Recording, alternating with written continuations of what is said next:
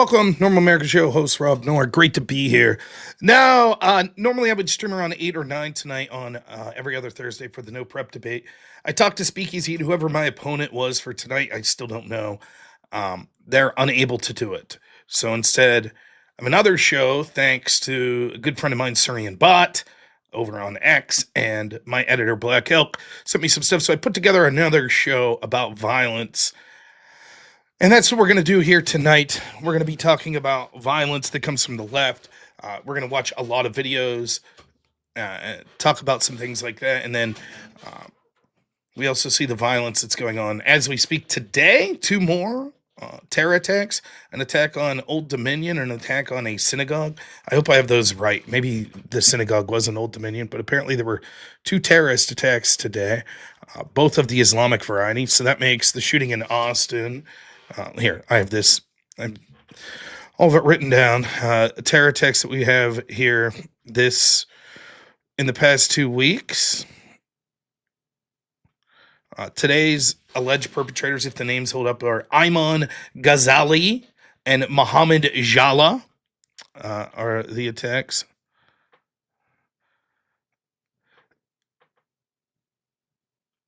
We had the shooter in Austin, who was a naturalized citizen, who's Islamic terror. He was the one, if I'm not mistaken, was raising the property of Allah shirt. Then we had the Old Dominion shooter, the New York City bombers, and then the Michigan synagogue attack. All naturalized citizens, all radical Islamic terrorists. This is being spun as connected white supremacy, is what they said about the synagogue shooter. In fact, we'll talk about this later. One of the people in the media brought up Nick Fuentes' name. Radical Islamic shooter, must be connected to the Groypers, right? It's the right's fault. It's white supremacy, etc. Now, what I want to posit to you is, for 2 reasons, we're going to see these attacks escalate.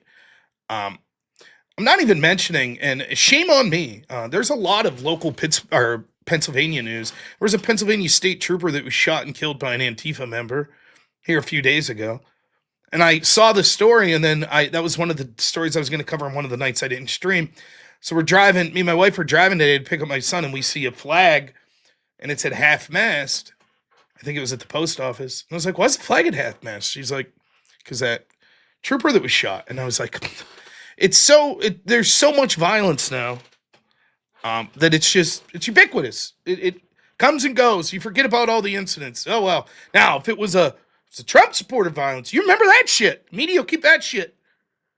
But when it's radical lefties, what can you do? And so, I think you're likely to see this violence escalate. One, you're going to see the Islamic violence escalate. And the reason for that is because not just the attack on Iran, but the sort of green light in general has been given. It's always tentative with radical Islam. As long as you stand back and let them do whatever they want and have the slow, gradual encroachment, then you still see your, attacks here and there, but you don't see them as much. But as soon as you do something politically that they don't like, well, then the terror attacks will proceed. By the way, it's the same playbook that the left uses. Exact same. And it's no mistake, even though you would, by most metrics, consider the ideology of Islam to be right-wing, they're considered oppressors. That's it. That's the metric of which the left uses at this point. Well, Christians are oppressors, Muslims oppressed. So the left loves Muslims. That's why Muslims overwhelmingly vote for the left-wing parties, not just in the United States, in Canada, in the United Kingdom. Culturally, you're like, how would that make sense? That's how you end up with things like Queers for Palestine.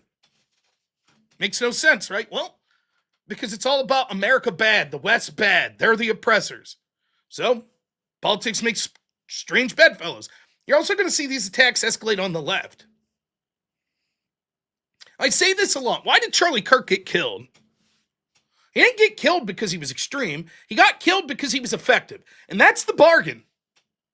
That's the bargain you have with both Islam and with the left.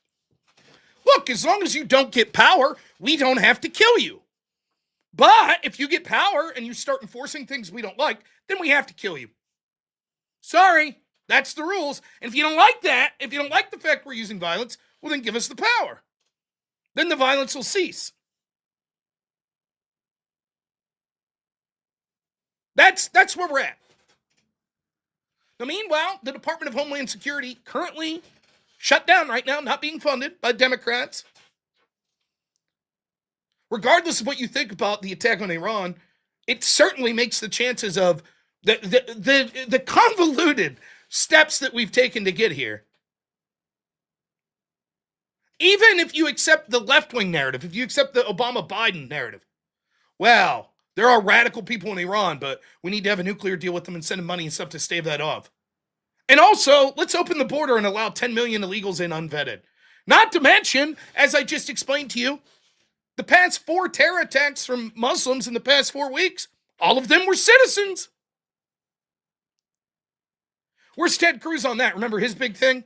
Oh, legal citizens are good. It's the illegals that are bad. Really? How's this happen? How do we end up bringing people in? The one shooter today, it looks like his brothers, I probably won't bring it up because it's just the day of and I try to wait a couple days because things get misreported. But there's accusations that his brothers were blatantly in Hezbollah. The one shooter today was apparently arrested and got allegedly 11 years in prison for working with ISIS, got an early release. Now he killed a man, an actual hero, a military man. Why? In what world are we releasing foreign-born people back into the streets of the United States that are working with ISIS?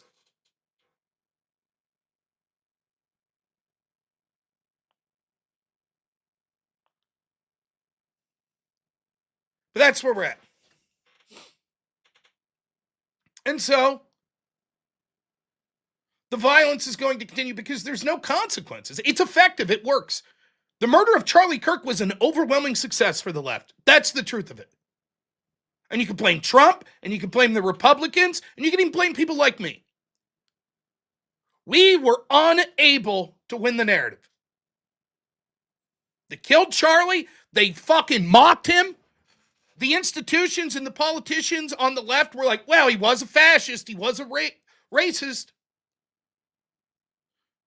People attacked people mourning at his memorials. And they got away with it. There's no negative consequence. Then they did it with ICE. Violence on a daily basis against ICE. By their definitions, insurrections on a daily basis. And they got away with it. Deportation seemed like a distant memory now. We pulled out of Minnesota. Lesson learned. Violence works. By the way, it's the same lesson. As much as I say it, the Muslims learned this too. Imagine having a culture where someone draws a picture or slightly insults your religion and you just butcher them. You kill them. Right? And somehow the dominant cultural narrative has been like, they're the people of peace. We need to import more of them. How dare you question them? It's one of these big lies we have to tell ourselves. There's no difference between Islam and Christianity. Now, excuse me while I go to my modern art pissed Christ, where we piss on statues of Jesus. Oh, are there statues of Muhammad there you can piss on? No. Because we just didn't feel like it. You know? You know why. One, because even though Islam's more all of the things they claim to hate, the left, than Christianity, they actually like it because it's seen as anti-West, which they want. And second, because they're scared shitless. They know it, I know it, you know it.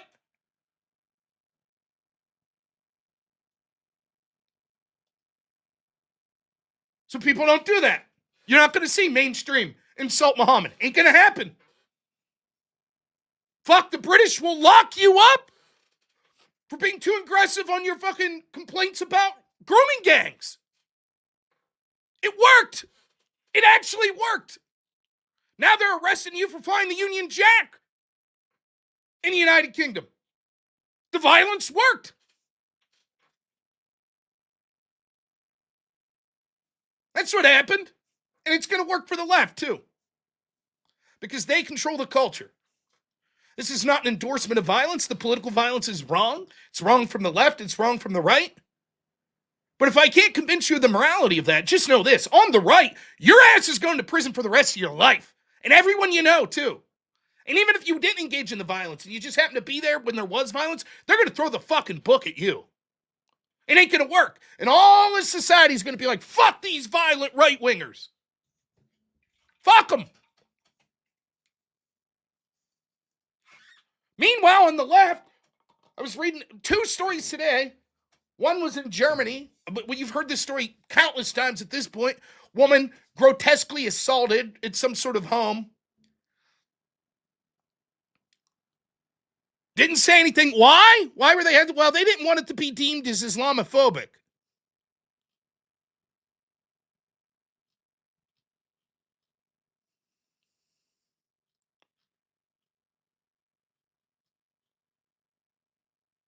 Let's see. There's been so many stories today.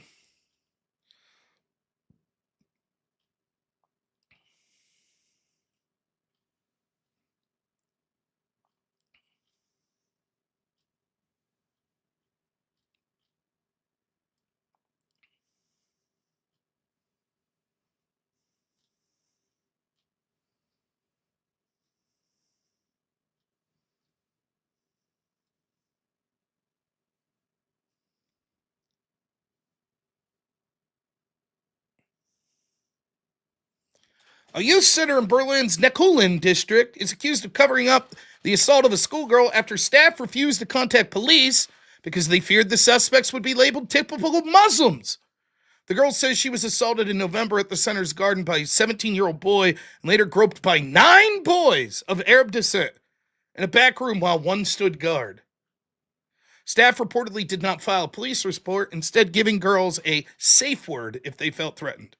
Police were only notified after the victim's parents went to the authorities. That's your Islamic privilege. How? You would think this is the conventional wisdom. Listen, if one group decides to use violence, the rest of society, of civil society, will come together and say, no, we don't accept that. That's outrageous. We're going to look at this group with suspicion. And yet it's the opposite. That's how effective the left wing and the globalist propaganda has been. That's how effective it's been.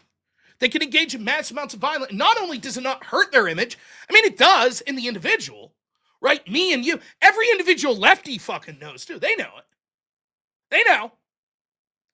You bring in some fucking Pakistani or some fucking migrant from one of these countries, you know. But publicly, the way your approach to culture and politics will be, oh, they're great people. There's no problem. Intimidate you into not being allowed to question them or their faith using violence, and then have the institutions that control the narrative not only defend you for that, but then go out of their way to shield you for criticism. That's the privilege the left has. Not just with Muslims, but also with just run-of-the-mill violence from the left. Now, I'm going to get in a roll here, so I'm going to start reading super chats now. I promise I'll get to them all. Feel free to send them in. We set the goal back to $357 because I got this the other day. Can you believe this? 2 days ago, this guy sent this. 357 days, $1 a day is highly unreasonable. You're unreasonable, sir. So we're going to do our best to shatter that goal. GG, thank you for the gifted membership. Always a pleasure. And my good friend Gizmo. $10. Thanks. Hope all's going well. He says, hey, bud, here's something. Thank you. So that brings me to today. Now, Warren Smith, I don't know if you guys know him. He's a commentator. He does a lot of debate reviews and stuff like that. Seems like an interesting guy. He was reviewing the Destiny Constantine debate, and he was looking at people that were commenting on it, and he found this video of this guy. Now, I'm not going to play the video. What I'm going to do is link it, though.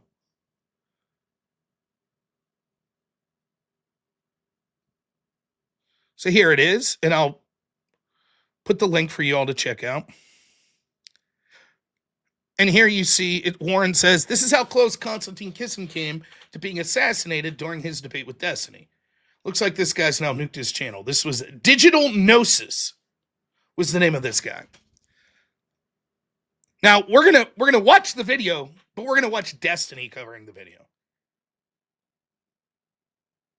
Now Warren's video, and people were sending me this, not only includes the coverage of this Digital Gnosis guy and the things he's saying, which we'll get to. Suffice it to say, he was in the front row, was staring at Konstantin. On his video, he pulls out sort of a box cutter and is basically saying how he wanted to end Konstantin's life, how he learned the lessons from Charlie Kirk's murder, that you don't want the blood and the gore to be seen for it to be too gruesome, or there'll be sympathy for the person you just murdered.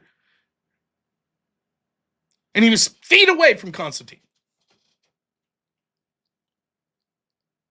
But what I thought was more, I saw this, and then there's a little section in the video of Destiny and his mod. Now, this is doubly hilarious because I can't confirm this, but I'm 99% sure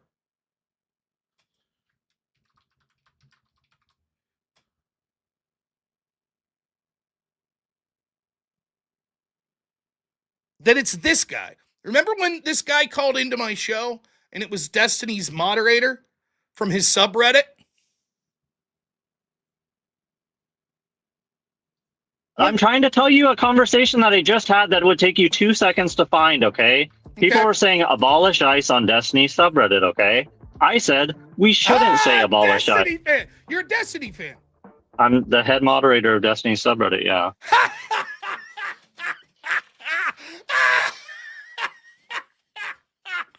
Are you done? So you work for a guy, his subreddit, that said that all Republicans should fear for death. Did you call that out on the subreddit? Can I find you calling that out? Well, seeing as how he didn't say that, I have not called it out. I'm sorry. He said all Republicans should fear for their lives to be in public. Did you call that out? You didn't. You didn't call that out.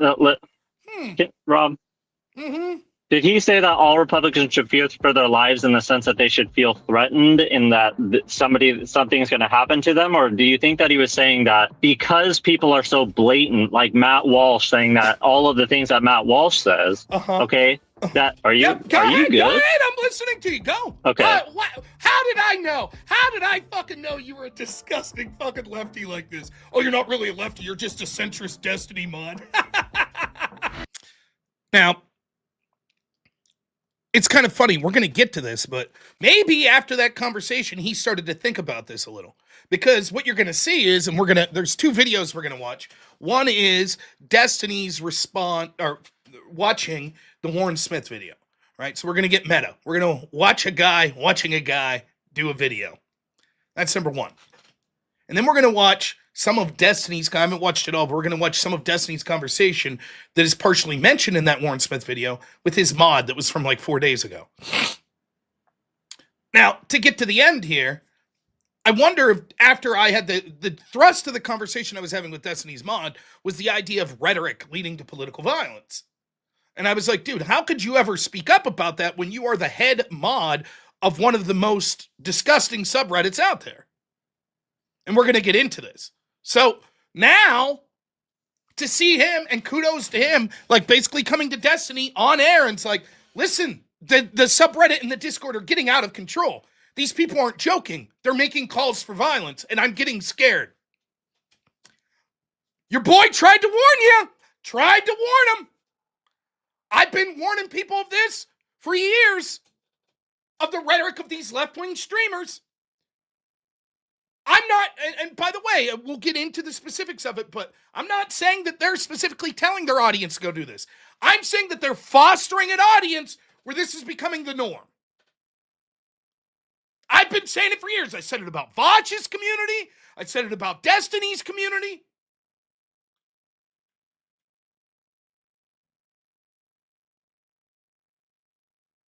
So that's what we're going to do.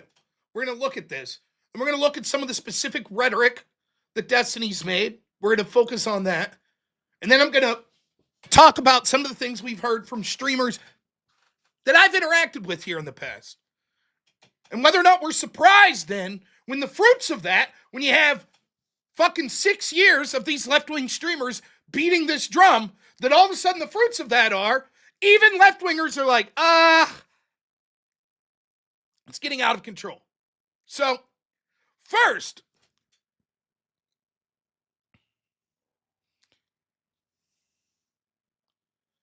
before I show this, I just want to let you know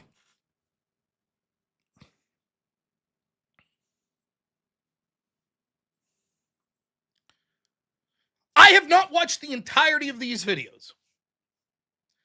Is it possible that Destiny or someone else says things in this that markedly change what some of the clips I'm going to show you? Sure, that's possible.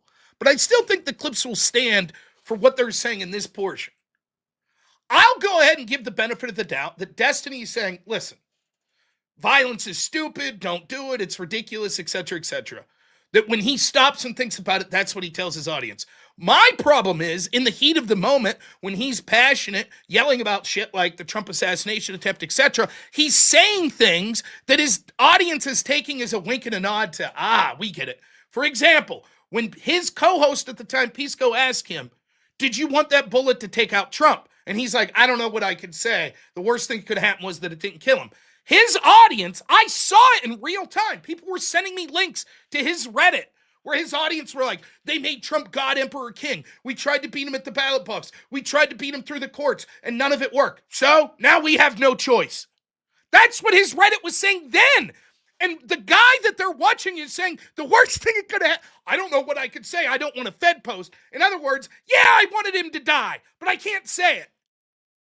And his audience is like, we read you loud and clear.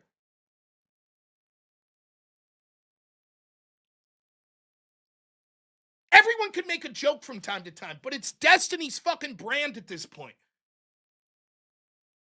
Hyperbolically going off and spiraling out of control. Now, far be it from me. Listen to me. I get my blood pressure rising, talking fast and loud and shit too. But show me making calls to violence and shit. Good luck.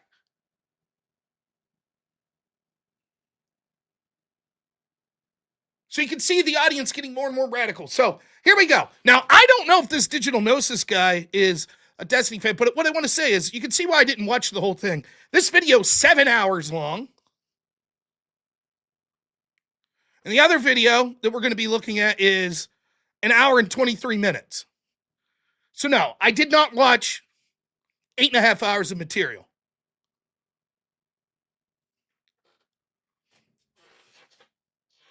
So is it possible after they're done talking about this, they go back to it? Sure. But I just want to get that out of here. Because I know it's going to be you're taking him out of context. You're taking him out of context. So before we get into this, couple more super chats. Remember to get those in. I promise I'll read them all. Michael Ruiz, thank you so much for the $10, sir. Really appreciate it. The great Zach Gilby, $5 says, here's a little something. Start doing more lately. Had a big expense. By the way, nice hat. Thank you. It blew off my head while it was windy today. It blew off my head and I got a little black mark on it right here. But Naughty Germ is always $5. Thank you. Jim Hayes, $20 says, hey, Rob, thanks for the great content. No one step back. Stay strong, brother. Thank you, man. Bat Fricker, $20 says, quoted from his Substack. My words have been taken out of context and placed within a dramatic narrative of the creator's commentary and framing, surrounding clips no longer than a few seconds of me.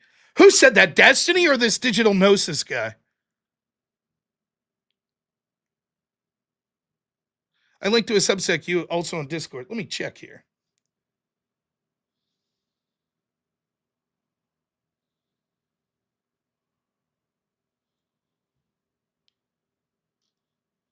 Oh, great. That's good. Yeah, we'll look at this as well.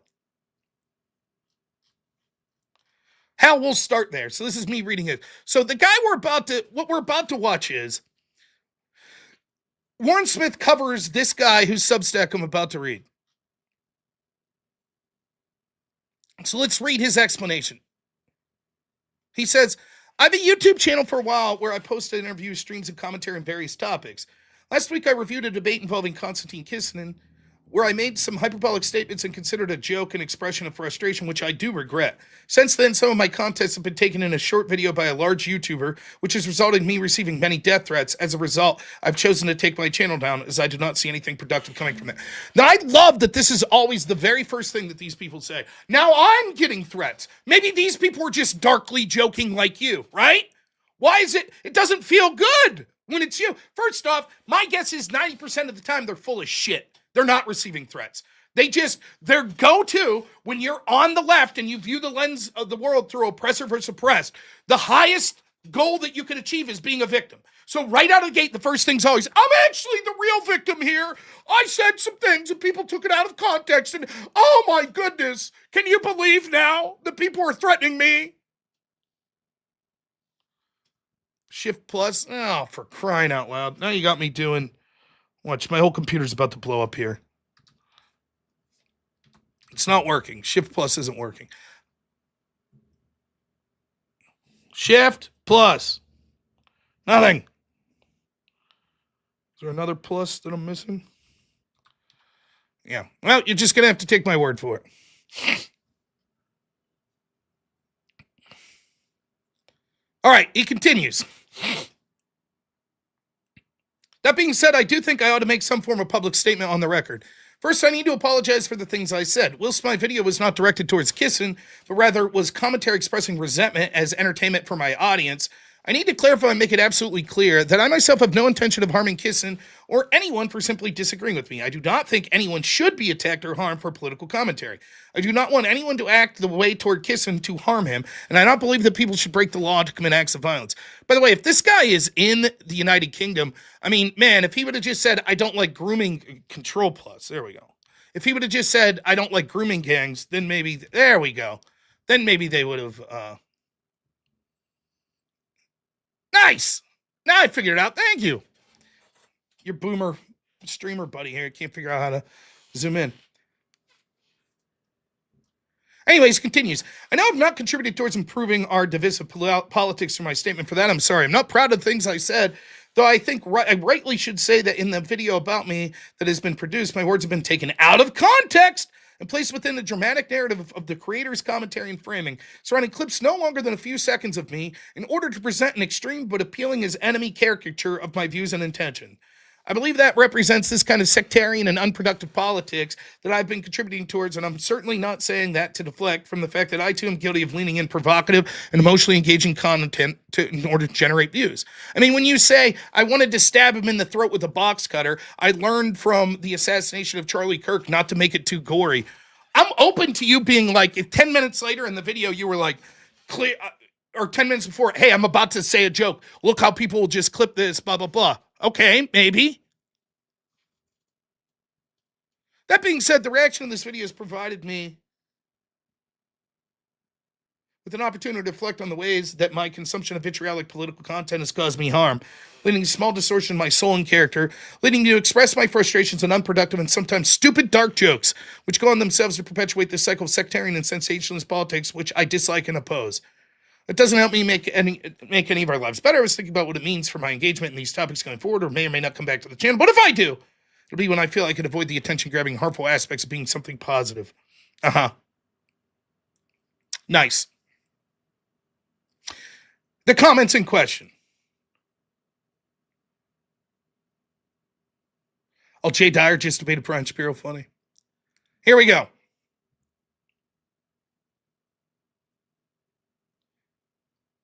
This is from Destiny Stream. Yesterday, I believe, covering this. How can it be an 8-minute meme? Before Skyscanner, searching for cheap flight Maybe.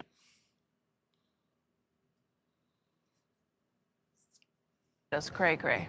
I've learned from the Charlie Kirk. How close Konstantin Kissin came to being assassinated during his debate with Destiny. That's What? crazy fucking I don't know. clickbait, dude. I don't know who this the other guy is here with Destiny, but he has someone off screen that's talking as well. So here he's going to watch the video. Now watch his initial reaction. I've learned from the Charlie Kirk killing. This guy was sitting mere feet away from Konstantin Kissin during his debate with Destiny. When you hear what he has to say, it is scary to think how this could have gone. I was like fucking locked onto his eyes, and he kept like glancing down at me and then like breaking eye contact. Because I fucking hate the guy. I was just like, I wanted to kill him. I stumbled upon this. Oh my god. Are we being serious right now? This is a genuine assassination attempt. How is it that every single thing Trump and everybody else says is just a troll, it's just a meme, it's just whatever, but for these people it's like, he said he wanted to kill him. Oh my god. Now, so far, Destiny's already gave him the impression, what's this video? I haven't seen it. And within the first 10 seconds, he's like, clearly bullshit! Clearly, it's clear bullshit! Oh my god! Trump, Trump, Trump, what about Trump? Right out of the gate. Oh my god, this is such bullshit. Hasn't even seen, has no idea what's about to be said in the video at all. This is clearly bullshit. What about Trump? Stream when I was just trying to research and understand the opposing view, and I was shocked by Research LeMayo. some of the things this guy was saying. Keep in mind, this guy was sitting in Constantine's eye line. And I think he got distracted by that and didn't pay attention to a single thing. What are things said. Yes, it is just talk, but there is something more disturbing beneath the surface here. He's openly talking about wanting to assassinate Constantine. This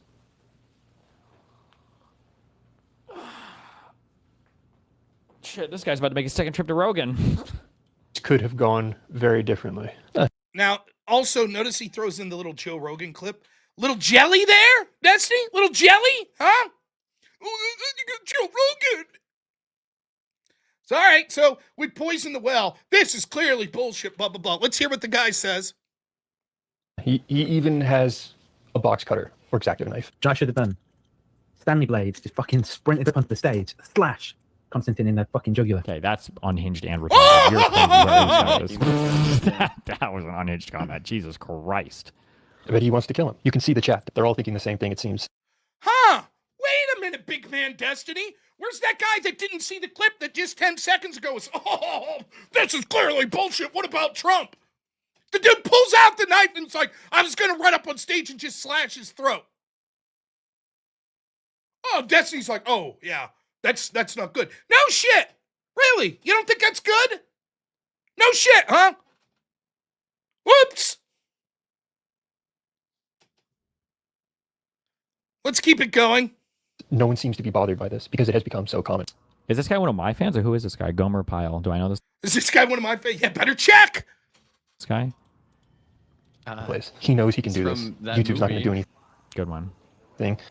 By the way, Warren Smith there is correct. Now, think of all the videos I've had pulled down from YouTube, the community strikes and all this shit, for saying things like, I have COVID, here are my symptoms. 2.5 years later, I get those videos community struck for fucking COVID disinformation, questioning the 2020 election. Meanwhile, I debate people regularly that are out there telling people, go break the law, go obstruct ICE, commit acts of violence. People commit acts of violence. We have the moral duty to attack ICE now with guns to take them out. No one's channel gets harmed for this shit. Once in a while, they'll get demonetized, whatever. The amount of eggshell walking me and other conservatives had to do for fucking years on this platform and other social media platforms. Meanwhile, people could just with impunity. Remember when Vosh was on YouTube? Remember? Was saying he wants to envision a world where people are taking shots at Patriot Prayer members on the streets from their windows. No consequence. None.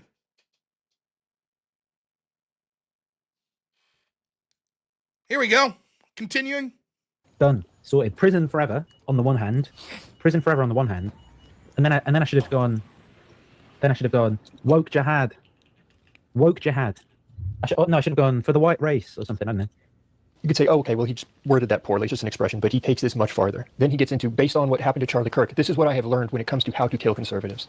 No, I feel like my genuine psychopath thought that I've learned from the Charlie Kirk killing is Is this guy like I'm curious if this guy's a lefty who hates me, or if he's just a random YouTuber guy or whatever. Why? Seems like all of a sudden your tone's a little more serious, Desi. I wonder why. Where's the big man that was joking? Oh, this is clearly ridiculous. Before he saw the clip. Has to be satire now. I don't know. I guess I'd have to watch the full video. But when you start to like pull out weapons, I feel like you gotta Gotta calm the fuck down. If you are going to assassinate a political target, then try to reduce the gore as much as possible so people can't sympathize with the bastard who's getting it. So you'd have to go up with This like a guy's cape, crazy. and, like cover him in a cape and do it cleanly under there. Okay, nobody's linking his YouTube, so I will find it. Hold on. Just watch, right? So now Destiny's guy that looking put it in the with comments? whether or not he's trying to find the guy's account to see if he's ever mentioned Destiny favorably or if he's a lefty that hates Destiny. Oh, hold on, wait. Somebody linked it. Now it's funny because Destiny will call out the Hassans and people of the world when they're using violence. But as we'll get to after I show you this clip and then part of the next one, Destiny himself is as guilty as anyone when it comes to violent rhetoric. And the no, he's taken out of context stuff is absolute bullshit. Yeah. He's still looking, so I'm going to talk over this. So he's looking. Now, I don't think that Destiny's obligated to know every single person in his community and whether or not this person's part of his community. What I'm saying is he's fostering an environment where it's incredibly believable that this guy would be an average Destiny Where is, viewer. He showed up to a Destiny debate in person, and then do you think afterwards, Gomer Pyle's like his YouTuber name or something, or? afterwards, You could maybe find he's doing a video talking about wanting to stab into the throat his opponent. it by doing some of the chatters Transcript in the or something? Maybe, yeah, yeah. or in the chat. I don't know. Here, I'll try now. I'll search after. You know, I need to get like extra. an abattoir. So he's literally openly talking about assassinating political targets here. So the question is, well, why? That's what I wanted to understand. That's why I take the time Why? to even look at these streams. It's all like dog whistling. We need to secure a future for white people. He makes it very clear his belief is Constantine is a racist. And all it is appealing or dog whistling to the stupidest voters, like the dumbest 10% of people who Thank you, happen to be ASOS. racist as well. Stick up for racism. But then he talks about the real problem here is the weak white culture of the UK. We simply don't have the white people stepping up and educating themselves in the right kinds of ways because of culture issues, I guess, because of the weak white culture. You see, now this guy, right, his entire claim is, why does he want to kill Konstantin Kisin? Well, because Kissin's doing a debate talking about the problems of mass migration and how it's disenfranchising sort of the local population. And so that shows that he's racist. And how dare, it's weakness. The problem is the weakness of white culture for not understanding why they should celebrate this mass migration. And so maybe we ought to kill you if you're advocating against that. That's his legitimate argument. How dare English people be like, you know what? No, we don't like this. We don't like the grooming gangs. We don't like the mass migration. Well, then you're weak and you're a racist, and maybe we'll kill you. That's the argument. And make no mistake, this is so much of the left now. The entire time we're streaming tonight, remember this. They did not kill Charlie Kirk because he was extreme. They killed him because he was effective. You could be whoever the fuck you want. You could be any person that says anything that's racist, but they don't give a fuck. They only give a fuck if you start to become effective. If you started winning elections for deportations and putting the border wall up, well, now we're going to use violence. Fuck you. If we don't get our way politically, then we'll use violence. You'll see. You'll see when we get to the next video. That's the thought. That might not be Destiny's thought. That might not be the streamer's thought, but the way they talk has built an audience that believes this. And it's not a stretch to see it. And I'll bring the receipts. But we're going to continue with this video. He is the very thing he thinks he is fighting against. His entire analysis of Constantine's ideas are absolutely mischaracterized. He's not contending with them at all. And then he uses those ideas as his justification. Based on these fucking ideas, for me to vote for the Green candidate, you retard piece of shit, Constantine. Slap, mug, you mug. This provides us a window into this mentality, into the psychology of people like this. It's important to understand. It's important to see. We hadn't also at the same time had the doctor. A lot of this would be much easier to manage. If I got on that stage, grab his fucking lapels, right, flip in, and fucking ip on, bang, right over. You know what I'm talking about? I'm talking about. Now remember, this guy is claiming he was in the audience, in the front row. And he's like, I should have brought this knife and slashed his throat. I should have, but what I learned from Charlie Kirk is you can't make it too gory or he'll get sympathy. I should have just jumped up and grabbed him by the lapel and started beating the shit out of him. right over my hip. Constantine's right over my hip. I've got his fucking health. Jesus I genuinely don't Christ. understand it. Even if you disagree with Constantine, how could what he's saying upset you this much? You're right. By the lapels, fucking hoof. Right, I'm talking bang, and his whole body just goes whoosh into the fucking wood. That's what I'm saying. This guy's People like the claim white this guy low doesn't have a tier massive god. reputation, okay? But you Jesus. see these same ideas reflected at a higher level. Literally just yesterday, I stumbled on a stream where Destiny's head moderator is trying to talk to Destiny because he's concerned because he is seeing too many calls for violence in their Discord server, and he's beginning to worry that people aren't actually joking. Good one. Yesterday, I think Destiny referred to it as like kind of school shooter vibes going on as far as how people are talking. And I like how I get I won't stop doing this because fuck these fucking losers. And also fuck everybody in chat that blames Hobbit on this, okay? I am literally the only content creator on the entire fucking planet that actually tries to moderate or do anything about his community, and anytime I have conversations like this, do anything about it, people lose their fucking minds. Meanwhile, these people's communities will be absolutely fucking unhinged, okay? Like, ready to go fucking, beat the shit out of their wives and then sign up for their $50,000 ICE bonus and then not even get paid and go to the border and start harassing brown people for the love of the game. But they just don't say shit about their audiences ever. They never check them. They never talk about any of it. And they constantly elude any amount of, like, responsibility or anything for any of it. And then they're going to fucking clip me for having conversations like this? Like, it's absolutely fucking unreal, but okay. You're not getting clipped for having the conversation. You're getting clipped because that's your community that you fostered. So we've seen enough of this video. But that's Destiny's diagnosis. Oh, now I'm getting shit on because I was willing to have a conversation with my mod on stream. No, man, that's not why you're getting clipped. People aren't upset that you had the conversation with your mod. They're upset because even your mods like Destiny, your community's out of fucking control. That's what's going on. So he goes to the same thing that Destiny always does, and that these lefties, well, we have to be like this because of the right, because Donald Trump, because right-wing streamers. We have to. Somehow I'm capable of having a community where I'm not calling for violence routinely and shit like that, and then walking it back as jokes over and over and over again, despite the fact the community I'm going against, people like Destiny and all them, their community's doing it. How am I capable of doing it? It's always I had to do it because someone else. Not my fault. And what community? Notice how he changes there. We're talking about, and we'll get to when his mod brings us up, his community talking about, like, we're going to use lethal violence. And he's like, well, the right-wing communities, they beat the shit out of their wives. Prove it. And then go harass brown people at the border. I assume you mean people. How's that the same? Are they beating the shit out of people? Are they threatening to use lethal violence? Destiny himself, over and over again, says you should engage in riots against the government. It's the other side of the coin to voting. It's based.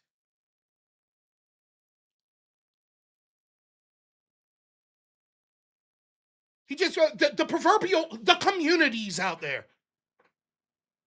It's them, the right-wing communities. They're bad.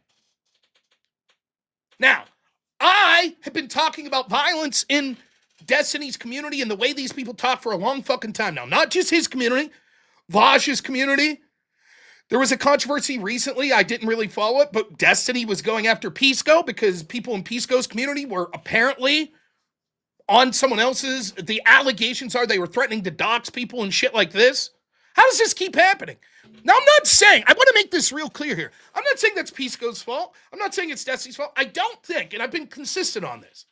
We go way back to the Vosh days with stochastic terrorism. Tucker Carlson's responsible if someone goes and does something heinous because he's a stochastic terrorist.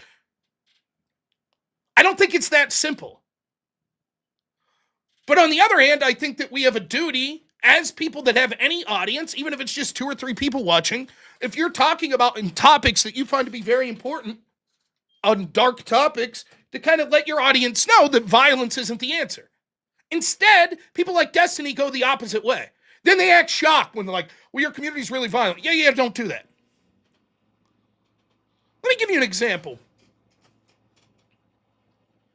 In a more humorous way. I'll bring it up.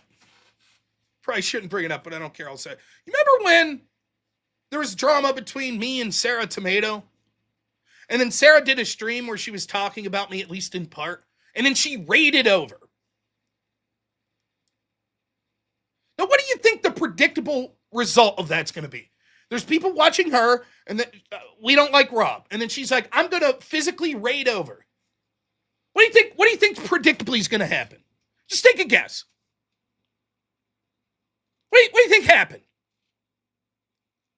What do you think those people that came over, do you think they're like, hey, what's up, Rob? How's it going? What are we talking about today? Instead,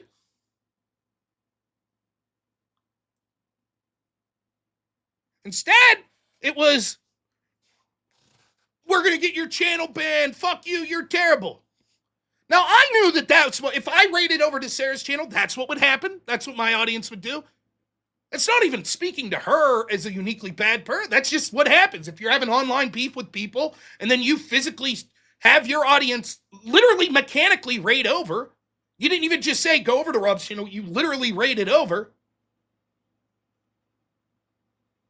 Everyone knows. I know, you know, and Sarah knows that that's what's going to happen. So when it predictably happens, then Sarah comes in the chat and's like, oh, come on, guys. Don't say anything mean. But everybody knew that's what was going to happen. That's what these radical left-wing communities are like. You say all of this heinous shit. Oh, the worst thing that could happen was that bullet missing Trump. And then you're like, oh, and guys, it's been brought to my attention that my subreddits basically calling for the assassination of Donald Trump and officials. Hey, maybe don't do that, guys. Right? Can we? And then they want to be like, how dare you say I did anything wrong? I had a conversation. I said not to do it.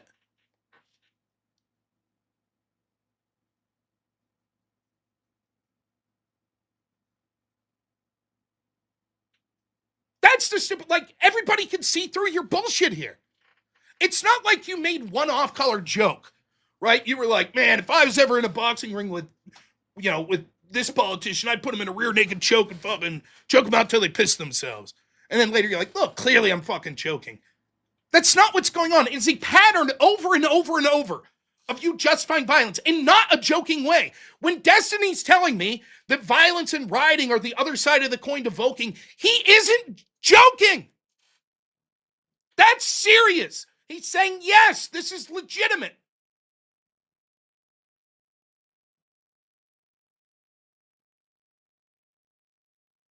And then they want to bitch. Look what other communities are doing. Now Destiny's like, I at least have the comfort. Well, congratulations. I'm glad, I guess, if it leads to the de-radicalization at all. Now, I'll go into a little detail. I don't remember how much of this I said. But if you go back to the first assassination attempt at Trump in Butler, it was not a good time for me to be streaming. Because even though I know how serious the stakes are, and I remind myself of it every day, there's still part of me that looks at this like I looked at debate in college, where there's part of it that there's gamesmanship. It's like the NFL. You go out there and it's the Cowboys versus the Packers, and they're fucking trying to brutalize each other. But after the game, they're shaking hands. Good luck to you, man. Good luck to your career. Good game. That's sort of how I still looked at it. And so when you interact with these people, you don't want, like, again, I've said this over and over again. Let's see if I can find this. What was the name of the guy? This picture, maybe more than anything, stuck out for me with the whole Charlie Kirk assassination.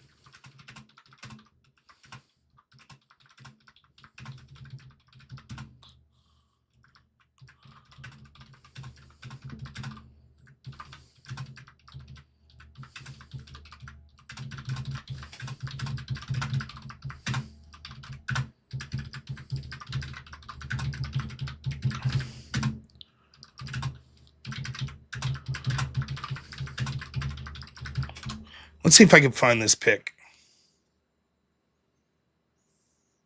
George Aberonier.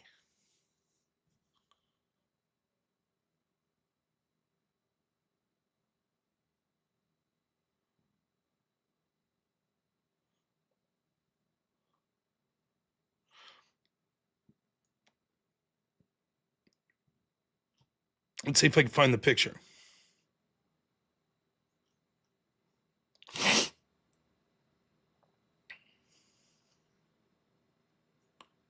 This was Charlie Kirk debating this guy. He was later made president of the Oxford Student Union.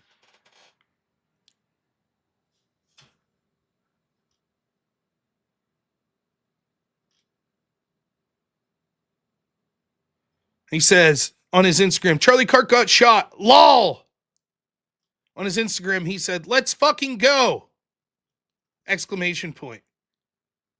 Now, imagine mere months earlier, he's debating Charlie Kirk, looking him right in the eyes. And Charlie's probably thinking, I don't like this guy's worldview. And this guy was thinking, I hope someone kills him. I'll celebrate if someone murders him. How many debates have I been in? Debating some left-winger who I think were just having a passionate disagreement. And behind their eyes, they're like, I hope someone kills Rob. Or if he did, I'd laugh. I wouldn't give a fuck. Fuck him.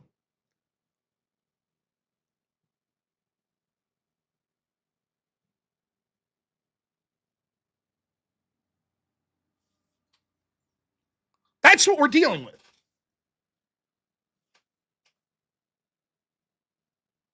So I want to play a little bit of the video here from the other day. So here's the full video of what I just showed you from Destiny on Kick. 7 hours, you go through it. I don't think there's a lot of it on this Warren Smith video.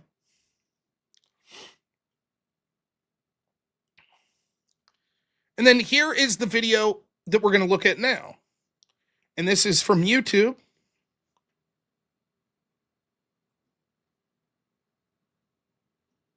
And this is Destiny's head subreddit mod. Calling it. Now, I don't know how much of this will go through, but I'm going to want to stop it at key points to bring up some things. So, you ready? What does Destiny's mod, who called into my show, and I told him about how insane that community was, and how the insane shit that Destiny has said, what does he think? You can see the cognitive dissonance. He's trying to be like, not you, Destiny. It's not your fault. It's not your fault. But here, let's see how he explains the community and what's going on here.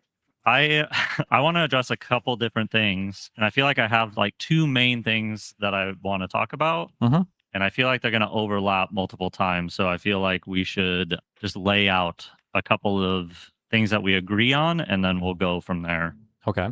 Actually, can we agree that the issues that are in the subreddit aren't just happening in the subreddit, they're also happening in the Discord? Can you tell everybody what the issues are? Yeah, so yesterday I think Destiny referred to it as like kind of school shooter vibes going on as far as how people are talking in a way that makes people think that like not just radical and like I'm so tired of people saying like, well, Trump did radicalize me. You should be radical under Trump. I'm talking about radical as in like gonna cause violence. Now, you'll notice, and I will give this moderator all the credit in the world. Again, this guy called into my show. He can't, it's even difficult. Me covering this is likely to get my video removed off YouTube. That's how fucking crazy a lot of this shit being said is, including straight out of Destiny's mouth. So he's choosing his words here. But when he's saying, I don't mean radical like, hey man, Trump's a really bad politician, so we got to get radical to get out there at the ballot box and beat him. I mean like school shooter radical. Now, this has been the case at least since the assassination of Charlie Kirk, or of Donald Trump, the first attempt. I saw Destiny's rhetoric, then people were like, have you checked his Reddit in real time? So I go over and I check the Reddit, and it was all over the place. We tried to beat Trump at the ballot box, and if we don't win, we tried to beat him in the courts, and he's made himself God, Emperor, King, and now we must do outside the scope of that. They're trying to vague post to saying it's time to use violence to stop Donald Trump. And they're serious. I'm assuming a small portion of them are joking around, but most of them are dead serious. And why wouldn't they be? If you believe the rhetoric about Trump from people like Destiny, from the mainstream Democrats, etc., why wouldn't you come to that conclusion? You remember when I debated Connor over on Sarah's channel? And he said, you have a moral duty. In fact, so much of a moral duty, you are a coward if you don't kill fascists. That's his claim. Is Trump a fascist? Well, he does fascist actions, but, quote, he's too stupid to be a fascist. Because what Connor's trying to do is, he's trying to be like, but I can't say it. I can't say it or I'll get banned off YouTube. Remember that owlish chick that called in the other day from Wix community? We have to use lethal violence to stop tyranny. Is Trump's administration tyrannical? Yeah. So you're saying we have to use lethal violence? I didn't say that. Draw your own conclusions. That's what they do. They're not joking. They're fucking serious. Now, most of them are cowards. They're not going to do it themselves, but some 16-year-old kid with, maybe some depression and shit watching back home that looks up to these people, they might be saying, I read you loud and clear. Now, I'm not saying that even if you're the most benign streamer or public persona in the world, that you couldn't have a fan that goes out and does something fucked up. And I'm not saying you're responsible for that. But when you're stoking those flames day in and day out, like someone like Destiny, are you surprised then that his community gets so fucking radical that his moderator's like, it's getting out of control? We're getting real school shooter vibes. And you'll hear his moderator say here later, he's like, the fact that I have to use euphemisms and I have to walk on eggshells right here on your YouTube stream so your YouTube doesn't get in trouble. That's how bad this shit is that's being said. So let's keep going. In a way that isn't what everybody thinks it is, kind of way. Like when I hear radical, I'm thinking of like somebody who is out of their mind and just like going after people like in a violent way.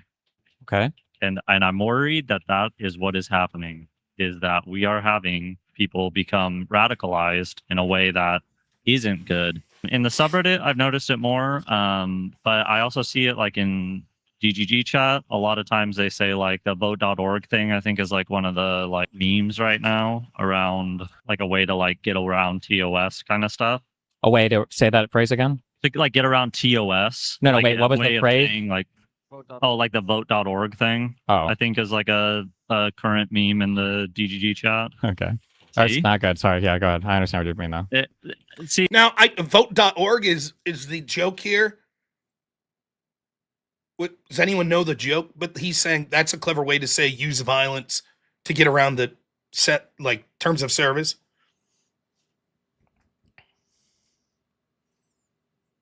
So my thing is, and I kind of have worded this a couple times. I think that we are in a misogyny arc-esque thing where things are becoming, they started as jokes and now there's a whole lot of it. And I'm not sure if it's jokes anymore. Mm-hmm. And the more that I talk to people, the more I think it is not jokes. So I that's the main thing that I'm wanting to talk about is violent rhetoric in a way that I don't feel like is in the way that... That's what my feeling is. Are they saying like, well, voting doesn't work? So, you know what that means? You'll see it even comes up here. You'll see.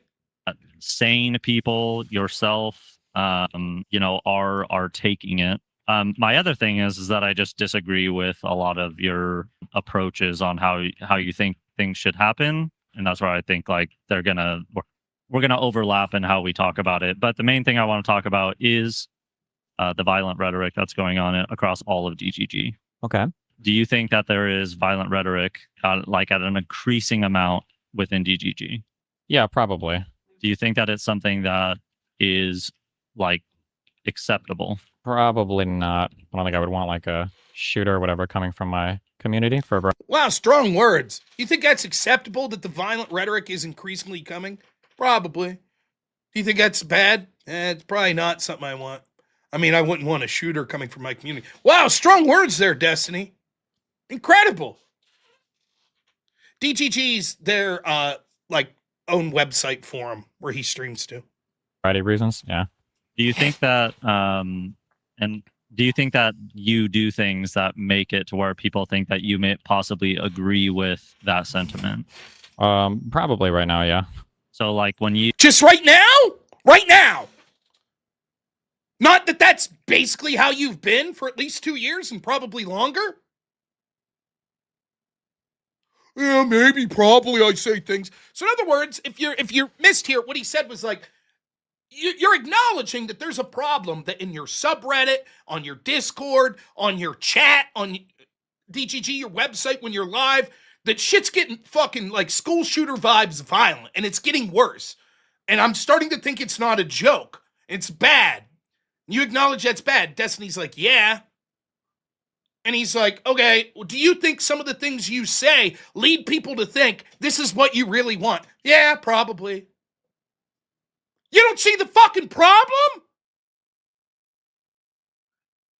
And then you saw in the kick video we just watched from yesterday, oh, people are clipping me because I had a conversation with my mom. No, dude, it's because your community is so fucking violent.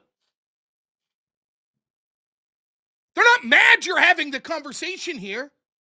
you talk about things like, oh, and like Hutch says in Minecraft or whatever, but like you basically said like, oh, it's Fed posting time or whatever it might be. Like you do draw those lines to where people think that like if a line is crossed, and I feel like that line changes sometimes based on what it is that you're talking about, that you are like incentivizing more people to, you know, run with your talking points. Sure.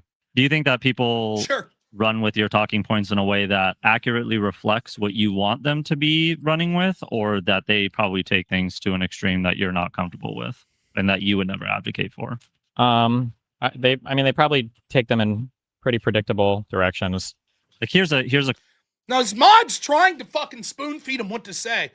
Do you think that this is an accurate representation of what you believe, this violence? Or do you think it's people taking what you're saying and taking it to places you don't believe? And Destiny's like, oh yeah, it's predictable. They probably take it to predictable places. Does this sound like a guy that's like, oh my God, my community's doing what? No, this is out of control. Listen, full stop right here. What the fuck are you people doing? Let me make it as clear as day. Of course, this violence is abhorrent. He's just like, oh, yeah, that's good. I wouldn't want something like that coming from my community, I guess. Predictable. question that I'll just kind of start to dive into like what I've been seeing and the conversations that I've had with people. Like it's pretty clear that we are probably going to win the House in 2026. Whether or not you think that that's like a... Now, I want you to think where this is going here. Right? And think of the implication. This, to me, is my favorite part of what I've watched of this. So he's trying to explain. The mod's like, now listen, in effect, if you're a head mod of someone, they're kind of your boss. I don't think of it that way, but you understand. So he's like, look, I'm trying to bring up this dude, and I know he probably doesn't really want to hear this, so he's sort of choosing his words carefully, not just because he's on YouTube, but he's trying to not like be like, hey man, what the fuck are you doing? Right? So he's like, let me put it in this context. Now what he's doing is he's like, look, it looks like we're going to politically win. Now remember what I told you before? The reason they killed Charlie Kirk wasn't because he was radical, it was because he was effective. Remember when I said that the left's agreement's like, as long as we're winning power, then we don't have to use the violence. But if you win, well, then we have to use violence to stop it. So now the mod's saying, look, we're going to win the midterms. Right? We're going to win them, right? Of course. Now watch where this goes. Going to push us in a positive direction or whatever it might be. That is a pretty clear thing that's probably going to happen. But you would admit that there's a chance that we don't, right? I mean, I guess there's a chance, but things would be really fucked if we lose.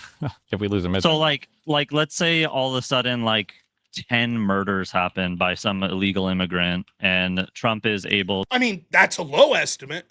Maybe one individual illegal, but we'll see illegals murder fucking either illegals or fucking legal migrants that are like Islam. We'll see 10 murders. My guess is by the end of the month. That's conservative estimate, but anyways. To find and arrest them capitalize on on day one or something like that. Yeah, for sure. Yeah, so So I like make a joke of like we're like one 12-year-old white girl away from being like raped and murdered from losing the midterms. Okay. Like, and I think that's a pretty solid way to put it. So I've asked people the question of like, if we knew 100% that the midterms were legitimate, but we didn't take the House, do you think at that point there is calls for that extreme stuff? And I'm gonna try to like not talk in a way that's bad for the channel. Sure. But I think that my having to do that furthers my argument in how serious it is of an issue that I can't even speak about it in most places. Now, what he just said there was two things. One, he's saying, I have to choose my words carefully here, which sort of makes my argument. This is the shit I'm hearing back from our community, on our Reddit, on our Discord, on our chats. If we lose the midterms. So that's number one. I have to watch, look, why is he being a pussy? Shut up. Say it, bro. See?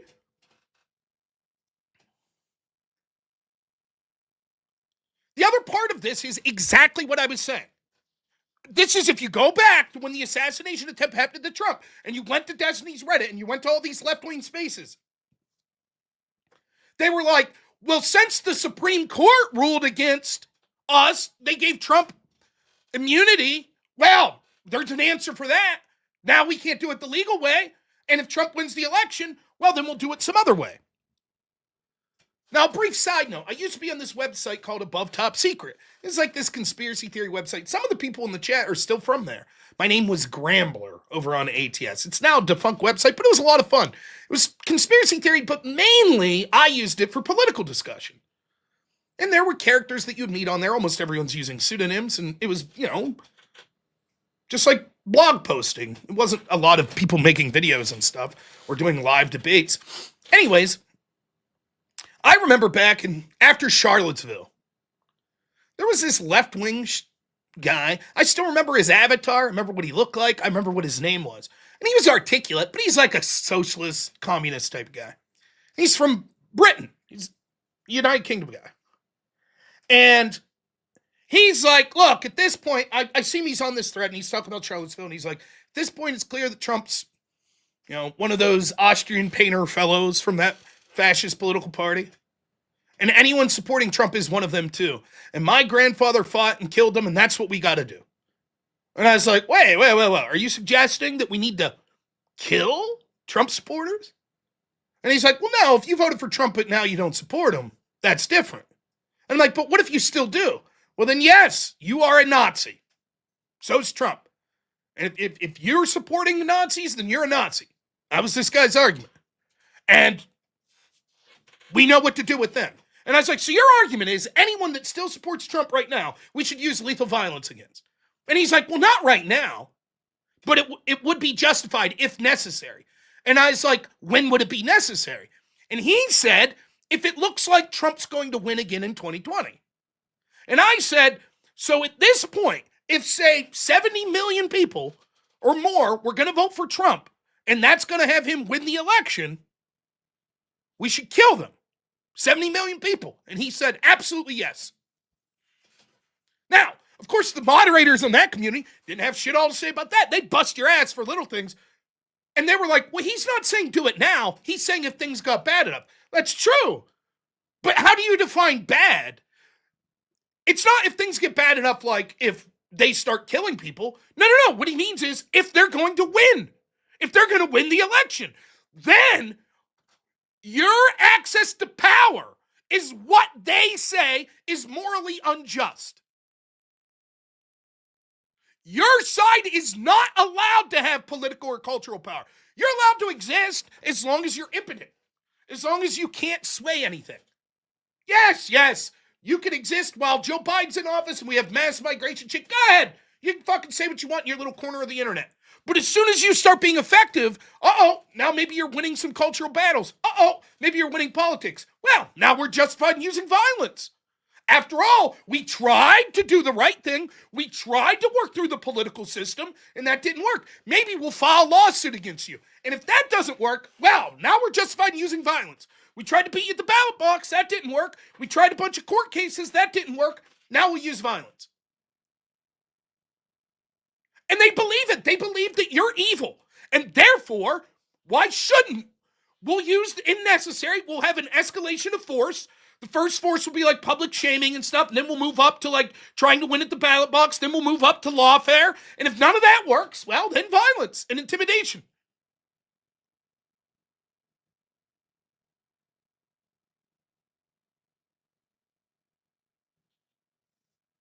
Oh, the Jake raid? Is that why people are putting snakes? Ah, it's up, Jake. How you doing, my friend? Hope you had a good stream.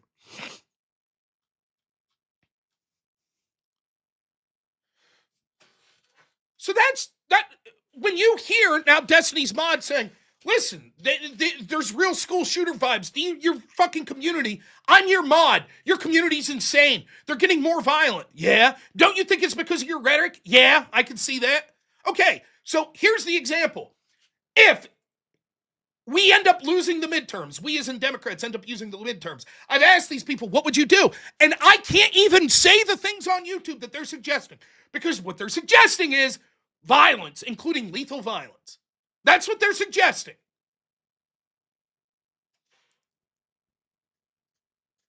Never forget that. They're not justifying violence because you're extreme. It's not, they're like, well, you know, Jake Rattlesnake's a good conservative. I dislike him. You know, his politics are all wrong, but he's a decent guy. But Rob's, you know, political plans are more extreme. They make no differentiation. They don't give a shit. The mere fact that I'm conservative is enough to mark me as an immoral piece of shit. Now the question of violence being used against me is only how effective am I? Charlie Kirk was very effective. That's why violence was justified. That's why they celebrated it, so many of them. Well, let's keep going. And I know like your argument is like, well, people like Trump and things like that, like they can say this stuff openly, and like I completely understand that argument. Right, that's the only argument. It's the only argument Destiny has. Trump says mean things. Trump said mean things, therefore I have to say this stuff. It's constantly his appeal. My argument is that people aren't taking this serious, and if they are taking it serious and they are meaning the words that they're saying and they're not joking, that is the problem. Okay. Everyone's joking though. But everybody's not. Look, the comments. This guy's a Fed. Worst Reddit mod ever. By the way, notice on that other stream that occurred after this, the first one I started playing, Destiny says at one point, everybody getting mad at Hobbit. Yes, his community's mad because the head mod of that community came out and was like, things are getting fucking crazy. The violence, the calls for violence around here aren't jokes anymore. It's getting fucking scary. And the community's predictable response to that is, shut that guy up. He's a Fed. He's a piece of shit. Not joking, though. My concern is that we are vastly approaching like point of no return in our own rhetoric within the community, and I think that it is being furthered by us not addressing it. So I really want to address like the fact that like in the subreddit, we're going to crack down on not just like explicit calls for violence, but also the jokes. Because the jokes have been growing, and it's only a matter of time before those jokes become things that get removed in general. And like it's becoming an issue that I'm worried that the subreddit is going to get nuked because people are not taking it seriously. And I know that it's like a cucked position to be in, but you know, we get treated in this community a lot different than what other communities get treated. Now, partially true. That is actually true. For example, Destiny got banned from Twitch for saying shit that you could have seen the old trans community. What was the name of the Keffels? Remember them? Demon Mama, right? That was like, I don't know why they had the ear of people at Twitch. They'd say the most fucked up shit. Vosh would say fucked up shit. Hassan would say fucked up shit. Destiny was the one that got banned. That was bullshit, by the way. absolute bullshit, right? Destiny, I believe, is demonetized on YouTube as well. But the idea that his community, like on Reddit, that's what they're talking about specifically here, subreddit, that the subreddit's going to get banned. Dude, you can't even fucking defend ICE on Reddit. Those crazy left-wing motherfuckers will ban you for anything on almost any subreddit. So to hear these sour grapes, hey, maybe we ought to cut back on the death threats against this administration because I'm afraid that we're treated harsher than other communities. The left's always playing. I've said this. This is the thing for the left, right? You could have looked at the left and said, look, all the social media ran by 95% left-wingers. Right? 95% controlled by left-wingers. It's so unfair. And the left would say, I agree. It is unfair. It ought to be 100%. And you're like, wait, what? That's how they legitimately feel. You think Destiny would give a fuck if I tried to have a subreddit and it got banned within 3 days? None of them would give a shit. At all. Destiny said, while referencing me specifically, that I'm a conspiracy theorist. And what we ought to do is ban all social media because conspiracy theories spreading disinformation. He wouldn't give a fuck. Meanwhile, I've done videos like, why did Destiny get banned from Twitch? This is bullshit. So it's rich hearing hey guys, can we cut down on the violent rhetoric? I'm afraid our community will be treated more harshly. And the weird part is they're partially right. Yes, someone who's more left like Hassan probably will get away with more. And by the way, there's an irony here. There's two things that are true. One, the irony of Destiny can't see how some of the very things he bitches about Hassan, that he's guilty of as well, when it comes to violence in the community and shit like that. And secondly, Destiny's also right that people like Hassan are probably worse. And they don't suffer any of the consequences. It's like, they're way over here, right? Here's Hassan. He can do no wrong. Here's Destiny. He gets slapped on the wrist from time to time. And then here's the rest of us, right-wingers.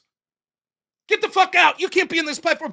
Again, they fucking took Parler off the App Store because right-wingers were using it. And they're, January 6th, and blah, blah, blah. Meanwhile, Blue Sky, go over there right now.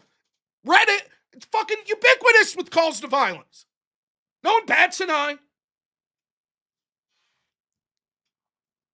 And it's like people don't understand that.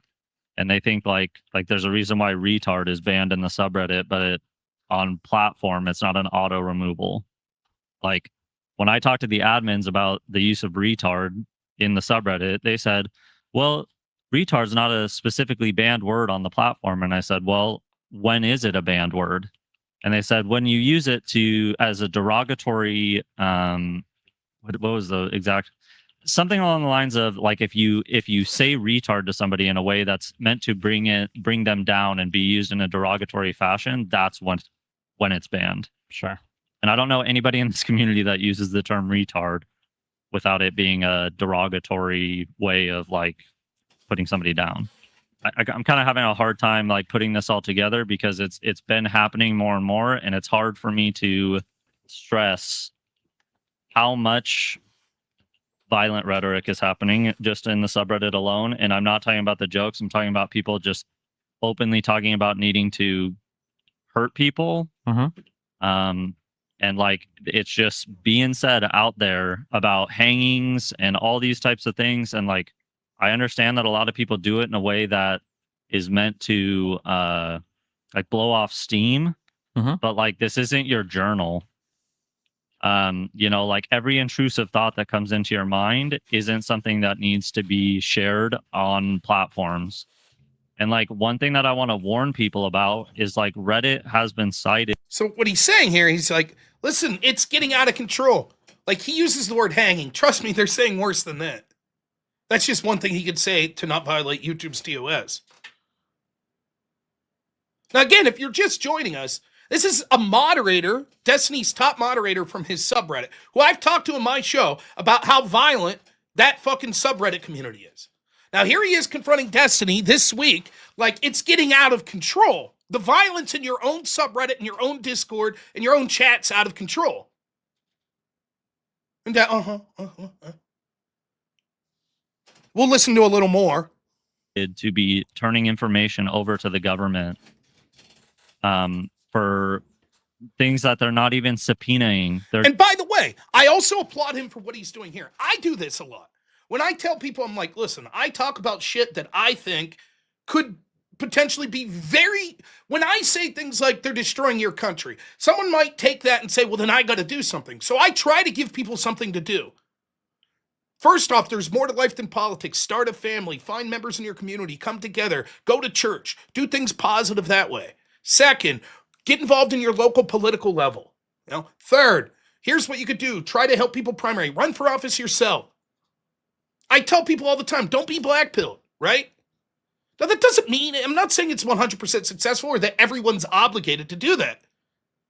But I try to give people something to do. The other thing is, then I try to say, even if I can't convince you morally that this is the right thing to do, let me tell you practically what's going to happen. You're going to fail, and you're going to go to prison. So I'm trying to do everything in my possibility, knowing that some people, if you're the type of person that's impressionable enough to say, you know what, maybe I'll go commit some sort of crazy act, you're probably not going to listen to someone saying, but morally, that's not good. So you say, okay, let me tell you why strategically that's a bad idea. So what the moderator is saying here is like, listen, he's kind of wink, wink, nudge, nudge to an audience he knows that right now is like, fuck this guy, what a piece of shit. He's saying, hey man, be careful what you say because your shit might be given to the government. Now, let me reiterate that for you, a right-wing audience. There is a small chance that some of these left-wingers could have their shit sent to the government and there could be something actionable. I won't hold my breath. But as a right-winger, when there are left-wingers in office, you're damn right they'll bring the hammer down on you. They'll arrest you for a fucking meme that says go vote on Wednesday. So you're damn right they'll come after you for this stuff. So don't do it. There's other moral reasons not to do it, but if that's what it needs to get beaten to your head. So I actually applaud the moderator for trying to be like, listen, if you're listening, you want to end up in jail? I wouldn't be doing this shit. Just openly working with the government on things that they ask for. And so, like, as much as you might think that you're safe on platforms, like behind your anonymous username, like they are turning that information over to the government. Okay. And so like that alone is a reason for people to like think about couching their language. Now, another thing that we're going to start cracking down on, anybody who does not live in the United States, and if you start saying things that make it sound like you are in the US, you use the term we have tried this, we have tried that, you are going to be nuked off the platform for not saying that you're Canadian, Israeli, from Denmark, anywhere in the EU, anywhere that you are going to get nuked off the fucking subreddit because I'm so tired of people speaking about things that they can speak about. You can have an opinion in the subreddit as somebody who lives anywhere in the world, but stop representing yourself as an American.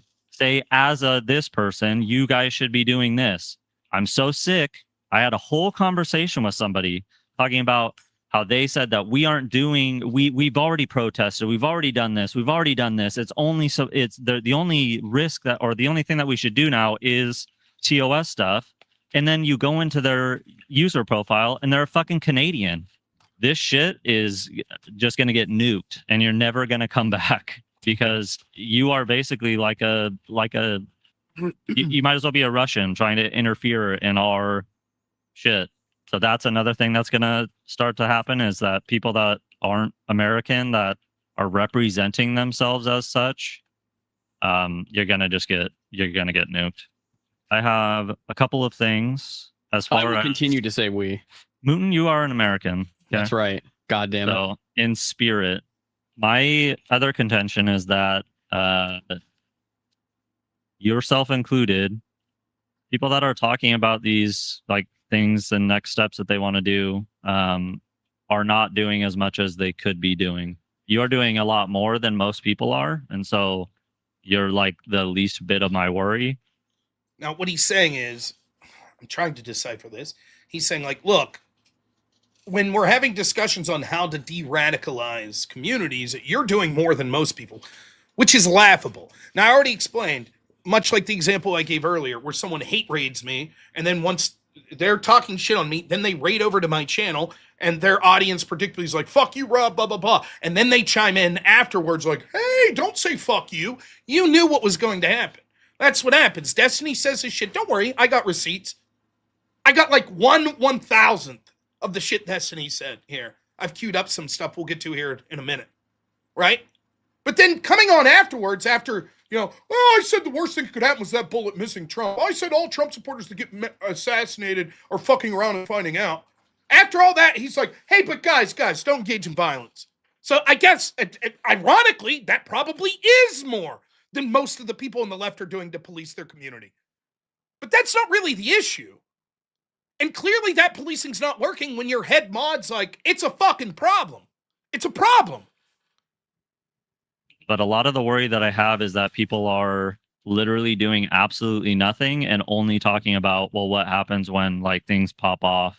And I think that that's a crazy state to be in, that we act as if things have been protested. And I actually, in your conversation with Hutch yesterday, you talked about there needing to be more protesting and people doing civil disobedience.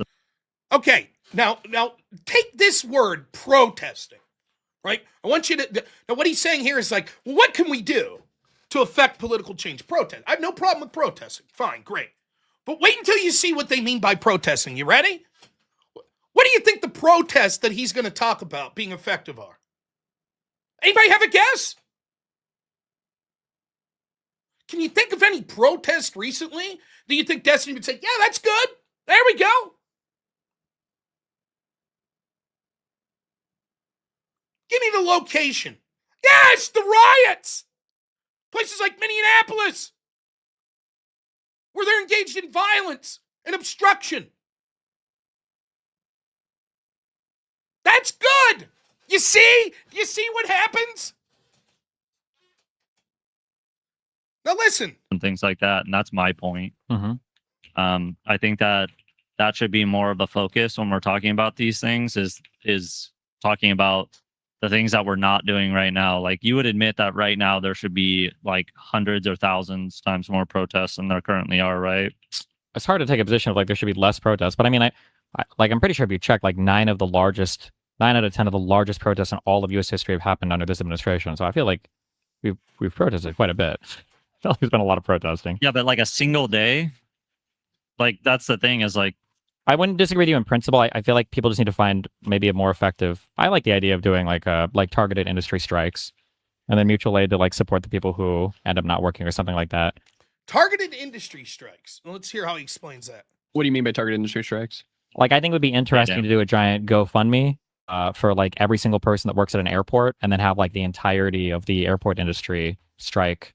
Take a day off or No, week? strike indefinitely until some condition is met. But then So we need to, all the airlines, he wants to get a GoFundMe set up so every airline, the pilots, the stewardess, every airline employee stops to completely grind airline travel to a halt. Until what?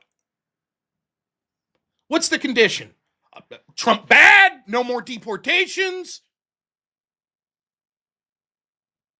Understand that their conditions are, you shouldn't be allowed to do the deportations.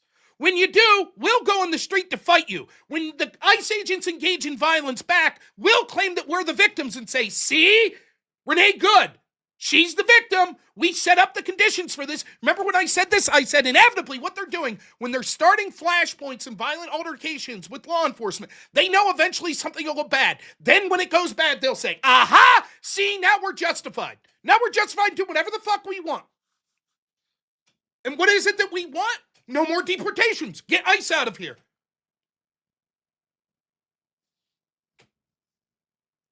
you are raising enough money to try to compensate these people to some extent or whatever, so that they can sustain it, so that they don't have to just be weighted out by the Trump admin or whatever. But it would have to be in exchange for some kind of direct ask.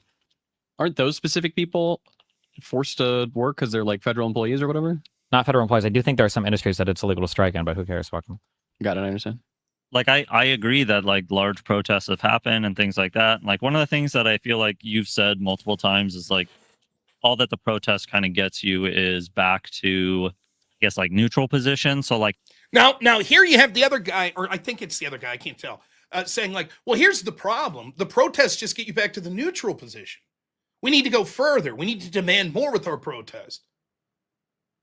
I mean, are these people insane? They just view it as the classic Scott Adams, rest in peace. We're looking at two pictures.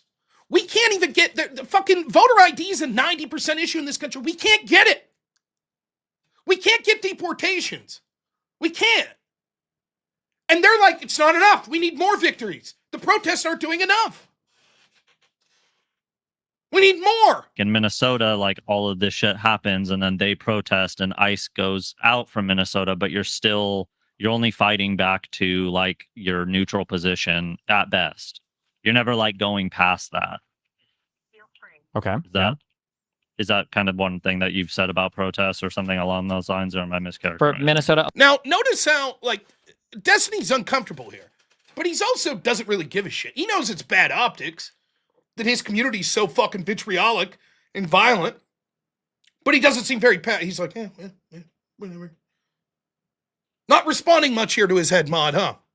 a little bit. I mean, I try to be careful in this position because I think that the Minnesotans did a really great job in getting ICE to leave. But I think it's sad that basically the feds showed up to your state, murdered 2 citizens, you protested, and then they left. And They showed up and murdered 2 citizens, so that includes Renee Good. Murder. A woman that was driving her vehicle into an officer. Murder. Remember, this is Destiny, a guy who at one point said that he was getting a gun and going to kill a person who was doing a DDoS attack on his internet. That was justification for him to shoot someone, but a fucking lunatic running their car into a fucking police officer, that's murder.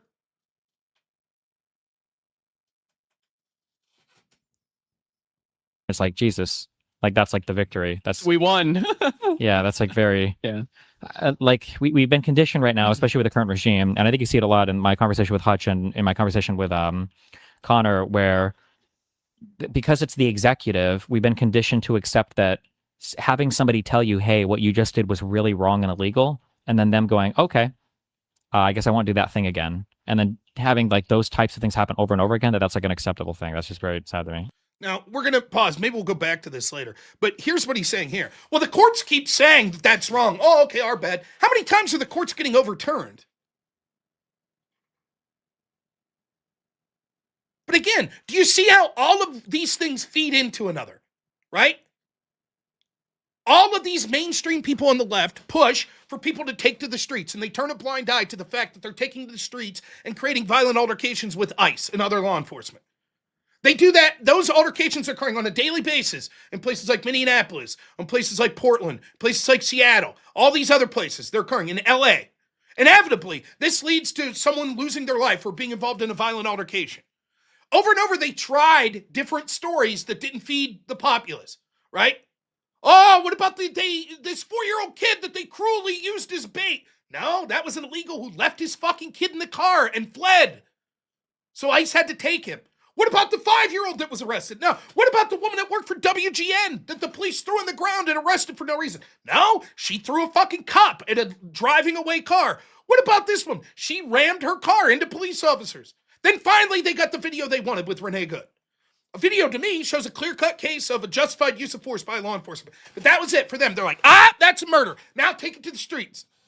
Then we saw with the other guy, Alex Preddy. He was engaged in violent altercations even the week before he was shot. Inevitably, whether it be a justified use of force or unjustified, when you set up these violent altercations with law enforcement over and over again, there's going to be violence eventually. And then they say, aha, see? When you have a system of people that control these institutions that utilize that, even if it's in the most laughably corrupt ways, they then point to that as an appeal to authority. So if you have justices or judges all around this country that every time Trump does something says, you can't do that, they say, look at how shady Trump is. Look at how shady he is. The courts keep telling him to stop. Never mind that some of these very same courts keep getting told by higher courts over and over again, yeah, you can't do that. You're wrong. Doesn't matter. Well, it must be that the Supreme Court's corrupt. That's Destiny's view. So they use that as justification. To what? Go back to the streets, engage in more violence. Now, he's talking about what happened in Minneapolis was a good thing. I remember when I debated Destiny over and over and over and over about how January 6th was an insurrection and how it was the most serious thing and Trump should have been kept off the ballot and these dangerous insurrectionists and blah, blah, blah, blah, blah. This is almost verbatim Destiny's definition of what an insurrection is. 1, an assemblage of people united for a common purpose. 2nd, resisting, I guess, the implementation of an execution of a particular law or interfering with the course of a government proceeding by way of force or intimidation for a public purpose. Now ask yourself, every single day in Minneapolis, did this meet these criteria? Was there assemblage of people for a common purpose? Yep. Were they resisting the implementation or execution or interfering with the course of government proceeding? Yep. ICE deportations through force or intimidation? Yes. For public purpose? Yes, the public purpose of changing the law. Now this dude, over and over and over, on and on about how terrible insurrections were. On and on.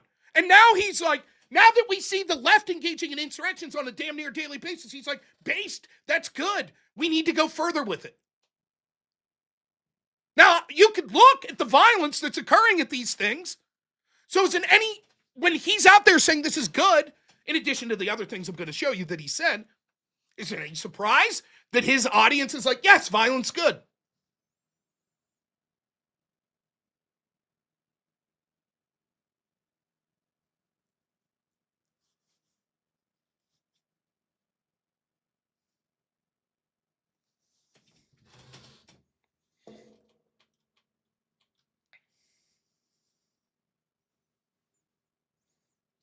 Hey, man, sorry. Everybody, head over to Rational Savage's channel where he's going to be talking about things that are more important. I'm sure he's got a lot to say. Thanks for your great input. So now the guy that wanted to talk about insurrections, etc., on a daily basis is like, yeah, insurrection's based. Read some super chats here, then we're going to get to more receipts. Jim Hayes, $20. Thank you so much. Says, hey, Rob, thanks for the great content. Not one step back. Stay strong, brother. I think I already read that one, but it was so nice. We'll read it twice. Thank you so much. Bat Fricker, $20, says, quoted from his Substack. My words have been taken out of context and placed within a dramatic narrative of the creator's commentary and framing, surrounding clips no longer than a few seconds of me. That was the guy that was threatening to kill Konstantin Kisin, his Substack. So we went through and go back earlier in the episode and see it's a joke. Bat Fricker, remember, 12 months, thank you. Says, I linked to Substack in your Discord, thank you. Joseph Romano, blessings as always, Rob. Thanks for all you do. Thank you, Joseph, and thanks for the $5. Shelly Walker, thanks for being a member. Andrew Superio, thank you for being a member. Cha, $5, says, I don't want one for my community means. I just don't want the negative press. Not that it would bother him for what it's worth. Yeah, what he's saying is like, oh, he doesn't care that someone would engage in the violence. He's just like, oh, it would look bad for me. Christopher Scott, $5, says, he could at least feign outrage. I probably wouldn't believe it, but that should be the bare minimum, of course. Ask yourself why he doesn't seem that concerned. I think you'll... AJC, $10, thank you, says, how come I didn't get a notification? Here's for the goal. Thank you. Who knows? Blaine, thanks so much. $20, Rattler Raid. The great Jake Rattlesnake. I have to get a hold of that bastard. We got to start doing a show together weekly. I'll get in touch with him. We're going to work something out. Roland, $5, says, Rob's cooking. Send in the super chats. Thank you. All of your super chats will be good to a good purpose, paying my mortgage and other such things. Thank you guys so much. Chop Chop, $20, says, they turn so quick on their own. The moment they hear those words triggered, they know the only way to keep their ideas and lunacies alive is to use the highest level of denial. Extreme, unhinged, active violence. Yep. Bail Factor, how you been, man? $5. Hey, Rob, long time no call-in show. Yeah, there's a reason I'm not doing the call-in show. I'll get to it someday. By the way, F that wizard cartoon avatar, that art style is so commie-coded. That mod that you just heard, here's his real... This is actually not his real... I don't know what he looks like, nor would I care to show it anyways. But when he called and talked, so this mod on Destiny's show that's talking about how violent, he called into my show a couple months ago, and I was going at him about what he told me. He was a moderator for Destiny's subreddit. I was going at him for how I'm trying to tell you a conversation that I just had that would take you 2 seconds to find, okay? People were saying abolish ICE on Destiny's subreddit, okay? I said we shouldn't say abolish ICE. Fan. You're a Destiny fan. I'm the head moderator of Destiny's subreddit, yeah.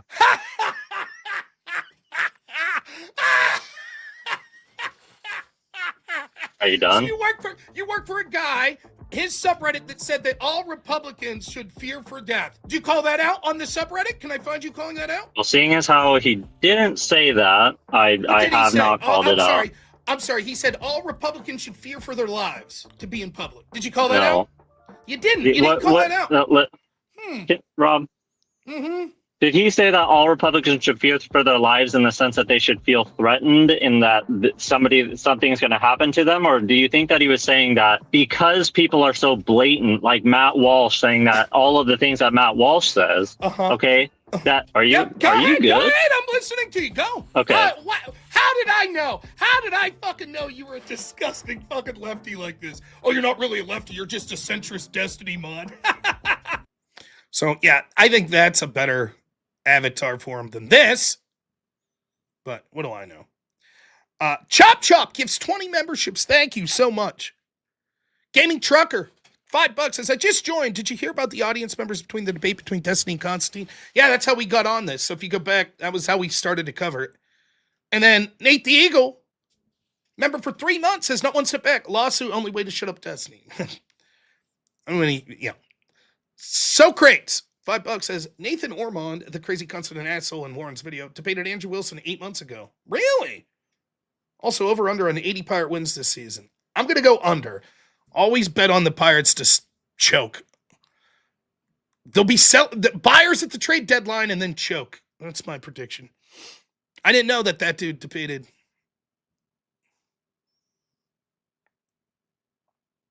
Now, Destiny and his moderator there framing this all as, look, you think, let me tell you what's perfectly legitimate. It's perfectly legitimate if you think Donald Trump's a fascist to say, I think Trump's a fascist, and I think he's a danger to society. I'd be a hypocrite if I said that you somehow couldn't say that. I think you're wrong, but I say that I think that a lot of my political opponents are terrible people that intentionally want to damage our communities, my way of life, etc.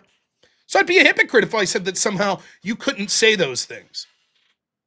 And are you responsible if you say those things and some lunatic goes out and does something? No. Not at all. But at some point, you have to know if you see it. Like after January 6th, there were a lot of people coming on my chat that were saying, the tree of liberty needs to be refreshed with the blood of tyrants. I was like, don't fucking say that. Don't even give allegories to calls to violence. You're going to go to jail. What the fuck are you doing? But you don't see that from these left-wing communities. And at some point, you have to ask yourself, is the reason we're not seeing that from some guy like Destiny is because actually he has no problem if his audience goes out and does these horrible, violent things, as long as it helps his political cause. See, the truth is, some dude like Destiny and the streamers like that, they ain't going to go out and do that shit themselves, most of them. Nope. It'll be one of their fucking deranged supporters that do it, and then they'll be like, whatever, my life goes on. Remember how I talked to Wick the other day? And Wick was like, you all need to go out and obstruct ICE and lie to them. And yes, you'll go to jail, but hey, that's morally your duty as a Christian and as an American. Are you doing that, Wick? I would do it if they come to my area. Why don't you go to Minneapolis? It's cold. The balls to just on YouTube, a platform where if I fucking questioned a vaccine 3 years ago, my ass would have been booted off. But you could just be on there like, yeah, fuck it. Break the law.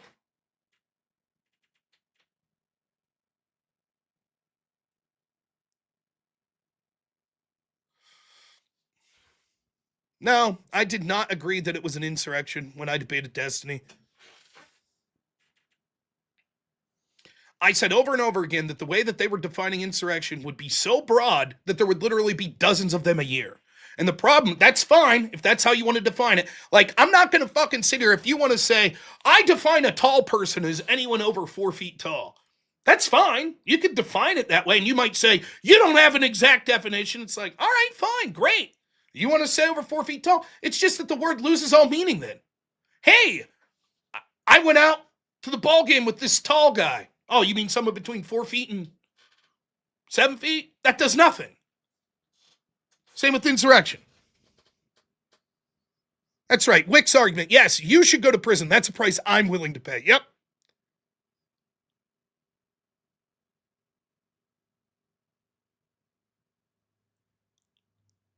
So let's see. Now, this is the smallest snippet of things that Destiny said on social media and other places that might lead his audience to think that he would be okay with violence.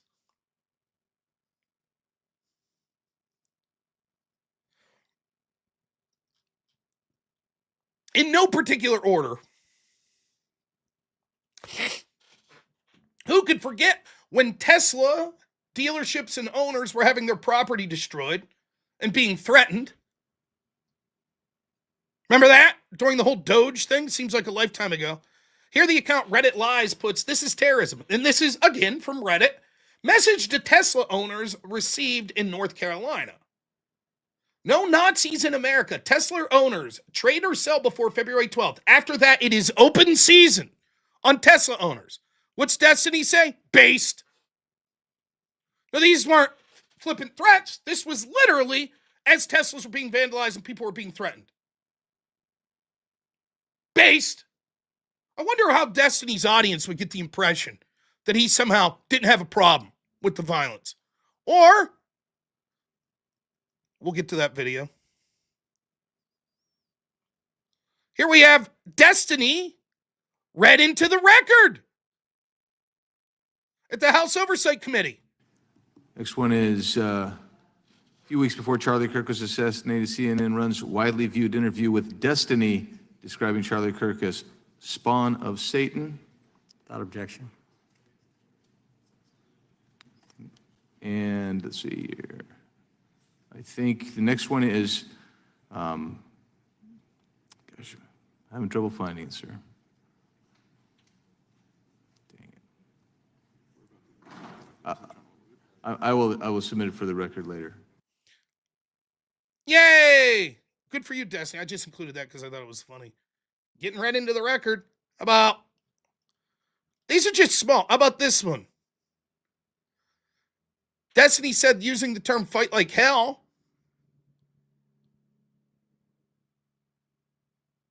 was a call to violence, but here's Destiny saying about Mike Johnson, quote, "It is your duty as an American citizen to make sure none of these Republican lawmakers ever feel comfortable going out in public again."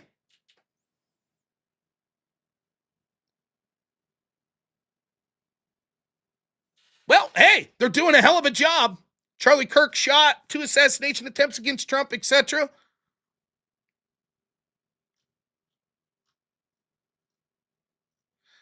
Here was from years ago talking about Devin Nunes.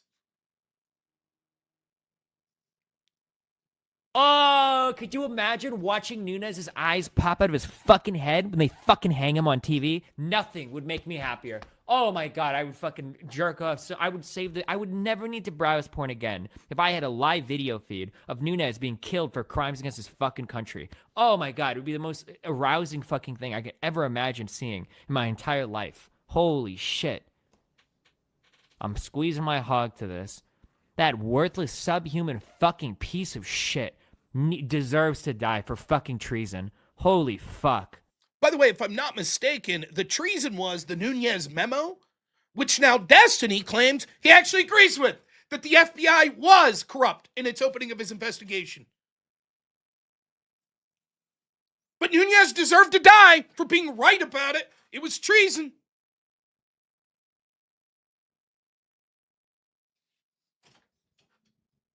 Yeah, that's right. If you watch that, in Destiny's chat, they're saying that the mod's a pussy and he's shitty, and they're putting links to Springfield Armory. Yeah.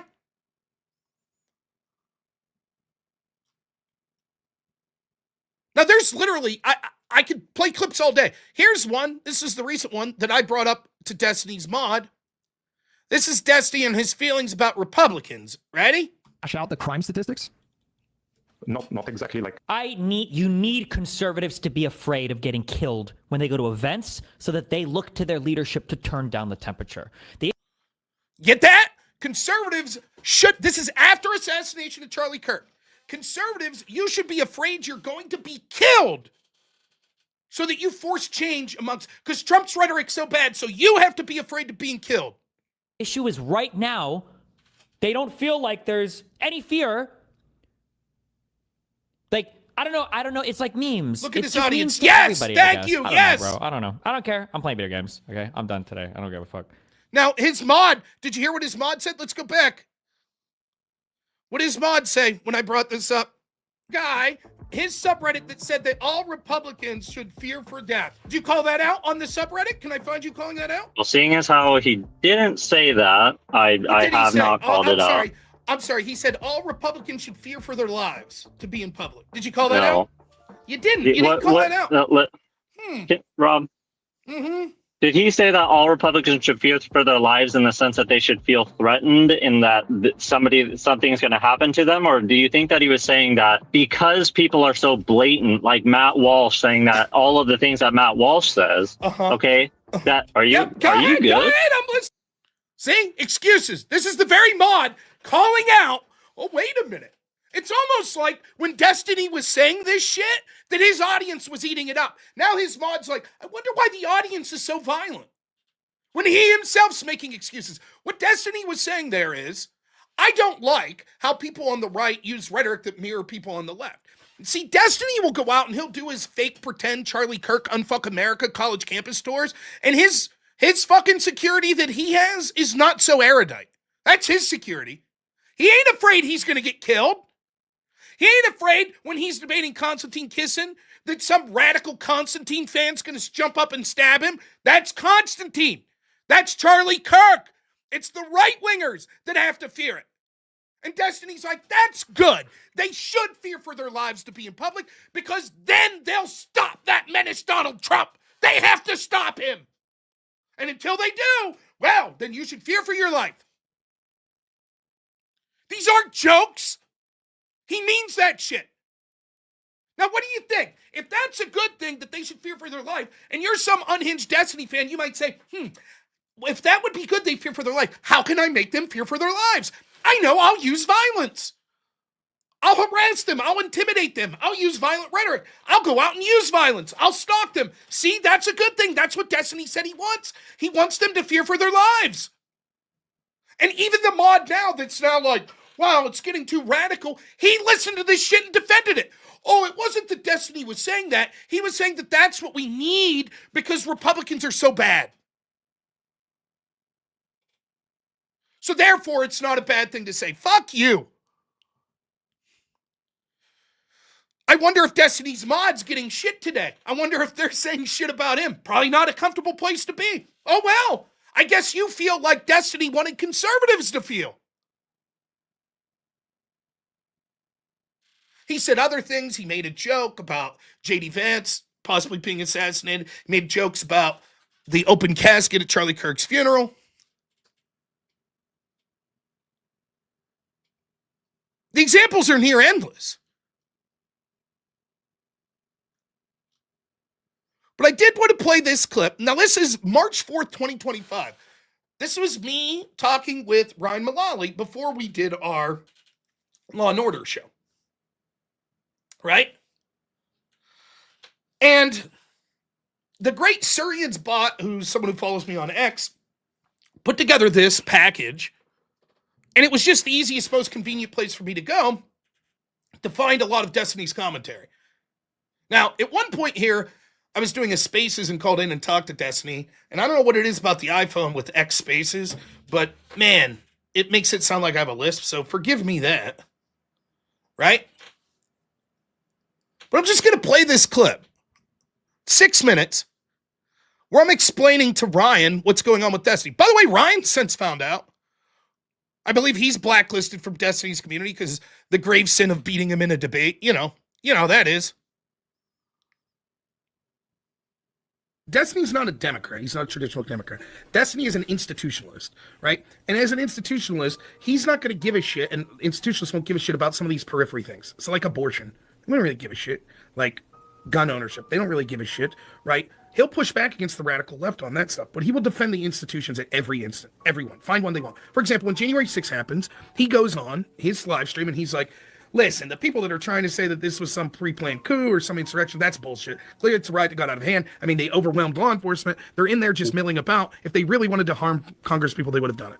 You think the majority of the people there were actually trying to do that, and all they managed to do was like kill, like one woman got shot by the cops? You're fucking delusional. I think most of the people probably showed up to protest because they were fucking mad, and then shit got riled up. There were probably, almost for sure, I would say, some genuine bad actors there that had fantasies of invading the fucking Capitol and shit. Now, I think I heard from the FBI that it was like 5% or less had some plan to do something. Even that number sounds a little bit high, because 5% of however many thousand people, there's a lot of people. But I don't think every single person who went there, their goal was to destroy the White House or destroy the Capitol building and take it over. But because if they were, we would have saw way more shit. Get through, like, what did the police do to stop them? I don't know what the fuck the planning was for this, but they just were absolutely not ready for this. They did not have anywhere near the number of like federal agents on hand.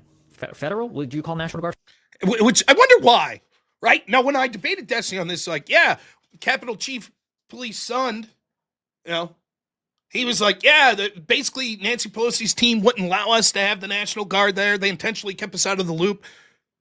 Even here, this is days after January 6th. He's like, why were they so unprepared? Now you're a fucking radical conspiracy theorist if you ask those questions. Federal agents? Or since they're state entities? I don't know how you refer to them. They needed like National Guard like before anything happened. They super dropped the ball on all of this. I don't know how. I don't know how they were so ill prepared. Stop saying, how many times do I have to bring up the same fucking point? The DoD did deny them the use of the National Guard. I'm not talking about the National Guard request fucking 1 hour after the building's already been fucking breached. I'm talking about like days beforehand. This shit should have been arranged. That's what I'm talking about. I'm not talking about a request made while the inbreds are fucking storming the fucking Capitol. I'm saying like before, this should have been set up like way beforehand. Do you think calling it a coup is useful optics, even if it's not technically true? I mean, like, it's not really a coup, but you should probably call it a coup because now he's turned into that is a clear insurrection. Well, what's changed? Well, I've seen the court cases. Well, that doesn't change the video that you've seen. That doesn't change the argument you've seen. What changed is now it's politically expedient, right? And he does this with all sorts of issues. For example, he gave his honest opinion 3 days into the Black Lives Matter riots, the George Floyd riots. I talked to him, and I was like, you know, these riots are getting out of control. What should we do? We're having this conversation. He says to me, defending these riots, he says, rioting is the other side of the coin to voting. A disingenuous sack of shit. Because, as I've debated you in the past, you started talking before January 6th ever occurred about how the BLM riots were justified. It was just the other side of the coin of voting. Of course, once you realized that grip wouldn't do as well for you when you were debating the Rittenhouse shit, you completely 180'd your position. Did I ever say writing is the other side of the coin of voting? Probably did. That's a really strange statement if I did. If I did, that's a really strange statement, but go ahead, okay. I tried to find the clip. Activism and riots are one side of the coin and the other side is voting. I don't think there's conspiratorial at all. I think that affecting political change like this is fine. Like, that's part of the goal. He's literally right here, and I'll show you later. He's talking about day 3 into the George Floyd riots. That's when I'm debating him. Day 3 into the George Floyd riots. And I said, look, the conspiracy theorist in me thinks that governors like Cuomo and the governor of Wisconsin are allowing the riots to get out of control because they think it's helping them politically. They think that it's hurting Donald Trump. And Destiny's response is, I don't think that's a conspiracy theory at all. Of course, that's what they're doing. It's affecting political change, and that's good.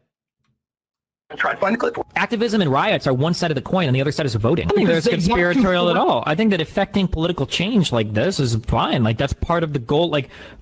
Activism and riots are one side of the coin, and the other side is voting.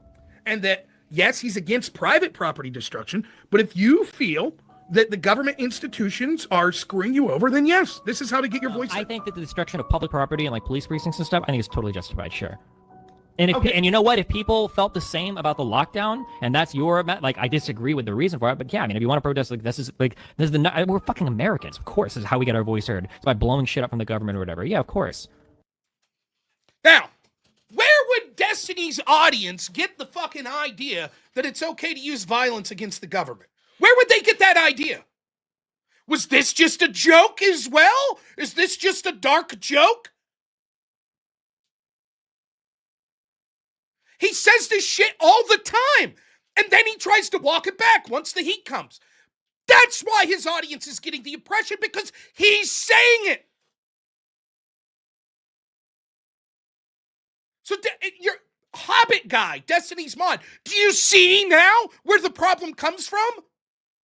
Yeah, but after Destiny said, of course, we're fucking Americans. Blow up government property. Blow up, attack the government. Use violence to get your way. Of course. When he later says, oh, that's not, I don't think I want my community doing that. Do you understand why his community's like, oh, we get it. Wink, wink, nudge, nudge. Again, listen to this again. Institutions are screwing you over, then yes, this is how to get your voice. I think that the destruction of public property and like police precincts and stuff, I think it's totally justified, sure. And if Okay. and you know what, if people felt the same about the lockdown, and that's your like, I disagree with the reason for it, but yeah, I mean, if you want to protest, like this is we're fucking Americans, of course, this is how we get our voice heard. It's by blowing shit up from the government or whatever. Yeah, of course. I think that's insanity. I mean, it's just anarchy. Was it the Declaration of Independence that said that we have not an opportunity but an obligation to fight against an unjust government or whatever? Like, I mean, like this is pretty dug into like part of our American blood. Now weigh that against. Now, remember when that Alice chick, they, them, whatever, fucking called in the other day?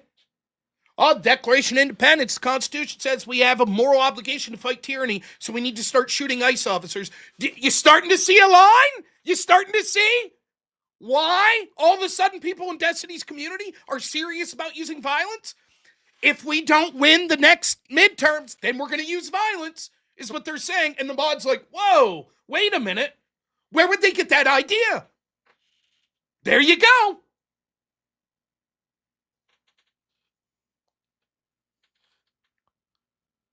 We'll keep going. This is rhetoric on January 6th, right? Where there were no private properties destroyed, right? And it's Luigi Mangione, he has the correct take. It's like, dude, you can't be fucking assassinating. But Donald Trump, when his buddy Pisco asked him, did you want that bullet to kill Trump? Destiny's response is, I can't say what I want. I don't think I could say because of terms of service, which should be a big red flag to you right out of the gate. And then he says, what I will say is him missing is the worst thing that could have happened. Now, I can't say, I don't know what I could say. Remember when Destiny's mod in that video I showed you, where he's talking to Destiny here just from the other day? He says, a lot of people are using phrases to not violate TOS, but they really are advocating for violence. Now, Destiny goes on Piers Morgan's show, and I defended him around the time of this assassination, where he basically tells Piers, I don't know you shit. Don't tell me that I have to calm down my rhetoric. Fuck you. I actually sympathize with that view. But at this point, Pisco was his co-host. So he has no reason to tell Pisco to fuck off. He's having an honest conversation. So Pisco throws a layup. Now, let me set the stage for this clip. I don't know if it's before or after this. It's probably after. But full disclosure, and I shouldn't say this, I actually called Pisco and talked to him about this. And I was like, look, here's the deal. I'm not fucking friends with Pisco. I'm not friends with Destiny. But I reached out to Pisco on Discord, and we had a Discord call.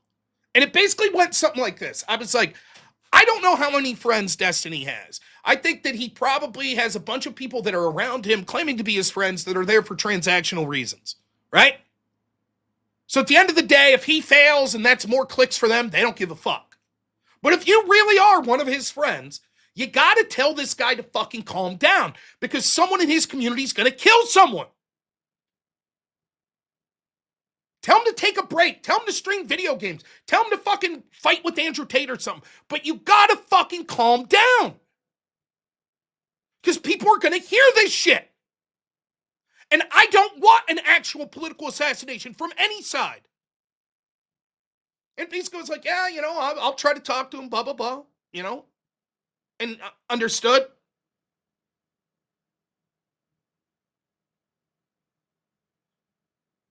Where did Trump say, show me the equivalent of an assassination attempt on a left-wing politician, and Trump saying the worst thing that could happen is them not dying? Show me.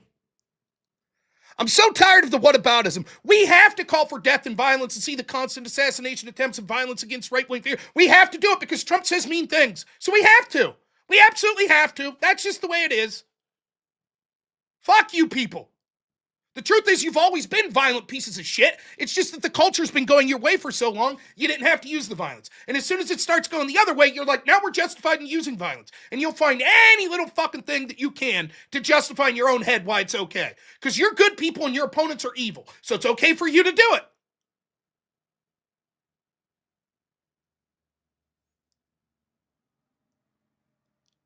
So anyways, Pisco is trying, and I believe this. I believe Pisco was trying to be like, look, Destiny, pull her back, buddy. So again, he throws a layup question. Well, you didn't want Trump to die, right? Just like Destiny's mod, who's talking to him here from a couple days ago, is like, I mean, you're not really saying this. You think that your community's taking and saying things, take it in ways that you don't really believe, right? And Destiny's response is, I think they're taking it in predictable ways. Yeah, predictable because that's what you really believe. Just like here, Pisco's setting him up with the layup. You didn't really want Trump to die. Of course not. Of course that's not what I wanted. But fuck these right-wingers. They're violent pieces of shit and blah, blah, blah. I'm not going to give them that. That's what you would expect Destiny to say if he didn't really want Trump to be killed. Here's instead what Destiny says. Not a joke, not to someone he says, I don't owe you an answer because you're someone I hate. His own co-host at the time. Here's what he said. Ready? Be a big red flag to you right out of the gate. And then he says, what I will say is him missing is the worst thing that could have happened. Do you wish the attempt had been successful? Do I wish that the attempt had been successful? Fuck, am I even allowed to say anything about that? So first he's like, I don't know what I'm allowed to say. I don't want to get in trouble with TOS. Now that seems to be a red flag right out of the gate. I wonder what his opinion is if he says, would you be allowed to say something if you're like, of course not. But that's clearly not his take. Again, listen to the question that Pisco asks. Worst thing that could have happened. Do you wish the attempt had been successful? Do you wish the assassination attempt had been successful? Wish that the attempt had been successful. Fuck, am I even allowed to say anything about that? You don't have to answer that. I wonder why Pisco said you don't have to answer that. Because Pisco, you know what his thought was right there? Ah, fuck. And now Pisco realizes Destiny's about to let it be known. Yeah. Now at this point, whatever you think of Pisco, you might hate him, whatever, it doesn't matter. I don't know that Pisco is as quick to call for political violence. I think Pisco wants a bunch of dumb shit, but this sort of thing, right? But even if you don't believe that, Pisco's smart enough to know Destiny was his ticket. Him and Destiny are doing this show. What was it called? I can't remember. But they had a show together. They had actual Democrat politicians and DNC members coming on and shit like that. So he doesn't want that to all be ruined because his more popular co-host is like, yes, of course, there was just an assassination attempt against Trump and that's based. I wish it would have succeeded. He don't want that. So he's like, well, did you want that to succeed? And as soon as it's obvious to Pisco, like, oh, fuck, he did want it to. He says, you don't have to answer that. So listen, you can hear in real time Pisco being like, fuck, I wish I wouldn't have asked that. Him missing is the worst thing that could have happened. Do you wish the attempt had been successful? Do I wish that the attempt had been successful? Fuck, am I even allowed to say anything about that? You don't have to answer that. Uh-oh! That's not good for the brand. You don't have to answer that. Yeah, no shit. Now let's hear what he says. And the Destiny, he's collected his thoughts after telling you, I have to be careful what I say because it could be bad for me for terms of service to tell the truth. So I'm going to try to use weasel words. Here's what he comes up with. Ready? Here's what I'll say. This is what I will say. I don't know, because I'm trying to Fed post or whatever. Here's what I will say. I'm trying not to Fed post. Now, what's Fed post mean? I don't want to say something that could get me in trouble with law enforcement. Now, what do you think his honest thoughts are that he's afraid that if he says them will get him in trouble with the Fed? Again, he ain't saying this to fucking me. He ain't saying it to Piers Morgan, people that he could say, these are right-wingers, fuck them, I owe them nothing. This is his co-host. Did you want that attempt to succeed? Did you want Trump to be killed by that assassin's bullet? Well, I don't know what I could say because of Fed posting. Now, Destiny's moderator just said one of the problems on this community is that people are using coded language, but what they really mean are calls for violence. And what's going to happen is that information is going to be sent to the government. I wonder where they got that. Here's the guy that they watch doing the same fucking thing. The same thing. Even allowed to say anything about that? You don't have to answer that. Here's what I'll say. This is what I will say. I don't know, because I'm trying to Fed post or whatever. Here's what I will say. A failed attempt is probably the worst outcome of anything that could have happened. I'll say that much. I was willing to Pisco's credit, he was like, no, Trump being killed would have been worse. So the worst thing that could have happened was someone attempting and not killing Trump. Now, I want you that's listening there, whether you hate Destiny, you like him, whatever, be honest. What is Destiny trying to tell you there? He's acknowledging, I can't say what I really want. I don't know what I'm allowed to say. I don't want a Fed post. What do you think he's saying? Yeah, I wish that bullet would have killed Trump.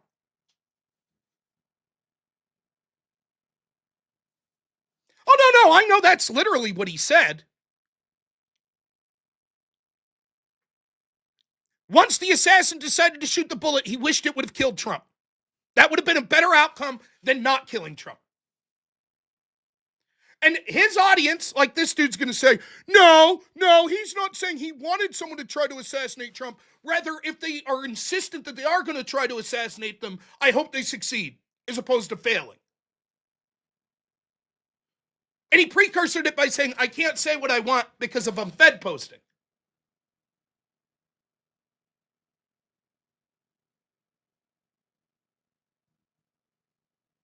Now, do you understand why his audience is so radical? Meanwhile, the precursor to this, if you followed Destiny at all, he was fucking spiraling from the day that the Supreme Court immunity decision came down. They've made Trump God Emperor. He can do whatever he wants. So, after the assassination attempt, you go over to Destiny's Reddit, and what are they saying? We tried to do things through the courts, and the Supreme Court's corrupt, and they gave Trump total immunity, so now he can do whatever he wants, and we're trying to beat him in an election, but if that doesn't work, now we got to use violence. Almost verbatim repeating what Destiny said. So when Destiny's mod says, Destiny, there's a real school shooter vibe in your community now. They're taking what you're saying. Are they accurately taking it? Or are they taking it somewhere that you don't really believe? And Destiny can't even straight. Of course this isn't what I believe. He says they're taking it to a predictable place.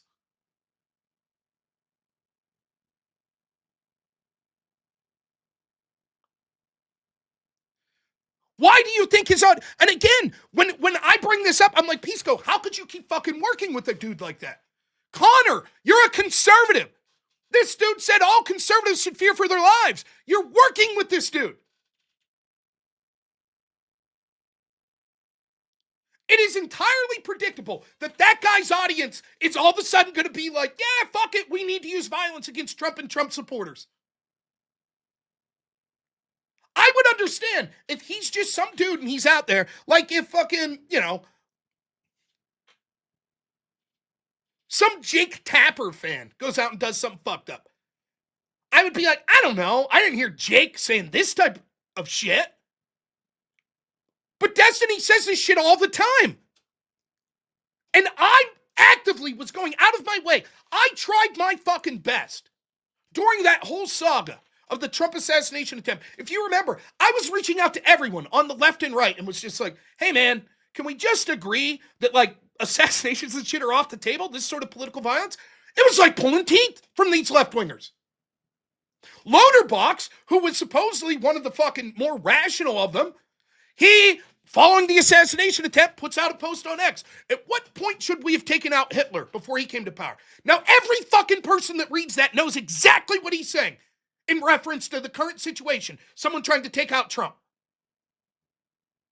I called out Loaderbox on X. He said, call up if you want. I'm doing a show. I said, all right, motherfucker. So I called up. I was charitable. I let him slime out of it. Because my goal was just trying to be like, look, as the fucking debate community online, the political community, can we all just take a step back and say, no fucking assassinations, no violence? Can we do that? This is before Charlie Kirk was killed.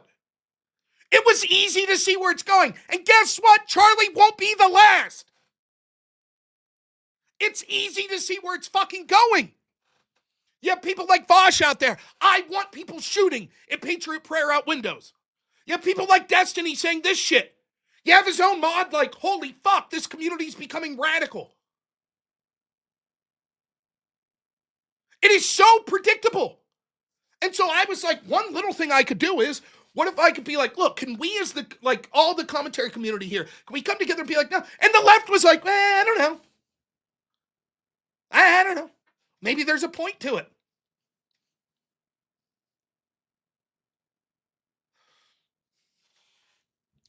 Let's finish up here. Give the benefit of the doubt to Destiny. That's like, you're spiraling. He had some shit going on in his personal life. That's a very bad moment that week for Democrats, because I think a lot of people realized, Trump looked like a boss after that. Stands up, he's yelling fight. That's as far as politics go, that's bad for your side. That the other guy just got shot and looks like a fucking hero. Pretty bad. But he keeps doubling down. Well, Corey Compatore, the guy, the firefighter that died. Fuck him, man. Fuck the dude, the firefighter guy. Fuck Trump. Fuck the people that support him. If you're MAGA and you go to a Trump rally, you know you're supporting Hitler, so fuck around, find out. That's what he says. You were in the crowd, and you're a conservative fan of mine, and you end up, getting blown away or whatever the fuck. I'm making fun of you the next day on Twitter. I've moved full on to like the political violence level, or the real violence level, when it comes to conservative people. Now let's, Ronnie, you just proved his point. The failed bombing attempt on Hitler's life only made things worse. That's his point. The point is, if someone's determined that they want to take Trump's life and commit an attack, they hope that it works. He literally said that. He said it would have been better for the bullet to kill him. Over and over here, we played clips blatantly of him calling for violence. Listen to this one. I've moved full on to like the political violence level, or the real violence level, when it comes to conservative people. Yeah, I think they need to be like excised from my fucking country. I think they are demonstrably fucking evil people by any moral system that most people would use. And then I just hate them because they tend to destroy the outcomes related to this country, which is what I'm concerned with. Yeah, absolutely. How about your parents? If they get their brains blown out at a rally, would you have the same attitude? They are democracy-hating insurrectionists, after all. One, you permaban for asking a stupid question, because the obvious answer, two, is, listen, they're adults. They make their own fucking decisions. If you want to support an insurrectionist president, then whatever comes of that that's your consequences. Again, it's not a fucking joke. Destiny himself supports the insurrections in places like Minneapolis. He's saying if you support insurrections, you deserve, if you get killed, you fucked around and found out. He supports insurrections.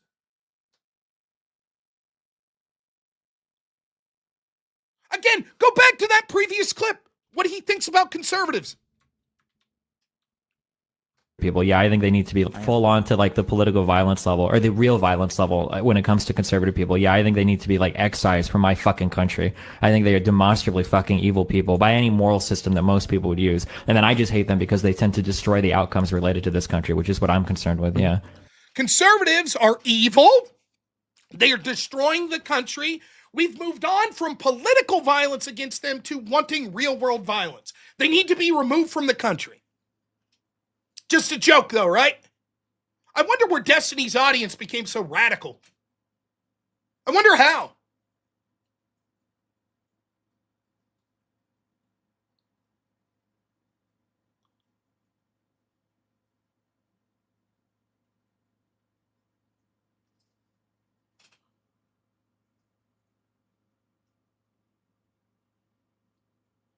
Our Destiny, this is the subreddit Destiny comment. It's definitely getting me to want to commit violence, sure. Bro, did Reddit change some rule recently or something? Why the fuck is everyone fed posting so freely? Because Reddit doesn't give a fuck! It's like this in all these left-wing communities. So Destiny's mod's like, whoa, what's going on? Why is Destiny spinning? And he's trying to throw a bone out there. He's like, Destiny, will you please fucking, like, he's giving, I understand. He's a fan of Destiny, clearly. That's why he came in agreement to do his moderation. I get that. But it's time to admit, the problem, the rot starts at the fucking head. That's why they're violent, because of the shit this guy says. Absolutely. How about your parents? If they get their brains blown out at a rally, would you have the same attitude? They are democracy-hating insurrectionists, after all. One, you permaban for asking a stupid question, because the obvious answer, two, is, listen, they're adults. They make their own fucking decisions. If you want to support an insurrectionist president, then whatever comes of that that's your consequences. Again, it's not a fucking joke. So whatever, if they go to a rally and they whatever the fuck, it's less end of life cost for me to deal with. It's on them. That's their decision. You think I'm gonna fucking lose sleep over that? No. The thing is, there are certain implicit agreements I need to have before I'm willing to talk to someone. And so there needs to be an agreement. Like, before I talk to you, I don't want you to, I need an agreement that you're not going to come to the conclusion. If I really dislike what your political arguments are enough, I could advocate assassinating you or the people you support. That's it. And so if Destiny truly wants Trump to die, wants him to be assassinated, I don't want to talk to him. Period. I'm not saying that I'm going to be on the horn with the FBI or that I'm calling YouTube to get him banned. I just don't want to fucking deal with the guy. You go do you then. If that's going to be right. And for me, it's like, I think that we as a space need to call that shit out. You need to say, like, no, that is not fucking in the realm of appropriateness. That's a bare minimum of, because once violence is on the table, then dialogue is impossible. Now that was, again, that compilation there was put together March 4th, 2025. Now, it was obvious to anyone that wasn't in fucking that community and brainwashed that it was getting out of control. No, even if you give the benefit of the doubt, you're like, some of those comments could have been jokes. He is not joking when he tells me it is perfectly fine to use political violence against state if you think they're begrudging you. He is not joking when he says it would have been better for Trump to be killed by that bullet than live. That's not a joke. And these are just some of the comments he's made. There's dozens you could find of shit like this. Dozens of comments.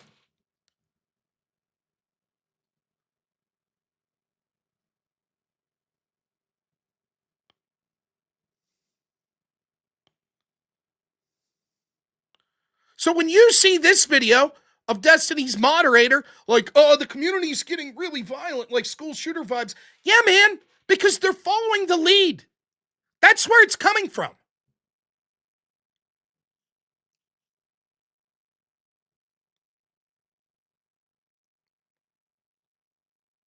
Now, let's go full circle. How did we get here?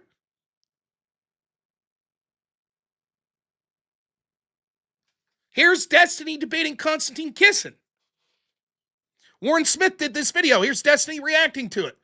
Of this guy who was in the audience, in the front row, talking about what he wants to do to Konstantin. Learned from the Charlie Kirk.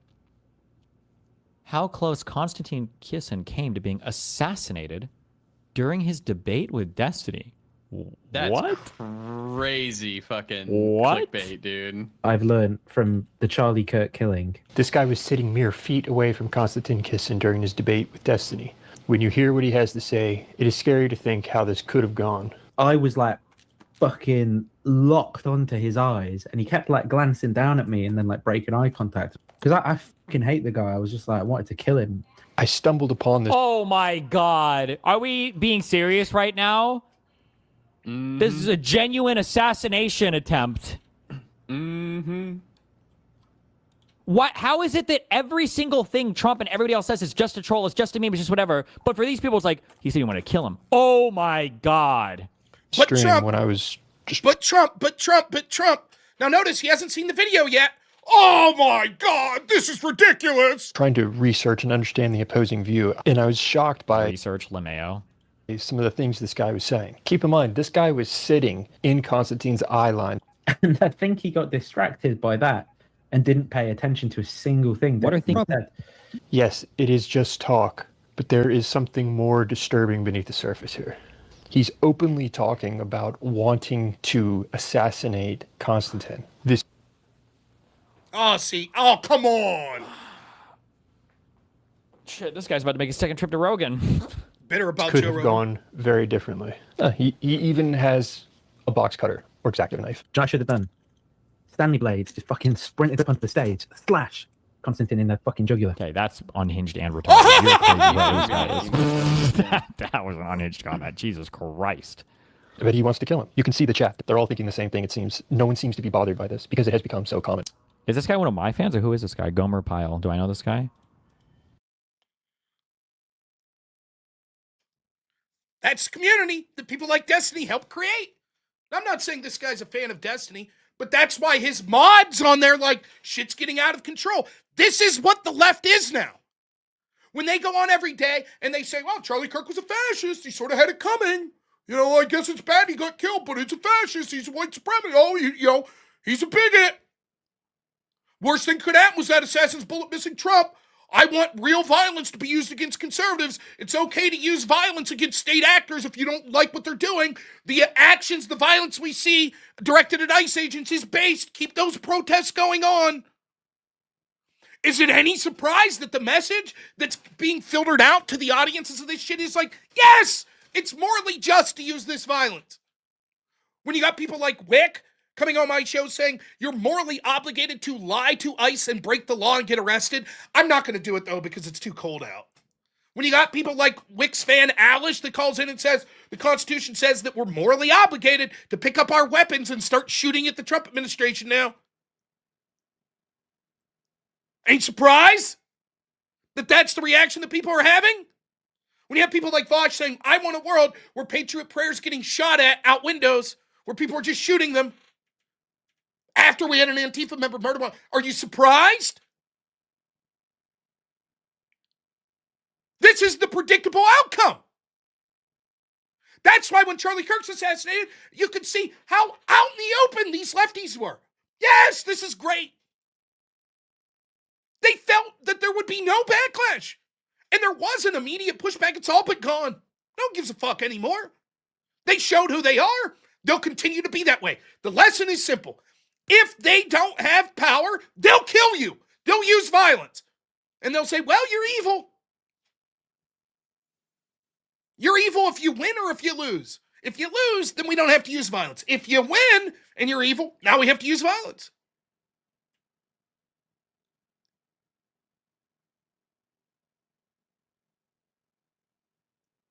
When Connor, when he's threatening to kick my ass if he sees me in real life, and he's saying you have a moral obligation and you're a coward if you don't kill fascists, and then everyone in Connor's circle's like, of course Trump's a fascist. What do you think the message is that's getting out to impressionable people in the audience? Now, most people could hear this shit, and they're not going to go commit an act of violence. But a portion of the audience is going to be like, oh.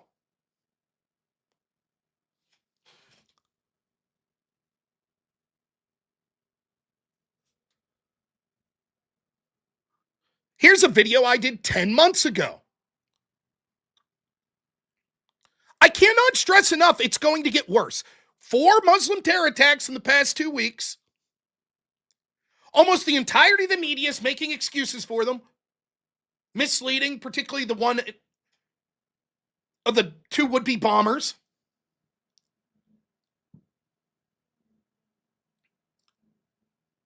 You heard Destiny's Mod saying, you would not believe the violence that people are talking about if we lose the midterms. Wait and see. Imagine if we didn't have an obstructionist Republican Congress that was actually doing shit to go along with Trump's agenda. Can you imagine how much left-wing violence there'd be?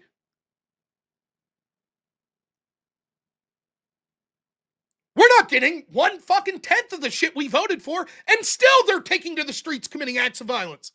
And I've said this over and over. The left is violent now when they have access to all of this institutional power. Imagine how violent they'll become if they don't have access to it. And they're just blatantly saying it.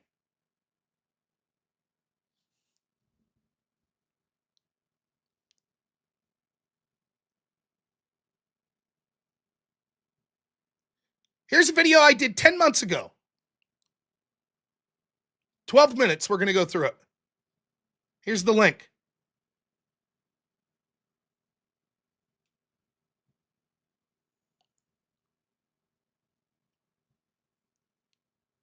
Do I worry about people like Destiny engaging in some form of terrorism or assassination attempt? No, he's a coward. He won't do it. He'll gaslight his audience to do it. New polling shows that over 50% of Democrats think that Trump should be assassinated. Let me see if I get the wording of this poll. Survey, 55% of self-identified leftists say killing Trump is justifiable. The more troubling trend is the rising violent rhetoric isn't just coming from the fringe left, it's being normalized by the left. The unhinged left, fueled by TDS and soothing hatred for Elon Musk, is trending more violent, according to a new study that finds political violence targeting President Donald Trump and his billionaire advisor is becoming increasingly normalized. The report, produced by the Network of Contagion Research Institute, the NCRI, in partnership with Rutgers, finds a broader assassination culture appears to be emerging within segments of the U.S. public on the extreme left, with expanding targets now including figures such as Trump. Less than a year after assassination attempts on then presidential candidate, the literally explosive violence against Musk's Tesla vehicles, it's no secret that leftists are ratcheting up violent rhetoric and actions. The more troubling trend is that assassination culture isn't just the fringe left. These attitudes are not fringe. Now remember, it's talking about the violence against Tesla and all this stuff. People during this time being polled 55% saying that they could justify assassination attempts against Trump. What's Destiny saying at this time? What's he doing? No Nazis in America, they put on Tesla owners' property. Tesla owners trade or sell before February 12th. After that, it's open season. Destiny says, based. Based. No, Ronnie, you're absolutely right. Yes, Charlie Kirk would be alive if Kamala Harris wasn't president. Or was president instead of Trump. Tell me, you're not wrong. You're right. Yes, the left's bargain is this. We get to kill you if your politics wins and we don't like it. Yes, thank you for making my point. This is exactly what Destiny's moderator was saying. If we don't lose the midterms, people were saying it's time to kill conservatives. Yes, and you're a Destiny fan admitting, hey, if you didn't want Charlie Kirk to be murdered, you shouldn't have voted for Trump. You should have voted for Kamala. That's the fucking point, you idiot!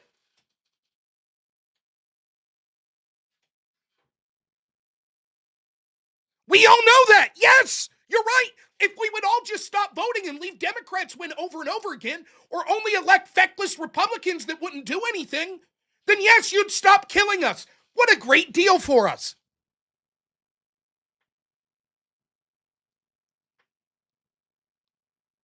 Reflect an emergent assassination culture grounded on the far-left authoritarianism and increasingly normalized in digital discourse, states the report titled Assassination Culture, How Burning Teslas and Killing Billionaires Became a Meme Aesthetic for Political Violence. NCRI, an independent institution working to identify and forecast emerging threats in the era of information disorder, finds the pattern is building on a broader trend discussed in 2 reports in December that analyzed how viral social media narratives were legitimizing political violence, particularly in the aftermath of the United Healthcare CEO assassination, which we talked about on here.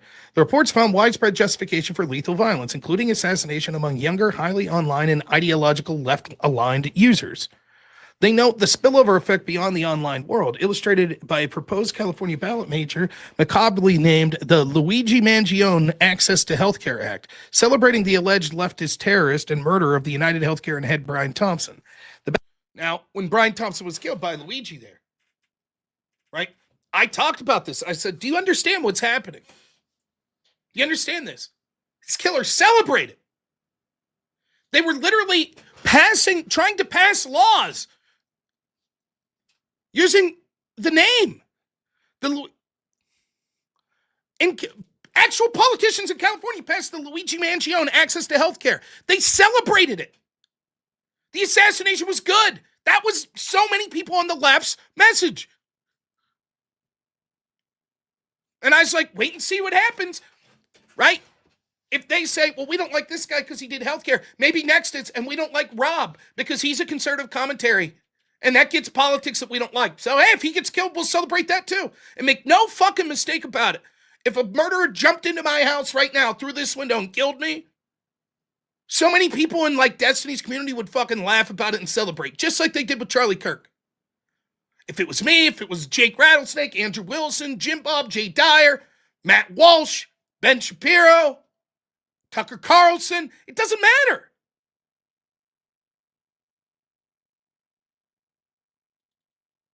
That's who they are. Ballot measure targets health insurance denials, one of Mangione's flashpoints.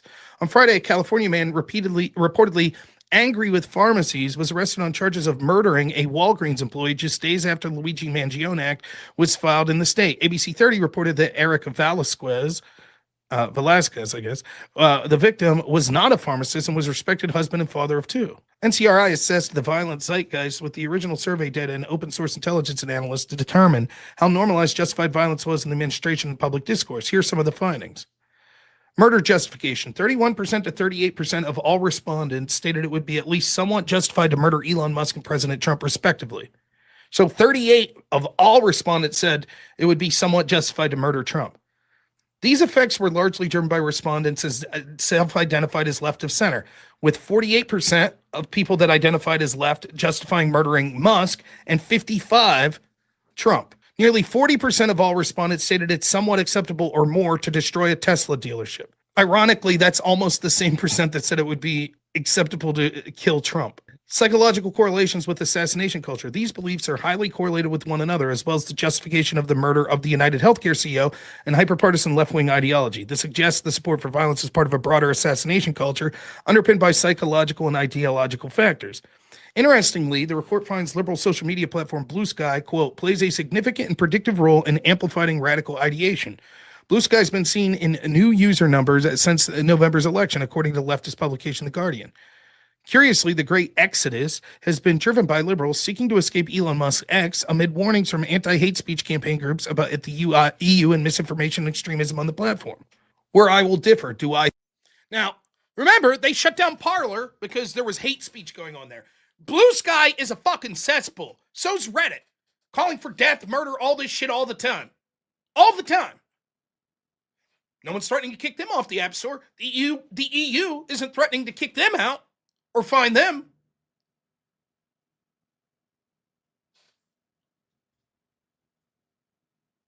This was, keep in mind, this was before the assassination of Charlie Kirk and all this shit going on Blue Sky already. It's only gotten worse since then. I think that we should go after platforms like Blue Sky. Should the EU be fining them $1 billion if they don't censor what the EU wants censored like they're trying to X? No. Do I think that Trump's administration should be putting pressure on Blue Sky to censor left-wingers that disagree with the Trump administration? No. But ironically, the people fleeing Blue Sky from X are doing so because they think that hate speech is radicalizing people on X. And it's actually the left that's becoming more and more radical. Do I worry about people like Destiny engaging in some form of terrorism or assassination attempt? No, he's a fucking coward. He won't do it. He'll gaslight his audience to do it and then be like, well, I was just speaking. That's how all these big shit talkers are. Sorry, again, I shouldn't be swearing. They're too cowards. Destiny, Connor, Wick, the Alish, all of them. Gas up their audience to do this shit. They ain't gonna do it. No. They're willing for one of their audience to fucking do it. And then they'll be like, oh, I didn't want that anyways. This is 10 months ago. To do it themselves. They're all crazy. Like, Peace goes, he's not as bad as Destiny. He's not like coding for violence or anything like that. But he's a fascist or criminals, blah, blah, blah. Didn't have shit all to say about. We just had reports breaking. Did you know the Biden administration broke the law by not releasing a report that legally they had to? That came out in his administration, in the early time of his administration, showing that several U.S. service members contracted COVID before we even were talking about the time frame of it at the Wuhan Games or whatever that they were putting on. But because that would have hurt the narrative that this actually came from a lab in Wuhan, they didn't release those findings, even though they legally were supposed to. But don't worry about the fact that, Biden's son worked for the self-professed spy chief of China. Don't worry about that. But in general, not just Destiny, but in general, you'll remember after the assassination attempt in Butler, the first one against Trump, I was not having a good time streaming. I am the type of person that I have many friends that are on the left. I have many friends that hate Donald Trump. I have many friends that hate my politics. It's okay. I can compartmentalize it. No problem. Right? I sort of have this mentality that when I'm debating people, I could go hard, screw you, F you, blah, blah, blah, blah, blah. But it's like part of the game. It's like playing a game of pixel basketball and you're going hard. Same idea. I believe what I'm saying, but it doesn't mean I hate you. For me, arguing is something I've always liked doing. It's not a dirty word.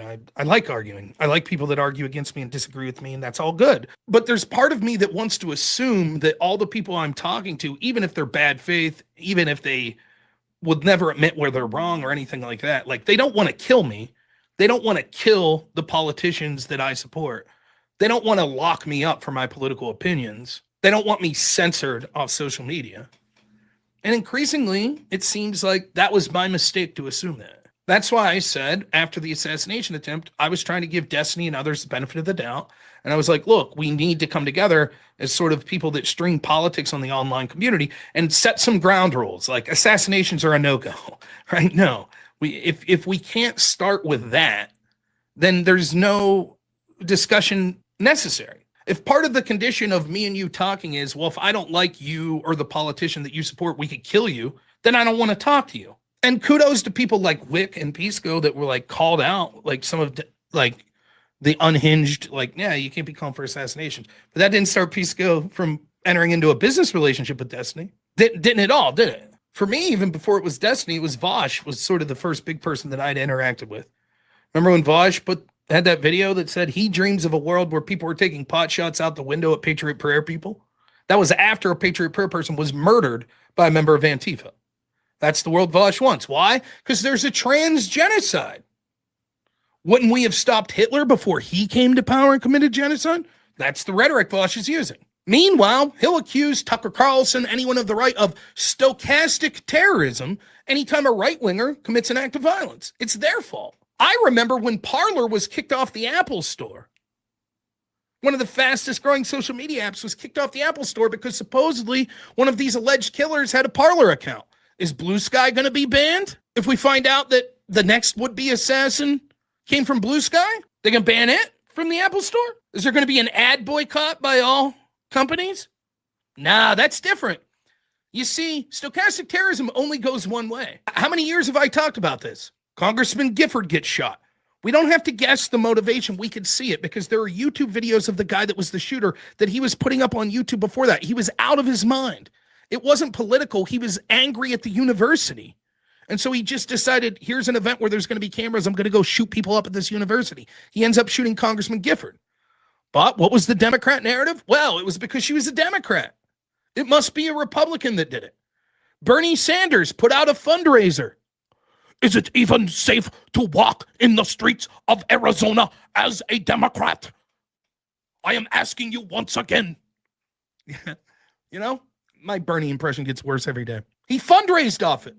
Right-wing language, it's out of control because Sarah Palin put up an ad targeting the district with a bullseye. Now, the ad clearly, or the pamphlet was, we need to target this area to win. But the Democrats ran with that. That was a call for violence. Then, remember when a Bernie supporter shot Steve Scalise and Republicans at a ball field because he was believing Bernie Sanders' rhetoric about repealing Obamacare?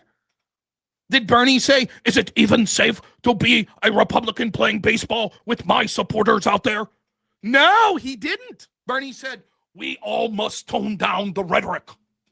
Nancy Pelosi was asked, what do you say to people that blame your rhetoric? How dare you, she said. How dare you? Trump said, fight like hell. People like Destiny said that was a call for violence, which meant that he should be kept off the ballot and was ineligible to run for president. They say things like Chuck Schumer reaps the whirlwind. Then there's an attempted assassination attempt on, or Brett Kavanaugh reaped the whirlwind. Then there's an attempted assassination attempt on Kavanaugh. No one says, okay, you can't run for office then. That was a call to violence. Nope. They don't get in trouble for that. Just a little, whoa, maybe we should watch our language a little more. People like Destiny will say Trump saying fight like hell was a call to violence. Meanwhile, he'll say the worst thing that could happen to Trump was that bullet not killing him. If you're a Trump supporter, you're effing around and finding out. If you get shot and murdered, that's not calls to violence for him, though. That's yuck, yuck. Oh, I'm just joking. Haha, just joking. They have no standards. Their standard is power. That's it. Hell, you remember Destiny, the first time I ever interacted with him was like day 4 into the George Floyd riots. What did he say? Which he then later denied saying, which we have the video proof that he did say. He said, rioting and voting are two sides of the same coin. That's what he said. Now, to his credit, he said he was not for riots against private property. But if you feel that you're being screwed over by the government and you attack a government building, well, then go listen to his rhetoric on January 6th, which didn't attack any private buildings. Violence against Luigi Mangione, he was on the correct side of that Luigi Mangione for killing this healthcare CEO is bad. But when it comes to targeting Trump, that's different. He thinks that it's okay to kill the people that he dislikes politically, and it would be anathema to suggest the same for the people or the people that he dislikes it's okay to kill. But you're a subhuman monster if you would suggest it about the people he likes. That's who these people are. I told you, after Destiny's comments after the first assassination attempt at Trump, someone sent me screenshots of his Reddit. There are people on his Reddit that are saying things like this. Well, here's the thing. We tried to correctly remove Trump from the ballot. We tried to lock him up, but we went through the legal process and the corrupt Supreme Court basically said that Trump is a God king. And so now we can't do anything. He's been given immunity from the Supreme Court. So now we have to do other tactics. Now, that was 10 months ago. Or I'm sorry, more than that, right? That was, 10 months ago.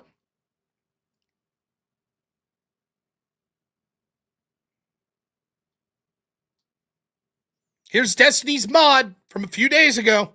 I I want to address a couple different things, and I feel like I have like two main things that I want to talk about, and I feel like they're going to overlap multiple times. So I feel like we should just lay out a couple of things that we agree on, and then we'll go from there. Okay. Actually, can we agree that the issues that are in the subreddit aren't just happening in the subreddit; they're also happening in the Discord? Can you tell everybody what the issues are? Yeah, so yesterday I think Destiny referred to it as like kind of school shooter vibes going on as far as how people are talking in a way that makes people think that like not just radical and like I'm so tired of people saying like, well, Trump did radicalize me. You should be radical under Trump. I'm talking about radical as in like gonna cause violence in a way that isn't what everybody thinks it is kind of way. Like when I hear radical, I'm thinking of like somebody who is out of their mind and just like going. If only someone had seen it and actually talked to that very mod months ago.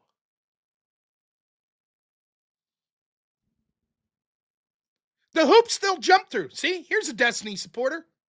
Kash Patel probably wrote the shit that was on the assassin's bullets with Sharpie himself. Also, because it wasn't the bullet that he was shot with, who gives a shit, right?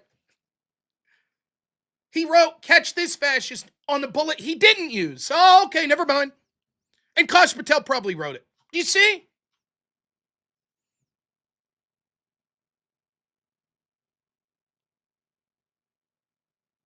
It's everywhere. It's all over these fucking communities. It's everywhere. And they get away with it. There's never any repercussions. It helps them politically. They went out day after day after day after day after day and engaged in violence and obstruction against ICE. Everyone from their streamers, people like Destiny, to politicians, etc., said, based, good, yes, do this. We saw the riots occurring in places like LA. They all but ignored them. These are the same motherfuckers that used the exact same definition for insurrection and pointed to January 6th for 5 fucking years as the most serious thing in the world. Now, when there's left-wing insurrections targeting cops, all this shit in places like LA, Minneapolis, they sit there silently, or they praise it. They say it's necessary.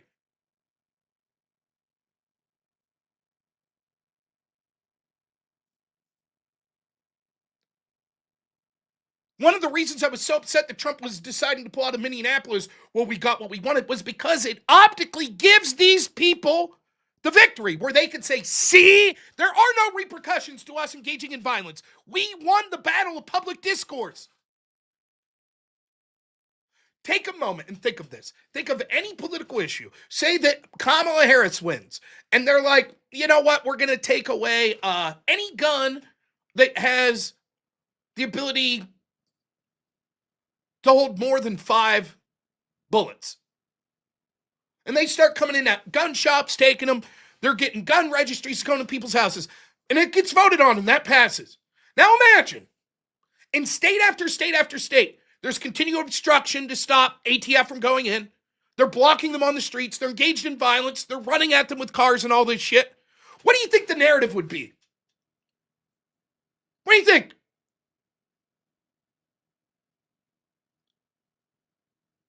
What do you think the narrative would be? You think there's a chance that right-wingers would be allowed to take over city streets like they do in Portland on an almost nightly basis? Or do you think that every media outlet would go, oh my God, it's an insurrection, it's happening nightly, send in the feds, send in the fucking army, crush these people?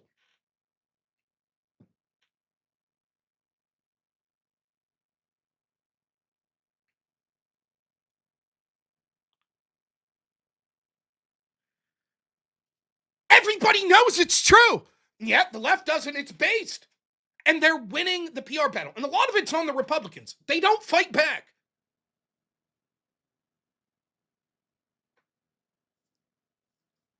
It's laughable to even consider it. Imagine that a right-wing group took over 6 city blocks of a city like Seattle, like happened in the chat. Imagine that occurred.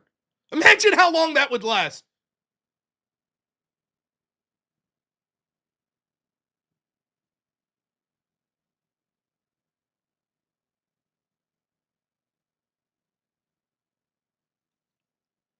it doesn't matter. There are no repercussions. None. They say this violent shit over and over. I deal with these fucking lunatics over and over and over and over and over again. Now, let's see if I got this right video. My editor, Black Elk, did an amazing series. DGG Wars. Amazing. Now, this guy in the 4th episode was also in the 3rd episode. He left and then came back. Let's watch as I bring the receipts. I think this is the right one of shit Destiny said. And watch how completely changing the fucking conversation and all this.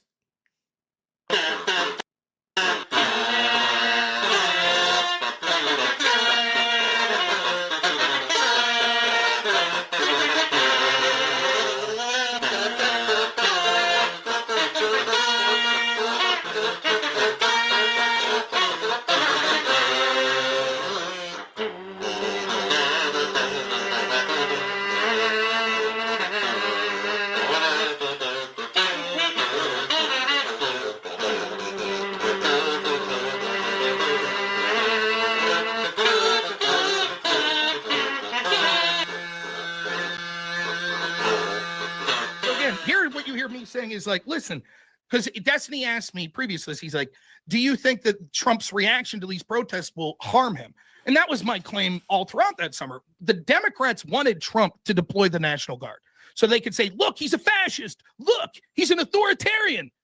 So they wanted the riots to keep occurring to force Trump to finally do something so they could scream authoritarian. That's what they wanted. So Destiny says, well, do you think this will harm Trump's chances? And I said, my opinion has nothing to do with the politics on whether or not this is good or bad. I'm talking about the morality of these riots and how they should be dealt with. And Destiny says, well, no, it should. Because they'll look at it as a victory, the rioters, if it harms Trump's chances to win. I mean, that's outrageous, though. If you're rioting for that kind of political reason, that's even worse. I mean, when top down, when the only responses Trump has given is that when the looting starts, the shooting starts, or like quoting literally like racist. That's what happens. He's literally quoting like a racist cop from '68, I think. Like that's not a good look. Like that's not a good way to manage your citizens protesting. Like when you're literally. Oh, Unholy Raft, you rage quit. Now you want to come back when you were called out for being a little crybaby? Oh, little crybaby. Here's the link again. Little crybaby. Oh, buddy. I'll run out again. Oh. So let's listen to the words again here again. Well, no, I mean, that's really important. If stuff like this and Trump's response ends up making him less likely to get elected, I assume most of the people protesting or rioting even would assume that that's like a victory on their part. I mean, that's outrageous, though. If you're rioting for that kind of political reason, that's even worse. I mean, when top down, when the only responses Trump has given is that when the looting starts, the shooting starts, or like quoting literally like racist. That's what happens. He's literally quoting like a racist cop from '68, I think. Like that's not a good look. Like that's not a good way to manage your citizens protesting. Like when you're literally tear gassing people out so you can do a shitty photo op in some cemetery or church or whatever, that St. John's place or whatever. Like these are really bad looks for how Trump is handling things. And I'm sure a lot of people will be happy with literally anybody else at the helm but him. I mean, I think that what you're saying gets to a truth of what a lot of people are thinking on the left, which they actually like these riots. And I think that this could. The people on the left like these riots, right? Could be a reason. This is the conspiratorial nature in me, but this could be why people like de Blasio are like, yeah, go ahead, keep riding. We're just conspiratorial nature is why I think people like de Blasio are like, keep riding. Now listen to what Destiny says. Do you think Destiny will say, A? No, of course not. We don't like these riots. The riots are terrible. They're unacceptable, but sadly they're inevitable because Trump's really bad. Or do you think he'll say, that's fine. Rioting's the other side of the coin to voting. Let's see which one he does. Going to give up parts of the city and be unwilling to accept the National Guard. Well, I don't think there's conspiratorial at all. I think that affecting political change like this is fine. Like that's part of. Okay, so we're talking about the riots. He says, I think that affecting political change like this, like these riots, is fine. Care to respond to that part of what he's saying, Unholy Raft? First of all, I'm gonna apologize. Apologize for what? Sitting there and like going on your big fucking rant while I just accidentally clicked off my phone. Looked like you left to me. Well, I did sit there multiple times. Your chat's blowing it up. But if you're not going to apologize, I understand eating emails is part of the job to do. To apologize. What was your question? What was your question? What was your question? Come on, get to the question. We were talking about riots. He just said affecting political change like that is fine. Okay. What's your question? The question is, you're claiming that he's not saying it's fine, that he's saying it's regrettable and condemnable, but it's the reality of what will happen. Then why does he say it's fine there? Is it's fine? Like a saying it's good? We should riot? Let's replay what he says. Ready? No, Listen I'm again. asking you a question. Now, I'm sure that I will get to this, right? But with this caller, this is just to show you. So give you the receipts of the shit Destiny said for calls to violence, again, and watch how his audience defends it, an average Destiny. Well, when he says it's fine, he doesn't mean that that's good. He means that it's regrettable but understandable. That's what he means. That's how they change it. This guy's whole thing was, Destiny never said that violence was acceptable. Never said it. So now when they start to bring receipts, he has to pretend to not know what words are. Well, you know, when he says fine, I don't know what the word fine means. No, I asked you a question, man. Is it from your perspective, is that okay? Fine is synonymous with it's acceptable. It's good. It's okay. So fine is synonymous with acceptable. That's okay. That's all I needed. I didn't need to hear the cool thing again. Jesus Christ, bro. That's different than what your claim was. He's not saying it's good. He's not saying it's acceptable. He's just saying it's reality. Will you admit you're wrong? No. Because it sounds like what I just said from my perspective is exactly what I'm laying out. Right? Okay, what's your perspective again? Tell us. Oh my God, for the third time. Oh, Jesus Christ, Rob. You tell me what my perspective is, because Jesus, that's the third time I'm not going to sit there and play this game. If you don't know it after 3 times, then you're being bad faith. I've repeated over and over what I think your perspective is. He's saying that it's the political reality, that it's not good, that it's not acceptable, but it's unfortunate that if voices aren't heard, that riots like these will occur. So it's not good and it's not acceptable. Correct. Is that what you're saying? Sounds like what I'm saying, yeah. But so I don't exactly know. Okay, so just to be clear, your stance is he's saying it's not good or acceptable. It's not good or acceptable, but it's a reality of what's happening here. Okay, and if it happens because of that, then that's a reality of what happened there. Yes. Let's play the clip again. It sounds like it's fine that it happened. I would say the same thing. No, wait a minute. I don't want to play the clip again. Please, I don't have a lot of time. You just said 2 contradictory things. Oh my God. You said that Destiny's saying it's not acceptable, but that he said it's fine, which is synonymous with acceptable. I just said that does Destiny saying it's fine, is he like condoning or writing off on, like, is he giving his name to say, go ahead and protest? Is he saying that? By saying fine, he's saying it's acceptable. It's a good thing. That's what he's saying. Okay. So that's not what I'm hearing. That's not even seems to be what he's saying at all. Let's play the clip again. Then. Well, no, you use your words to make the point. Here we go. We'll play the clip. Use your words to make the point. I am I'm using my words only to sitting make here for remember that little bit of time more, Rob. So make your words to make the point. I'm using my words to make the point. The point is, when he says it's fine, he's saying it's a good thing, that it's the other side. That's what our country is. It's the other side of the coin to voting, that affecting political change like this is good. That's what he's saying. Affecting political change is good, but you said it was fine. You're right. Why are we changing our language and our explanation of him? Why isn't this? Now you see that? You're saying it's good, but he's saying fine. Fine and good. Those are 2 different things. Do you see? This is what it's like arguing with these lefties, as they'll sit there and blatantly call for violence and then gaslight you it's not the case. Oh, no. You're saying he said it's good, but actually said it's fine. Let's keep listening. We can't use the same language if we're trying to explain. All right. I'm saying that the words good and fine are synonymous in this context. It appears that Unholy Raft is making the claim that when Destiny says that this is fine, that he's not saying it's a good thing. We will play the clip again for Unholy Raft to hear. And I think that this could be a reason. This is the conspiratorial nature in me. But this could be why people like de Blasio are like, yeah, go ahead, keep riding. We're just going to give up parts of the city and be unwilling to accept the National Guard. Well, I don't think there's conspiratorial at all. I think that affecting political change like this is fine. Like, that's part of the goal. Like activism. It's fine. It's part of the goal. Now he's saying, that's not saying it's good, though. Saying it's fine is not saying it's good. Let's listen further. And riots are one side of the coin and the other side is voting. Like bringing awareness to issues like this, and an attempt to get people to vote differently is part of the goal, right? It's good. It's part of the goal to get people to vote differently. Care to respond? Now, you're saying because I said that he said it's fine, which is synonymous with good, I'm incorrect. So you're saying the word fine doesn't mean that he's saying it's good. That's your argument now? Yeah, I do have a response. Can you tell me if someone wants karmic balance for something? What does that mean? They want justice. They want both sides to be equal. Karmic balance is not that. Karmic balance means you want an act or something done to them that is in balance with the bad karma that they have brought upon them. So usually it's an act similar in nature. So when we say, I want this karma, karma will get him for stealing that guy's money, you're saying, you're hoping that guy loses a bunch of money because it gets stolen from him, right? Right. Okay. Oh, sure. Why not? No. Do you understand this meaning of karma? Yes. To me, what karma means is you get what you have coming, like justice. Exactly. You get equal justice for your actions, right? Okay.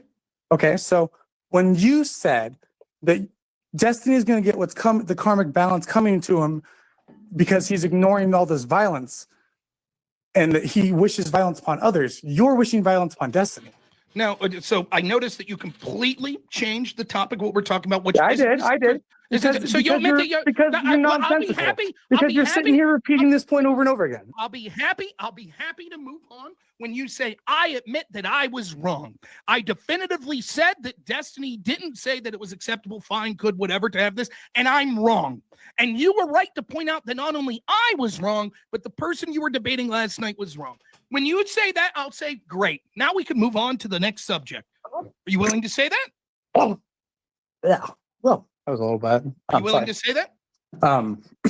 That you were wrong? Sure. Oh, that's not what I said. You could listen again. That you were wrong when you said that Destiny didn't say that it was acceptable. He was just saying it's a sad reality. And when my opponent last night said the same thing, that's not true. His own words say that rioting is fine, that the riots going on and even de Blasio allowing them to continue, it's fine because it's affecting political change. And that's the other side of the coin to voting. Will you admit that you were wrong, that I did accurately represent what Destiny was saying, and that I was correct to point it out? Rob, we're saying the same thing, brother. You're right. You're wrong on this matter. Okay, we agree. There you have it. He says that I'm saying that I'm wrong. Now, we go further. Someone last night sent me this clip. So let's see what I'm looking for. They assure me it's, and this is going to be more of Destiny saying that violence is okay or calling for it. So thank you to Andy who sent me this. With like what we get mad about on Twitter, I guess. Like that's more important. Let's talk about what I want to talk about. Let's talk about what I want to talk about because I'm here. And I mean it's your stream, so you can go ahead and delete or hang up the call because yeah. What's the whole deal with the protesters thing? I don't support rioting. I don't think that burning down private businesses is a acceptable thing to do. So I guess so you think it's okay to mow down protesters? No, I never said that. Nope. If you've gone and you look through my history, I have supported BLM and BLM protests like ubiquitously throughout my career. I've done it in front of conservative panels of people. So not just in my little safe space college groups where we talk about how funny we are on Twitter. I've done it in the real world in front of audiences of screaming conservatives. I've done it online against plenty of popular figures, people from Turning Point USA, well-known Nazis like Enoch and Stryker and Ethan Ralph from the oh god, I don't remember, the Kill Report. I've argued with people like Nick Fuentes. Yeah, I've defended BLM and the right to protest and even riot against public institutions for years. It's like one of the most consistent points that I have. Matter? No, It's because we know in America, there's no question that white lives matter. The problem with the way that we treat black lives in America is it seems like there is a lack of accountability whenever there would be extrajudicial killings of black men by white cops. That's where BLM came from. It was the holding accountable these police precincts that have a vested interest in protecting their cops when it seems like they can always get away, or a lot of the time get away with murdering black men. Everybody agrees that a black man killing a black man or woman is wrong. Nobody's debating that. Everybody agrees that when a white person is killed, it's wrong. Nobody's debating that. The reason why BLM started was because it seemed like there was an accountability problem with police officers and being held accountable when they killed black people. That was the problem. You said it correctly. You said it correctly earlier. You said it correctly. Let him talk. Let him speak. Let him speak. You Let him said it speak. correctly earlier. BLM was created because of the extrajudicial killing of black men that didn't seem to be taken seriously by police departments. If you want to create an organization that talks about other types of like Black Lives Lost, by all means do that. But don't say that every single organization created needs to cater to every single issue. I didn't say every single organization does, but I'm glad you brought up that point because once again, only 13 unarmed black men were killed last year by the police, as opposed to 35 unarmed white men that were killed. So when we're saying like it's about police brutality, why don't they have a White Lives Matter? Why don't they have this type of thing? And if you are going to call yourselves Black Lives Matter, why isn't it everybody? Why not just to talk about black on black violence? Do it. There's rioting against police and government buildings is good. Doesn't mean you have to defend every single part of it. I mean, I think it's like historically unprecedented for this many cities to have this many protests, and then countries around the world are protesting, I guess, as well in solidarity. Some cities, other countries too. So, what do you think about it? What do you support that, or what do you think about? Do you support the First Amendment or not? No, not the protest necessarily. Yeah, so I support. Listen, if people want to protest, I think that's great. If people want to riot against like public institutions, if you want to blow up cop cars or cop precincts or public buildings, whatever, that's cool. Personally, not a fan of the looting stores and blowing up businesses and stuff. I feel like it's a little harder. So to wait. You're cool with blowing up the cop cars, but just not the businesses. Okay. Yeah, I think attacking public institutions is kind of a cornerstone of like American views of government, right? Huh? Wow. Yep, blowing up cop cars. Yep, it's a cornerstone of American views of government. Wow, it's almost like he's saying that rioting's the other side of the coin to voting, which is what I said from the get-go. Huh? Isn't it weird how that operates? Care to respond? Now, when he says, yeah, I support blowing up cop cars and police precincts, can you explain to us how he's not saying that that's something he supports? Go ahead. Yeah. So earlier, what I was doing was I was actually making a counter-examination of your logic and reasoning and the way you approach things. So if you're also guilty of what you're accusing others of. Yeah, that's not what you were doing. You were changing the subject because you're fundamentally incorrect and can't admit that you're wrong. Will you admit that you were wrong and I was correct when I said that he said rioting was the other side of the coin to voting?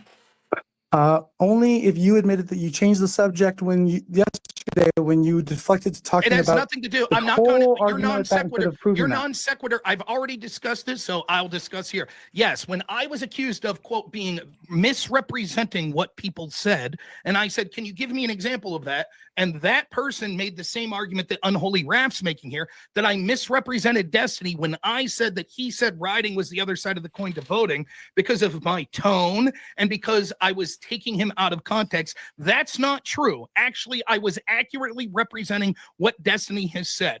I've brought more evidence today that he is supporting the blowing up of cop cars and public institutions. He's just against the private. That's exactly what I said Destiny said on the Spaces call that person last night said. So no, I'm not going to admit, oh, you changed the subject. No, I didn't change the subject. Much like almost every debate that ever occurs, there's an agreed upon topic. Throughout the context of that debate about that agreed upon topic, things go in different directions. I was accused of misrepresenting someone. It was important that we discuss this because when even you provide direct quotes, imagine they're like, provide me the direct quotes. You won't do it because you misrepresent. And I'm like, can you show me where I misrepresented? Yes. This one time you said you had a direct quote. Then I provide all the receipts and you still say that's a misrepresentation. That's germane to the argument. You saying, well, you said something about karma once and about destiny. So that has nothing to do. Will you admit that you were wrong, that I am accurately representing what Destiny said about rioting being the other side of the coin of voting? Then we can move on to talk about what the other thing you want to talk about changing the subject is. No, I won't. Okay. Well, we'll see you later then. You're clearly bad faith. I don't know what else to say. What would anyone else? So he's called me a fat fuck. He's called me a coward. We can see the evidence right in front of it. He literally just said the words, yes, I support the blowing up of cop cars. Have at it. Yep, I defend that. It's a cornerstone of American values. And then Holy Raph's like, no, he didn't say that.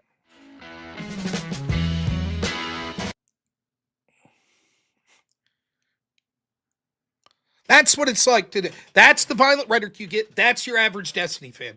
Any excuse in the world to make excuses for it. And one of these unhinged psychopaths, like this guy,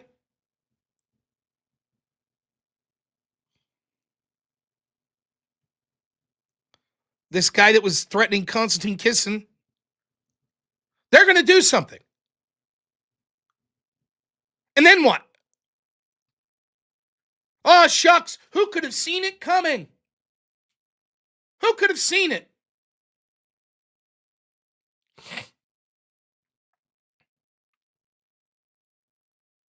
Just totally fucking gaslight bullshit over and over and over. By the way, two things to see there. The violence of people like Destiny and how they call for it, right? And then what it's like to debate these motherfuckers.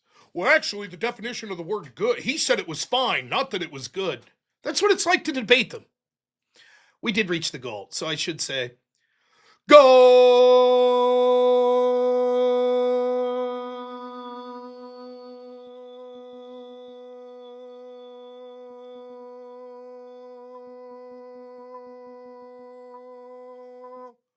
that's what you get. No chair goal. Thank you guys so much.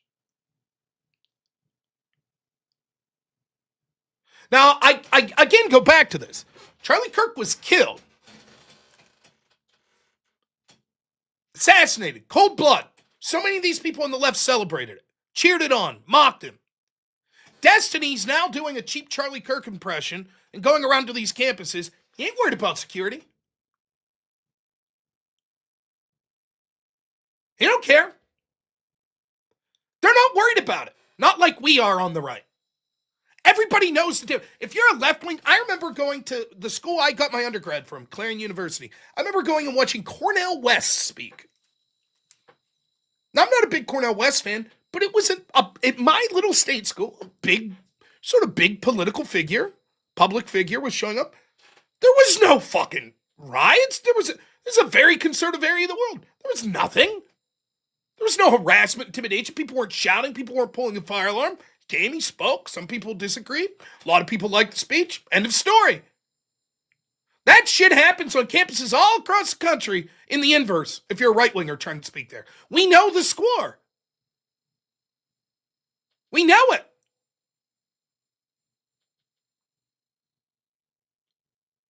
These motherfuckers don't care. They're happy. You heard it straight from Destiny's mouth. He wants conservatives to fear for their lives. So don't act shocked when your audience is trying to make that happen. Out the crime statistics? Not exactly like. You need conservatives to be afraid of getting killed when they go to events so that they look to their leadership to turn down the temperature. The issue is right now, they don't feel like there's any fear. Like, I don't know. It's like memes. It's just memes to everybody, I guess. I don't know, bro. I don't know. What about the temperature of the left, right? People like Destiny, all the people on the left saying fascist, Nazi, racist, and all the shit that comes with that. Should liberals, should Democrats fear for their lives? Would you agree with that? So that they'll force their leadership to turn down the temperature? Of course not. Their temperature isn't hot enough. They need to be more aggressive.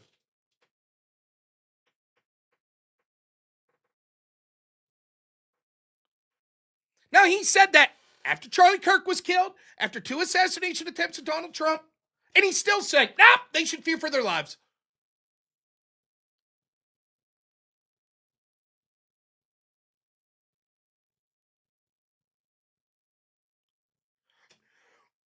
Jake Lang almost got killed by an explosive the other day. A few weeks before that, Jake Lang got the shit beat out of him by a mob of people, left-wingers, at an ICE protest.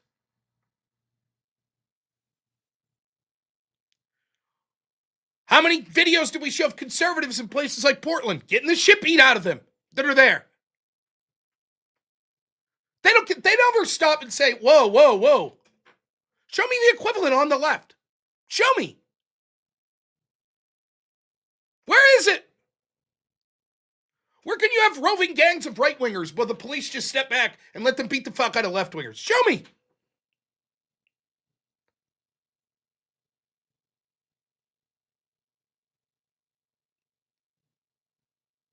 Even after seeing the violence, people like Destiny, yes, they should fear for their lives. All conservatives.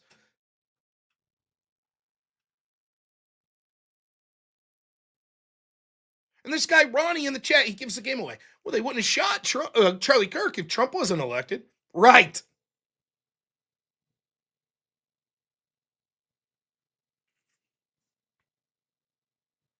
So now we have 4. What did I start off this video talking about? 4 acts of terrorism in the past 2 weeks by Muslims. The left's aligned with the Muslims now because it's quite simple, just cultural Marxism. It's oppressed versus oppressors. Even though you'd say, how does this make sense? Wouldn't Muslims be more right-wing on cultural issues than Christians? Doesn't matter. They're seen as oppressed. The Muslims use the same rationale, the ones that commit acts of terrorism, as the violent left does. We'll use this violence and intimidation. It will get us our way. And when people protest about it, we'll say they're hateful, bigoted, etc. Exact same playbook.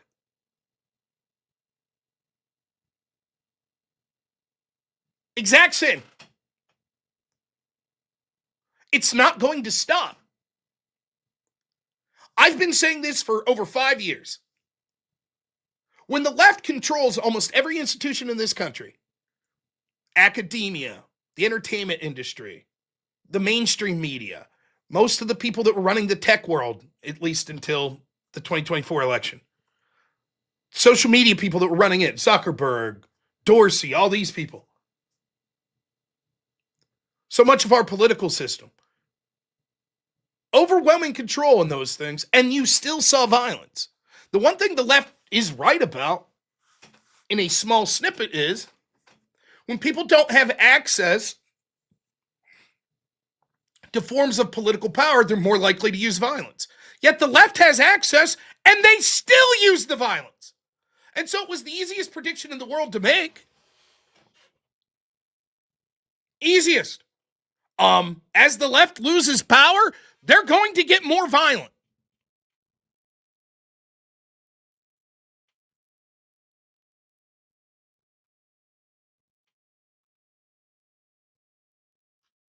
Here's a short I did.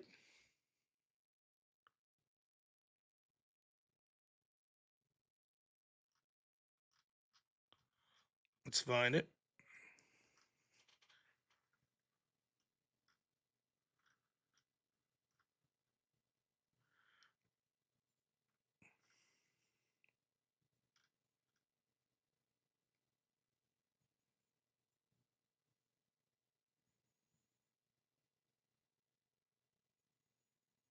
One second.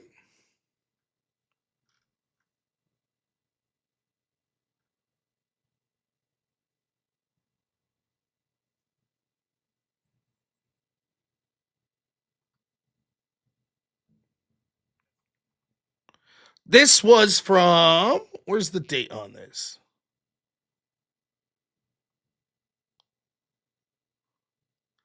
March 11th, 2025. March 11th. This is before Charlie Kirk assassination. 3 months in, Trump's new term. Seeing reports of Tesla buildings being attacked, people that drive Teslas having their cars vandalized.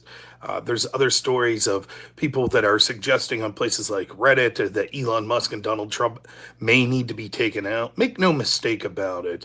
I've said for years, all of the insane violence that we saw coming from the left, from places like Antifa, from way back when you saw them rioting at places like Berkeley to prevent people from going in to hear the terrible Ben Shapiro from speaking, riots that we saw on college campus, them locking Riley Gaines into a room, not letting her go out, other attacks that we saw all across this country during the Black Lives Matter, the Chaz Zone, all of this stuff.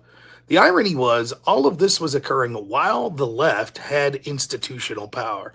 And I said, if you think this violence is bad now, wait until they start losing those connections to institutional power. Now, they had direct connections in the sense that there were cultural connections, such as the people that were running things were advocating policies and at least paying lip service to the issues that these radical leftists wanted, such as Trans America, Black Lives Matter, etc. But now we're starting to find out that there are connections possibly in the terms of financial connections where we see NGOs that were possibly financing institutions that were leading to these sorts of people that then went on and engaged in different attacks. Oh, I forgot to mention those against pro-life centers. Remember, the FBI couldn't get to those because most of those attacks occurred in the evening. Remember, that's what Chris Wray, head of the FBI, said? I predict that as we see these NGOs start to collapse and the funding dries up and the cultural shift starts going the other way, that these groups will become more desperate. Initially, they won't understand that they can't get away with it with impunity like the majority of the Black Lives Matter riots, and there will actually be consequences if there's any justice in this world. So you're about to see what I would predict would be an uptick in violence that occurs from these left-wing groups. They feel morally righteous. They've been gaslit into believing their opponents are Nazis, and you're justified in doing whatever you want against Nazis. They'll become more brazen in non-violent attacks, such as going after J.D. Vance when he's walking with his daughter, and violent attacks in the form of vandalism and other things that we see, up to and possibly including things such as assassinations, which we've seen 2 attempts so far against Trump. So gird your loins, we're probably going to see more of these violent reactions from the left, and it'll all be smugly ignored, cheered on, or wink, wink, nudge, nudge from people in positional power in the establishment and on the left. That was 3 months into Trump's term.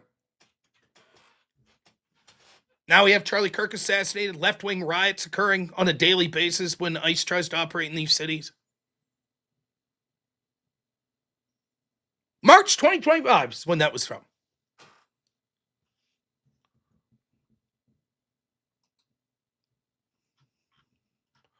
What's the results?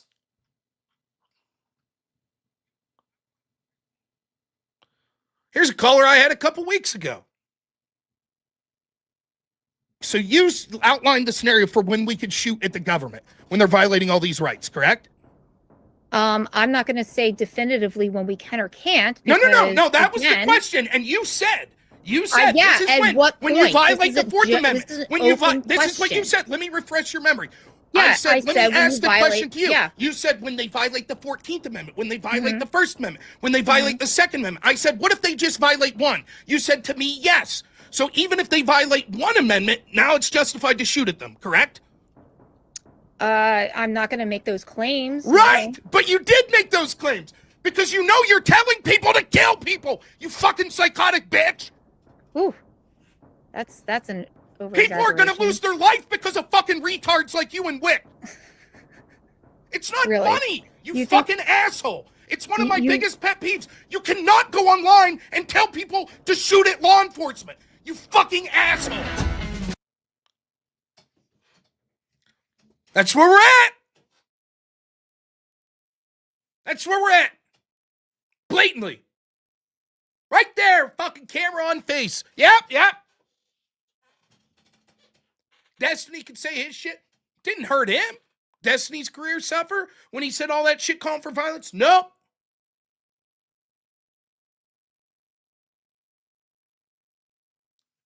They don't give a fuck. There are no consequences. Ever. And again, you can blame Republicans. You seriously can. They don't do shit ever. Charlie Kirk got assassinated within 2 weeks. The real victim of the Charlie Kirk assassination was Jimmy Kimmel.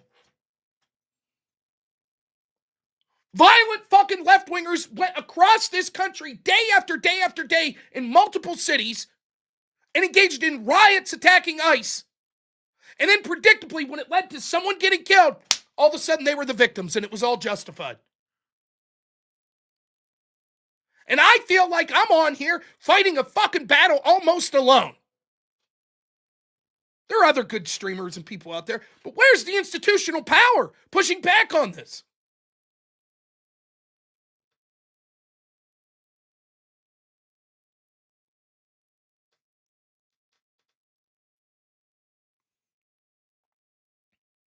I have to walk on eggshells to say just the simplest shit about something like COVID or about elections, or I can't say something that could be deemed a slur or this, that, and the other. Meanwhile, there could be streamers that go on and tell their audience, yes, go break the law, go obstruct ICE and get arrested. Yes, go pick up your weapons and attack ICE. No consequence. Their audience eats it up. They probably got a couple extra super chats that day. Great. Every once in a while, one of them, like Destiny's mod there, wakes up and they're like, uh-oh, This is becoming a place that I'm kind of concerned about. Too late now, motherfucker. When all of us people that were like, look, you say what the fuck you want about me. Say what you want. You could say you're a fucking conservative blowhard, you're a piece of shit, you cover for Israel, you cover for Iran, you cover for Trump, you cover for whatever the fuck you want to say. I don't care. Did I ever make it super personal with people? Ever? Of the dozens of times I debated Destiny, did I ever bring up his wife? No. I did talk somewhat because I was on panels talking about his legal situation. I wasn't that harsh about it. I was like, I don't know. We'll see what the files say. I don't really care what the court cases say.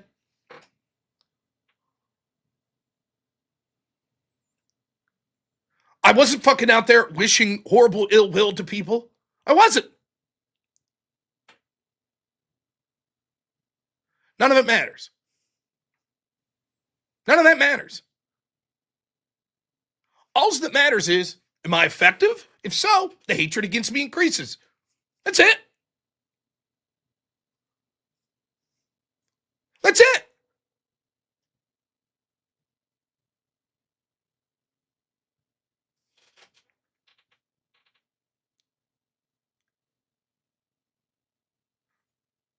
Until there are significant, and I don't know what to say.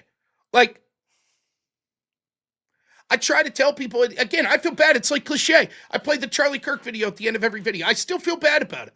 I'm like, at this point, it's almost doing more harm than good. Because when I played at the end of every video, then it just becomes ingrained and it's like something we're supposed to say. You know? It's like you don't think about it. You don't mean it. You just say it because you think that's what you're supposed to. Is that what I'm doing with the Charlie Kirk stuff? Because I really mean it. But at some point, it's like when you see that video over and over again, it's like, oh yeah, it's too bad what happened to Charlie. They killed him and they fucking laughed about it en masse. And there's been no consequences.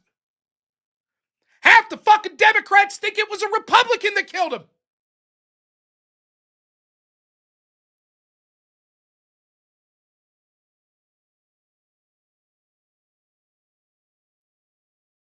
Now I'm in a position where it's like, what do I say? What do I do when I'm looking at people on the right? And they're now it's getting to the point where it's like, what are you going to do? Like, listen, I have 520 people watching right now on YouTube. Thank you all very much. That makes me a pretty successful streamer as far as at least the eyeballs that are on me tonight. But I'm nowhere near to the level of someone like Destiny or someone like Andrew Wilson or someone like Charlie Kirk. It's another stratosphere, particularly Charlie. Right?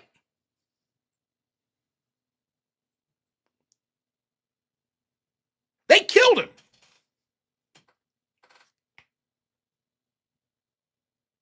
Now, when I look at people I'm connected to, like Andrew Wilson, he's been on Joe Rogan's show. His wife's been on Joe Rogan's show. Huge streamers like Asmongold are talking about Force Doctrine and stuff like that. People like Matt Walsh are saying things. I do events for Andrew. Andrew's more radical, quote unquote, than Charlie Kirk is a right winger. You don't think that if he gets successful enough, they wouldn't try to take him out? I was mentioned on Joe Rogan, that's true. Tim Pool's house gets shot at. How many times has he been swatted?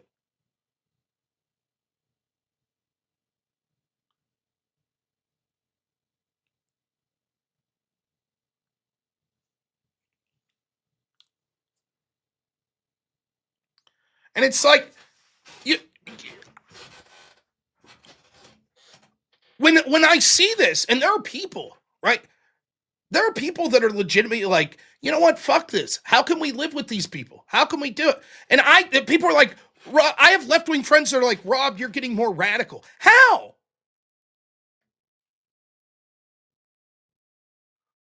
Because I'm watching them celebrate people that share almost all of my political opinions get their fucking head blown off. And everyone just shrugged their shoulders and I'm radical because I'm reading it's like more than 50% of Democrats say it's at least somewhat justifiable to assassinate Donald Trump after 2 assassination attempts.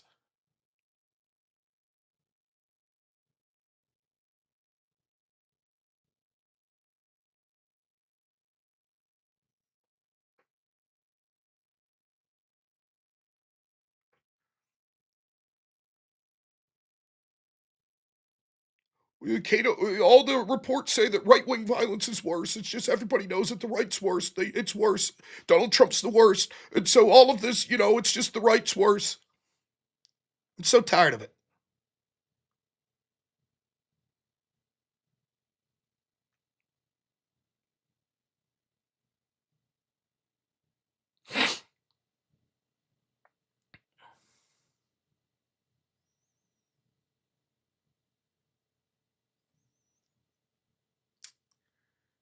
So there we have it. That's the state that we're in now. Violence ain't gonna stop. Look, it's honest to goodness, it's a realistic pitch. If the left wins, they're going to accelerate mass migration, accelerate the hatred of people like me's way of life, censoring people online, and all that shit. Look what they're doing in Virginia. Look what they're doing in Portland. Look what they're doing in California. That's their dream for the country. But their left-wing street goons will turn down the violence until the right wins and pushes back against it. Then they'll ratchet up the violence. And their pitch to you is simple. If you don't like the violence, then vote for us. The violence will stop when we're in power. At least the violence will escalate a little, just a little, but we'll ratchet it up. That's what we're going to do if we don't win. And you're radical for noticing.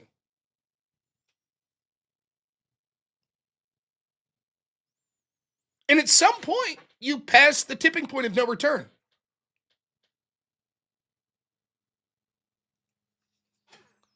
Torrent says, Rob's pulling an Alex Jones rant to get read for money. He's yet to talk about actual solutions to the problem he's ranting over. Torrent, how would you like to call in and give your actual solutions? I love this. Let's hear what your solutions are. Go ahead, Torrent. Just tell us some of your solutions in the chat. Let's hear it.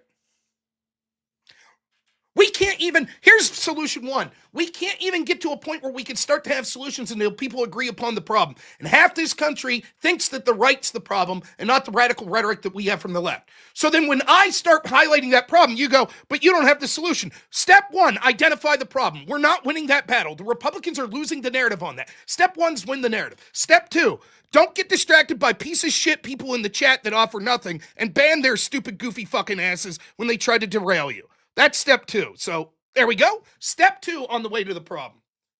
Doing great. I guess we've already accomplished steps 1 and 2 tonight. So good. Step 3, we have to have consequences culturally for these people. We can't go out and use violence or use those tactics. They won't work and they're immoral. So instead, what we need to do is come together, balkanize, get into communities where we shame these people and have local law enforcement that will push back against those. I happen to be a little lucky in that I live in a rural community and I'm able to do that. We have to be able to win these cultural narratives. When one side gets to go out and engage in violence culturally with impunity, that means that we can never actually get back into the discourse because they'll always be able to use violence and know that they could win when there's an obvious pushback that occurs.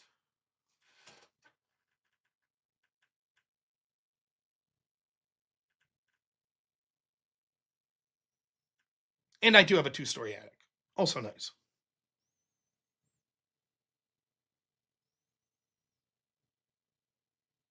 I always love these people. What's your solution? What's your solution? I talk about solutions all the time. It's just not what people want to hear.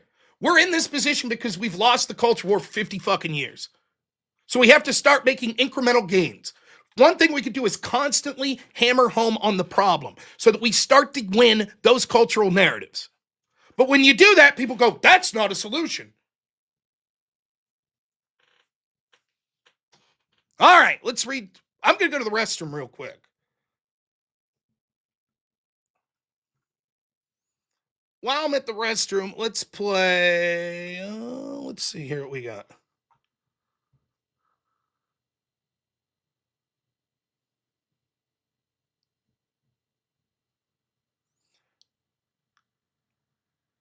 Been a bit depressing. Let's play this. This is one of my favorite things that came out of the Charlie Kirk thing. There were silver linings. And this video here is one of my favorites, so I'll play it for you. And I'll be back, hopefully, by the time it's over. You know, I don't come from any kind of money. and I've never owned a suit before. My wife, she bought me this suit. Our anniversary's coming up, and we have a nice anniversary plan. You know, we make a little bit of money now, and I'm proud to say that, because that's certainly not where either one of us comes from. And I feel good in this suit, man. And I just want my wife to know she made me feel good. It's a $300 suit.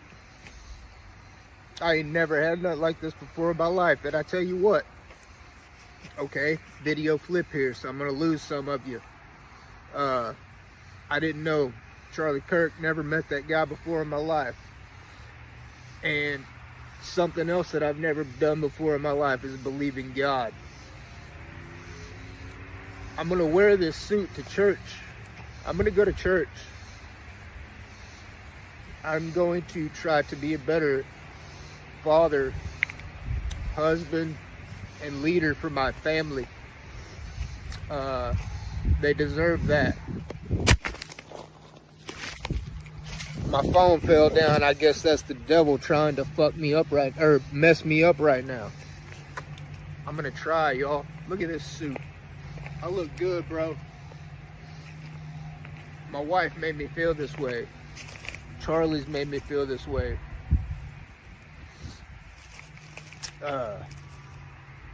Yeah, message over.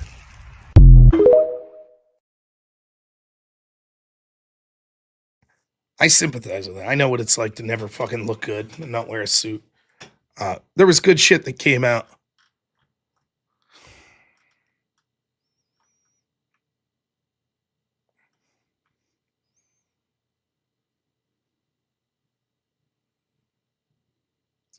But man, what a depressing for that to occur, that assassination attempt to occur, and the immediate reaction. You couldn't have wrote a culturally more significant story.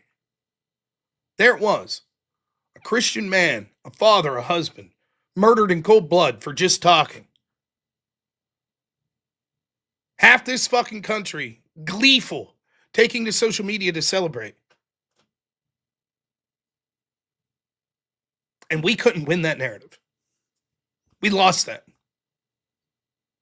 And all the talk about, oh, the mainstream media, it's not important anymore, and blah, blah, blah. None of that mattered. When the chips are down, does it? They're able to steer the narrative any fucking direction that they want.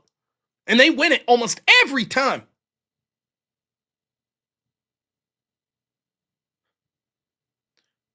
And that failure's on me, too. I do this. I'm trying to get messages out there that I think are important, that I believe in. I couldn't do it. I couldn't do it.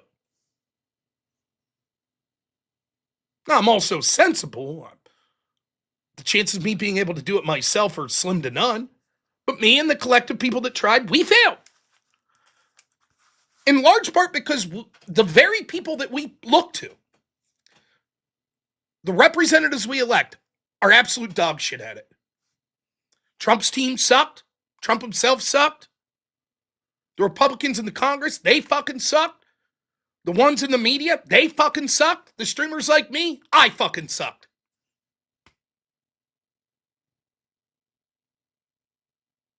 That's the truth. We have to be on our game. The advantages and the propaganda that the globalists and the left have is so fucking significant that we have to be on our game. And instead, we're infighting Candace Owens and Nick Fuentes and Ben Shapiro and this, that, and the other. And our leadership's like all these fucking problems back home. We're going to deposing people in Venezuela, attacking Iran.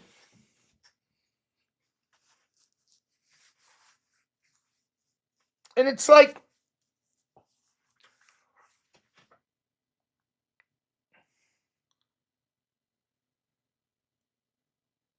let's assume for a second. Let's assume. Here, I didn't play. I played Destiny reacting to it. Here again, here's what got me started on this whole left-wing violence thing today. Warren Smith's video here on this guy who watched Konstantin Kisin from the front row and was then wanted to kill him. Kirk killing. This guy was sitting mere feet away from Konstantin Kisin during his debate with Destiny. When you hear what he has to say, it is scary to think how this could have gone. I was like fucking locked onto his eyes, and he kept like glancing down at me and then like breaking eye contact. Because I fucking hate the guy. I was just like, I wanted to kill him. I stumbled upon this stream when I was just trying to research and understand the opposing view, and I was shocked by some of the things this guy was saying. Keep in mind, this guy was sitting in Konstantin's eye line. And I think he got distracted by that and didn't pay attention to a single thing. What are things? Yes, it is just talk, but there is something more disturbing beneath the surface here. He's openly talking about wanting to assassinate Konstantin. This could have gone very differently. He even has a box cutter or X-Acto knife. Do you know what I should have done? Stanley Blades just fucking sprinted up onto the stage, slash Konstantin in the fucking jugular. But he wants to kill him. You can see the chat. They're all thinking the same thing, it seems. No one seems to be bothered by this because it has become so commonplace. He knows he can do this. YouTube's not going to do anything. Done. Sorted. Prison forever on the one hand. I'll put the link out to that full video from Warren Smith. Warren's a good guy.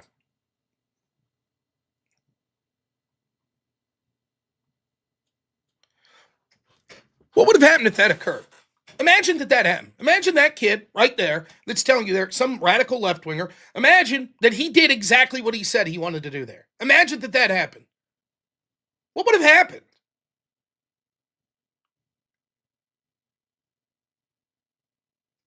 Anyone? What's that look? What's the world look like in a world where that guy, that kid there, jumps up on stage, slashes Konstantin Kisin's throat, kills him?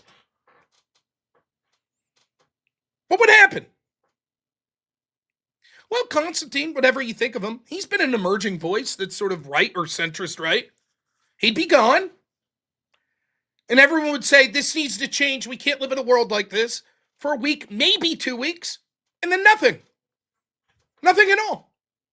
There'd be no large consequences for the left. They just shrug their shoulders and say, they'd end up saying, that guy was actually he grew up in a Republican household. Konstantin had radical rhetoric. He should have condemned Trump more. And that'd be that. And then 2 weeks after that, they could kill another right-winger. It wouldn't matter. Nothing's going to change. Nothing. They'd mock Konstantin. If he has a wife, they'd mock her. They'd mock his children. They'd mock his funeral. And everyone, we would all be like, we'll never forget. We'll never forget this. This is bullshit. And 3 weeks from now, we're going to be talking about a housing bill.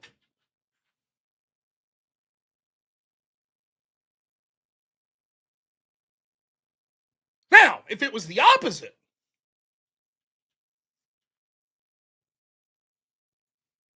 if some right-wing person would go up and slash the throat of, say, Sam Harris, or some left-wing commentator, holy fuck, the world would grind to a halt. There'd be an immediate crackdown on social media, right-wing streamers, changes in TOS policy, huge federal investigations, whether in the United States, in the United Kingdom, wherever it happened.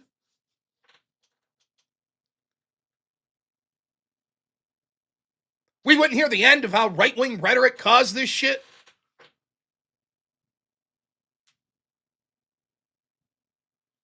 For fucking years after years after years after years, they'd cite this.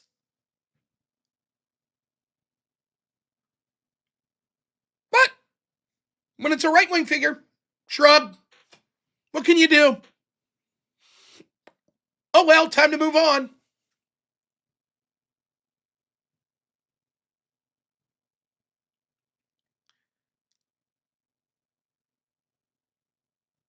I get it.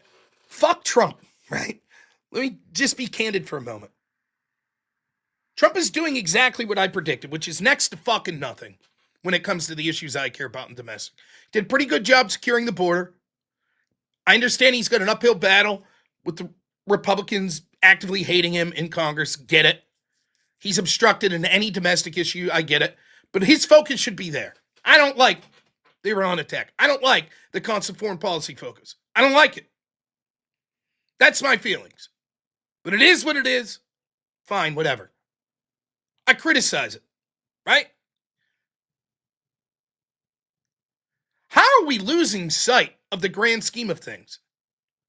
That we can't have a cohesive message. They blew Charlie Kirk's fucking head off and celebrated it, and there's been no consequences. They engage in violence on the one issue we're doing domestically of deportations on a fucking daily basis, and there's no consequence. How are we not bringing that up every fucking day? And for that matter, how are we not bringing up every day what these fucking lunatics did to us over COVID? What they fucking did with the Summer of Love with George Floyd. How is that shit not brought up every day? Every fucking day!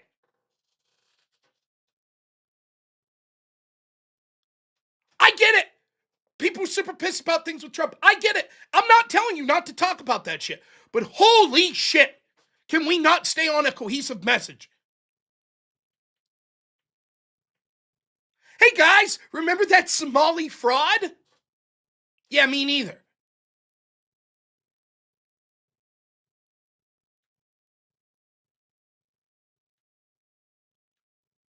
When there's a fucking issue that like 80% of the country, of the people that aren't the most radical left-wing lunatics could agree on, what do we do?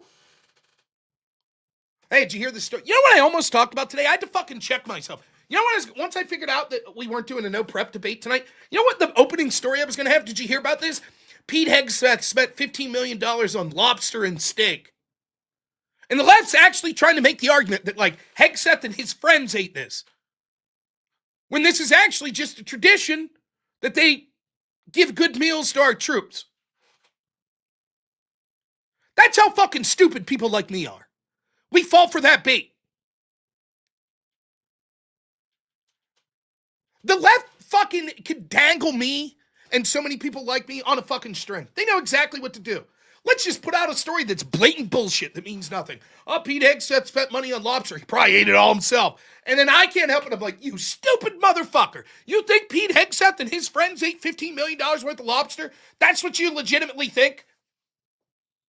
It doesn't matter that I'll win that argument. Guess what we're not talking about? The violent left. Somalian fraud.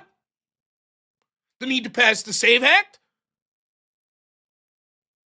We've conveniently moved on. And then guess what? A couple weeks later, there'll be another stupid story like that. Hey, you remember when fucking 2 lunatic Muslims threw a bomb at a right-winger in New York the other day? Remember that? Remember how the entire media ran cover for it? Anyways, about these lobsters that Hegseth bought. Almost the entirety of our national media and politicians lied to our fucking face for 4 years about Joe Biden's cognitive decline. And yet, even me will still be like, here's a story from the New York Times. Here's a story. Here, did you hear what this guy said on CBS this week? Right to our fucking face about the most blatant thing in the world. Right to our face. And yet, we just move on. I'll shout it to the heavens. Why would you ever trust one of the fuckers that did this? And then it's just, they don't care. They're like, we're just not going to respond. And eventually Rob and people like Rob, they'll move on. And nothing's going to happen. We'll just say, we choose not to respond to that. It doesn't matter if you're right or wrong. It's irrelevant.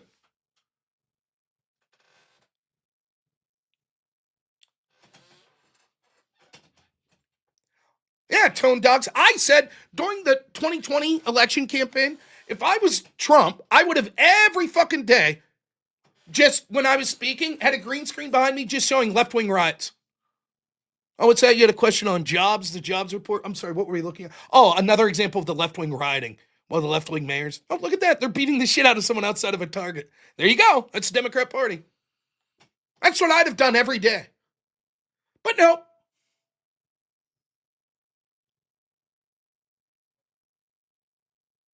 Here we are again. They tried to assassinate Trump twice that we know of. Tried to assassinate Kavanaugh. They did assassinate Charlie Kirk. It's like it never happened.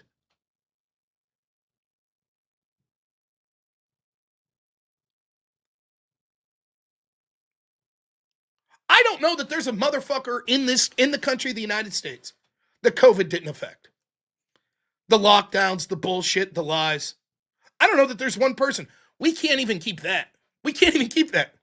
My governor's Josh Shapiro. He was the attorney general in Pennsylvania, responsible for enforcing the ridiculous fucking decrees from then Democrat Governor Tom Wolf. No one gives a fuck. I go to Republican meetings. We're going to run Stacey Garrity against Josh Shapiro. Okay. We're going to say that he's not Jewish enough. That's our attack. That's the fucking attack that they're going to make. Radical left-wingers tried to burn down his governor's mansion. Pro-Palestine people, and he didn't come out strong enough. He needs to be stronger on the Jewish lobby. You're going to lose by 30 points. Well, Rob, what would you say? This motherfucker was the attorney general that enforced all these ridiculous COVID restrictions. How is that not on your fucking mouth every day?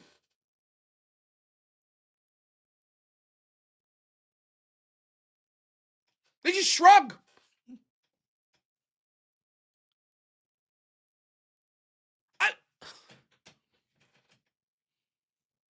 If you're in Canada, do you remember what they did to the truckers protest, debanking them? They couldn't even have a fucking GoFundMe. Oh well, water under the bridge. We'll still vote for the lefty government. The United Kingdom, you fucking saw the reports on the grooming scandal. Local politicians and police covered it up. Oh well. Let's take Winston Churchill off the money. Let's end jury trials. What are you doing?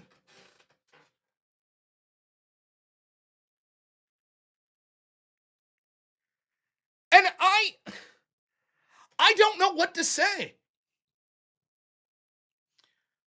Part of it is this is my job now. But even if it wasn't, how many times can you repeat it?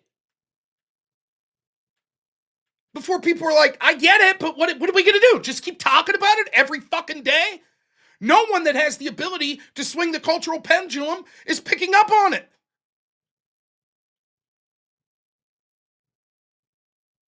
So inevitably, I'll cover the story of the day.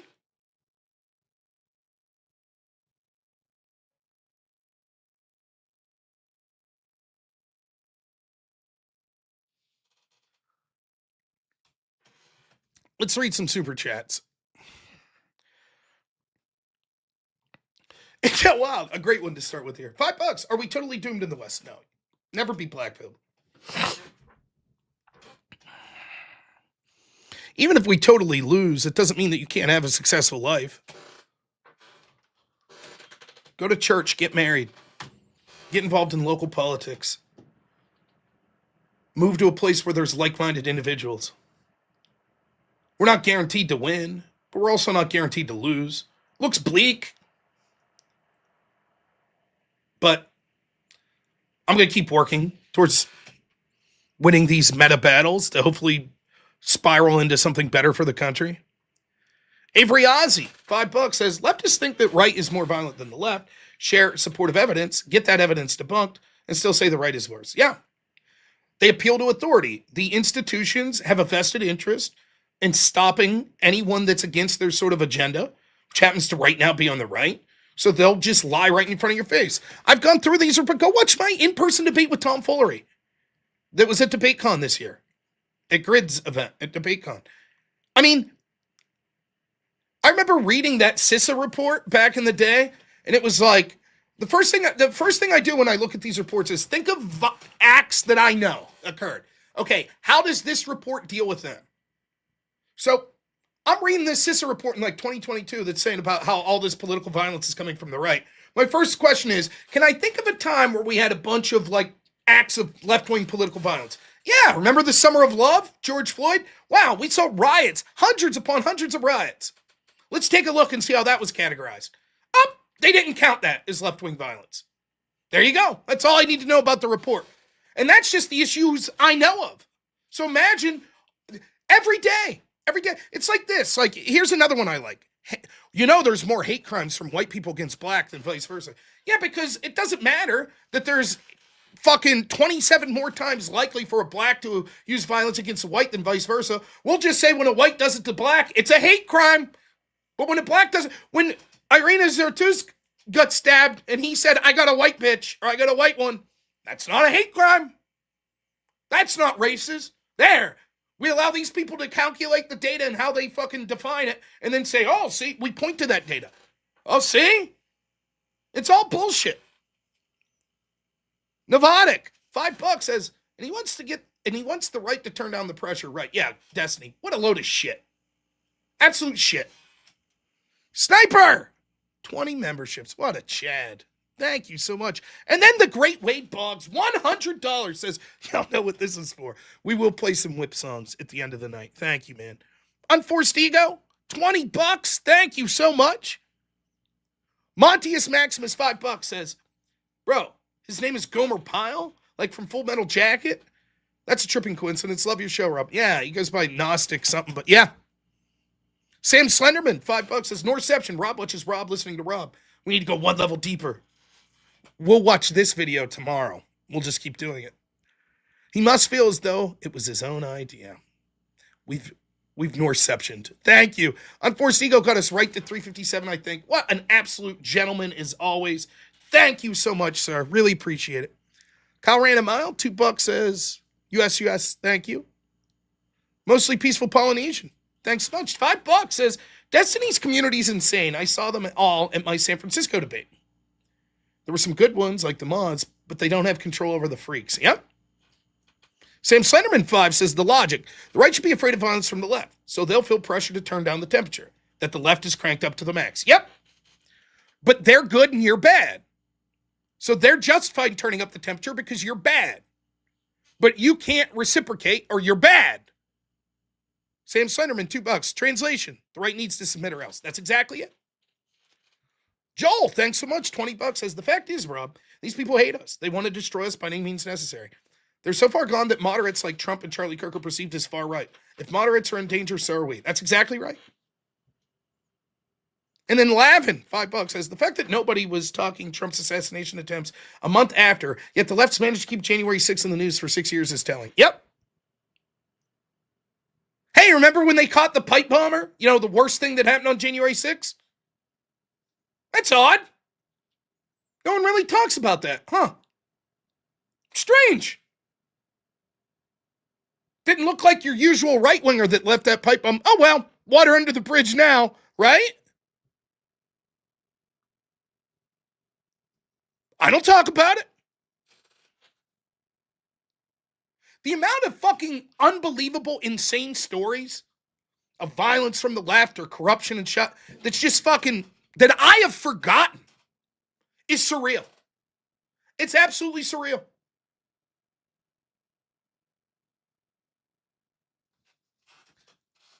Let me check Rumble real quick. Uterus Sleeve, thanks for the buck. Says the left constantly says the right speech could lead to violence while simultaneously ignoring actual acts of violence being committed by leftist assets. Abby Phillips, CNN, just did that in New York City. Yep. Devin Grims, what's up, man? Thanks for the 5. Says Rob, following every act of known leftist violence, I recall Democrat leaderships demanding Republicans say both sides need to calm down the rhetoric. Fucking insane. Yeah, when it's a left-winger that commits violence, it's all sides need to tone down the rhetoric. When it's a right-winger, it's the right needs to tone down the rhetoric. Always the same.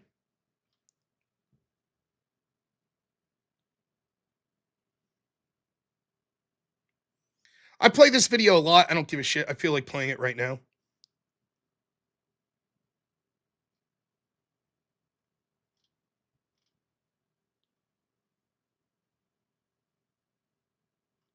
I'm going to play 2 videos since we're talking COVID.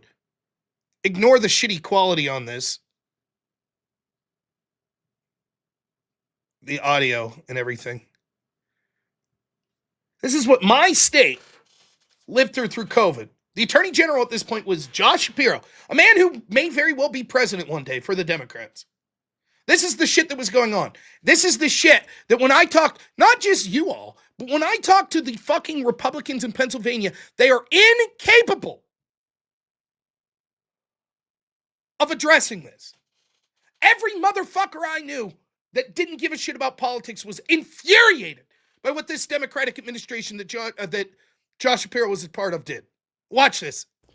On May 11th, Governor Wolf came out and released a statement on county commissioners that were threatening to violate his lockdown orders and open up. The reason they were doing this is because they were concerned their constituents were losing their livelihoods, not being able to go to work. Wolf was not impressed with this and thought that there would be consequences for people breaking his law and that it would lead to the virus spreading and putting everyone's life in jeopardy. Here's from his statement. In his latest press briefing, Governor Tom Wolf responded to the politicians planning to defy the stay-at-home order. He called the move a cowardly act and reminded politicians they're putting lives at risk. In recent days, politicians in various counties sent letters notifying them their plans to move from red phase to yellow on May 15th. According to the governor, counties that do not follow the stay-at-home order will not get funding because they're putting all of us at risk and operating illegally. He said non-compliant counties will not qualify for federal discretionary funds. Quote, to these politicians who decide to cave in to this coronavirus, they need to realize the consequences of their cowardly act. The funding we'll have put aside to help fighting this crisis will go to the folks who are doing their part. And that includes our CARES Act funding that will be used to support counties that are following orders to prevent the spread. Wolf told business owners that these politicians are putting their businesses at risk of losing their health department certificate, liquor license, and certificate of occupancies. Now, think of what he's saying there. If you live in a county and your county says, okay, go ahead and open up, and Tom Wolf disagrees and says that violates his order, he'll take your license to operate. He'll take your health certificate.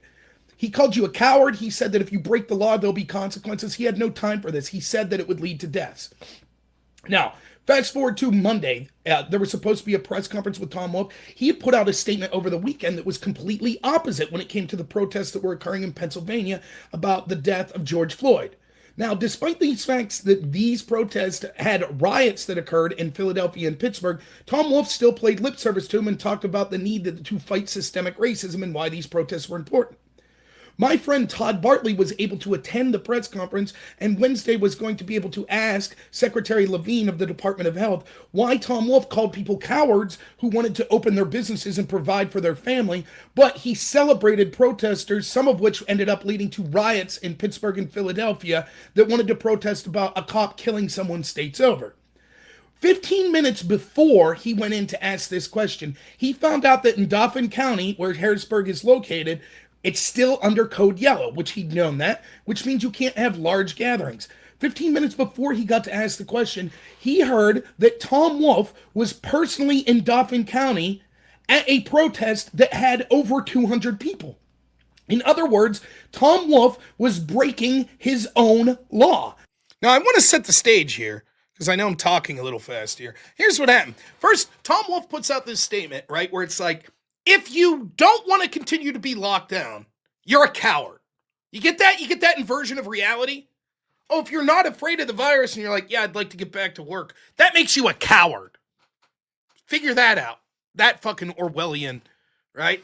War is peace language there, double speak, right?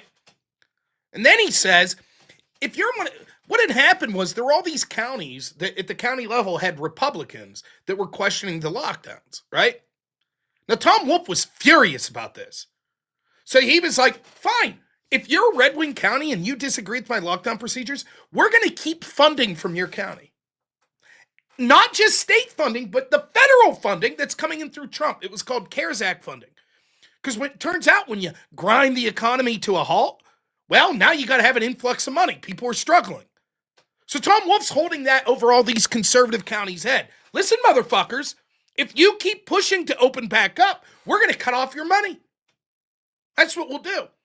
And then he talks to the people of the county and he says, and furthermore, let's say that you live in one of these counties that are thinking of defying me. I'll take away your business license. Now, how does that work? I'm like, maybe I even voted for Tom Wolf. It's like, wait a minute, why am I being punished because you don't like my county commissioner? But that's what he was threatening. That's how serious COVID was. You were a coward if you didn't stay locked down. Now, there were right-wing counties, and I talked to, like, their fucking state reps and shit from these counties that swore up and down to me. If you looked at the metrics for when a county's allowed to open up or not, Tom Wolf's administration was intentionally allowing the blue counties to open first because he wanted to punish the red counties for defying him, for questioning him. That's what was going on. Of course, it's hard to prove that because Tom Wolf couldn't fucking tell you what the metrics were for opening up. And neither could Secretary fucking Levine, who then got promoted, them got promoted to fucking admiral under the Biden administration.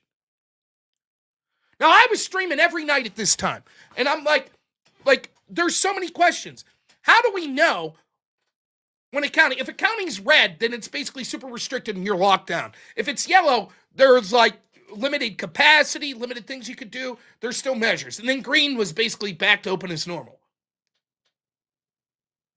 Sullivan County, I believe it was Sullivan County, a rural county up north in Pennsylvania, at one point, over the entire history of COVID, had 2 cases, and they were still on red.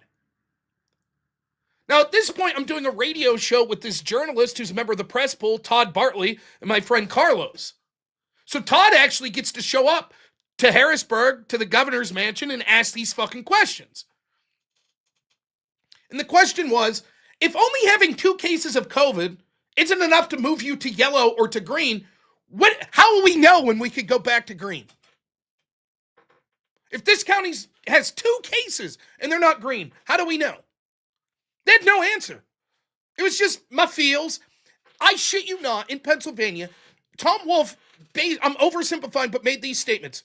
He was like, we're going to have a statewide approach to this. And then he was like, nah, actually, it's going to be county to county. Then he was like, nah, it's going to be a statewide approach. Then he was like, nah, it's going to be county to county. Then he was like, nah, it's going to be a statewide approach. And then he was like, nah, it's going to be county to county. Now, I'm live streaming every night throughout this shit. Every fucking night. My wife's pregnant. Everybody's locked down because of COVID. There were times I didn't live stream because I still had to go to work with my job doing the home health care. But people's lives are being fucked. So now you're a coward if you want to open up.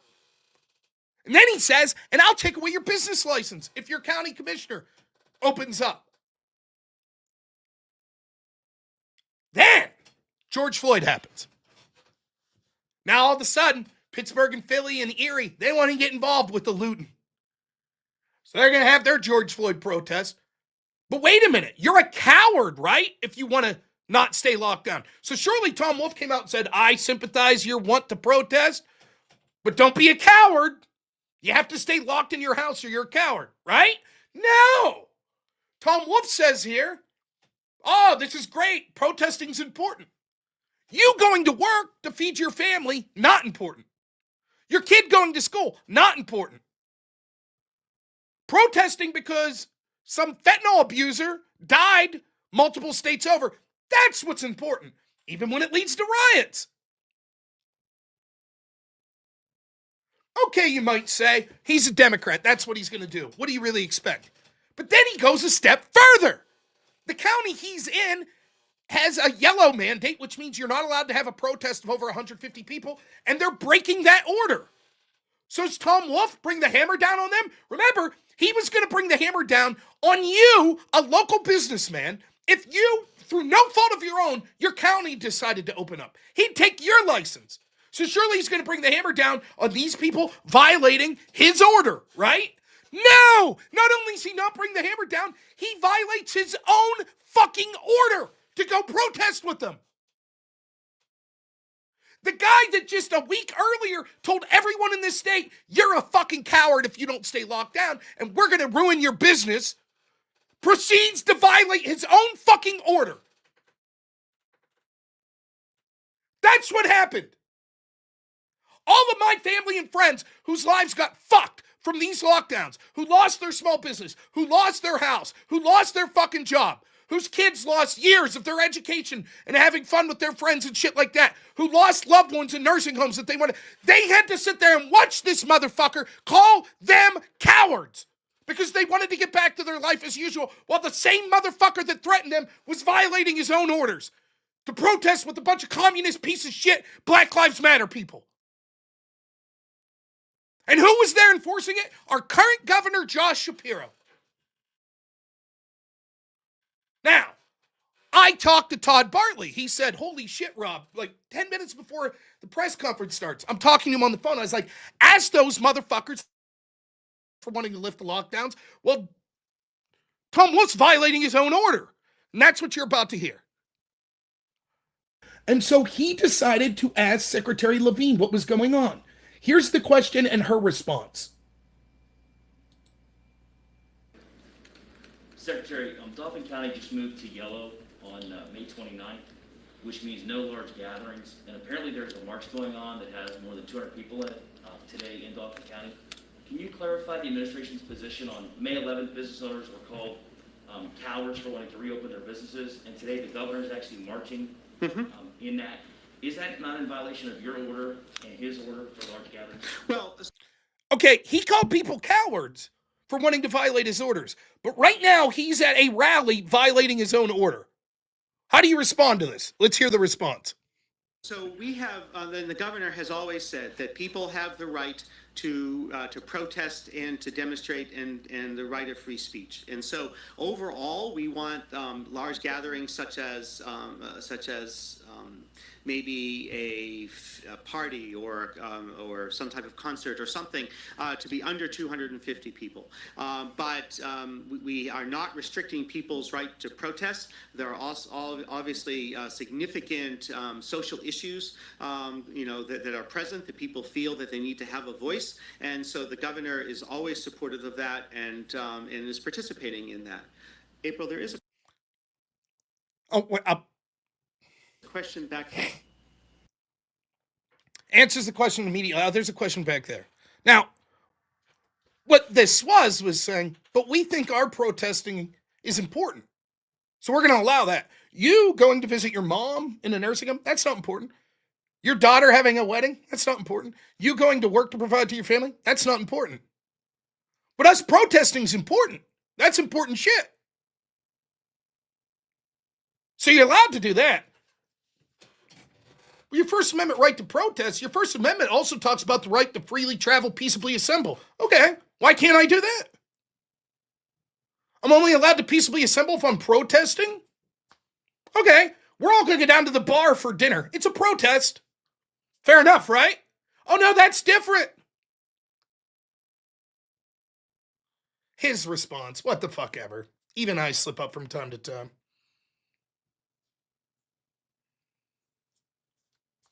What a slap in the fucking face. All signed off on by Attorney General Josh Shapiro.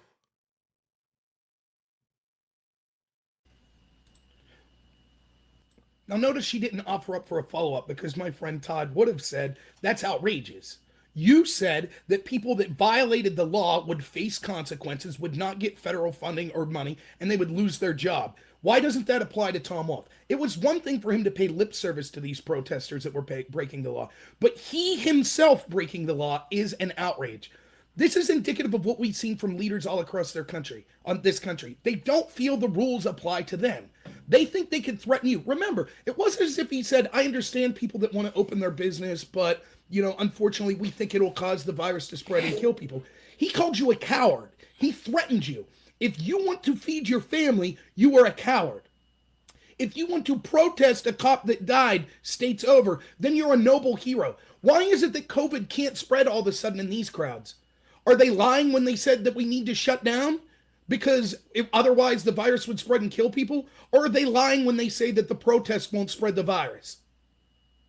I think it's the former. I think this is evidence that they didn't care about these deaths, as evidence of the fact that Tom Wolf's policy was to put nursing home patients with COVID back in the nursing home, therefore encouraging the spread and leading to mass deaths there. And now we see evidence that he doesn't even believe his own lies. He'll threaten you if you want to provide for your family, but if he wants to go out and get a photo op to be with these protesters, he thinks that's highly appropriate. Call your state representative. Demand that we lift these lockdowns now. If they're good enough to not be enforced for Tom Wolf, then your family's just as important. We're sick and tired of leaders, people like Tom Wolf, that stand on a moral high ground and threaten us and claim that they know what they're talking about, then violating the very same things and laws that they pass that they demand we enforce. They don't care about your family and livelihood. All they care about is increasing their power. And that's what the lockdown was about the entire time. That happened. Everyone I knew was outraged. Republicans can't capitalize on that. They can't. How? How could you not capitalize on that?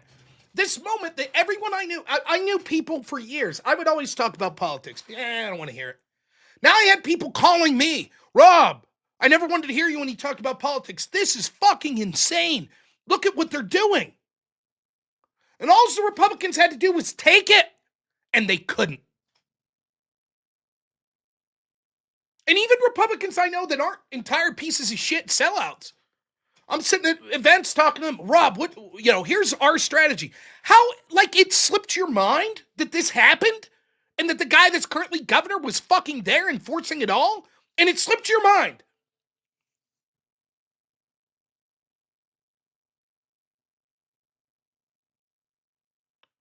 It just slipped. And then the other video I play a lot from back then. See if I can find it.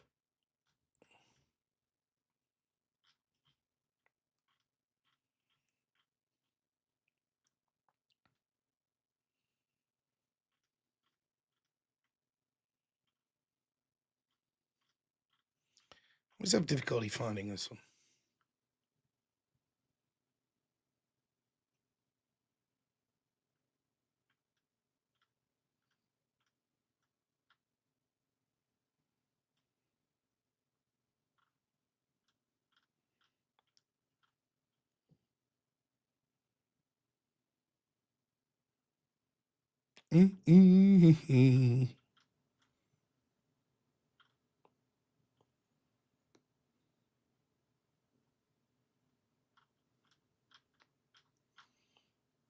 Maybe.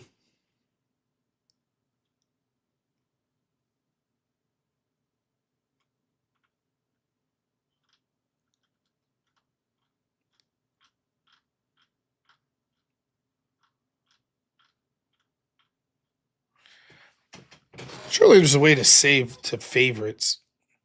I'm sure there is. I'm just an idiot.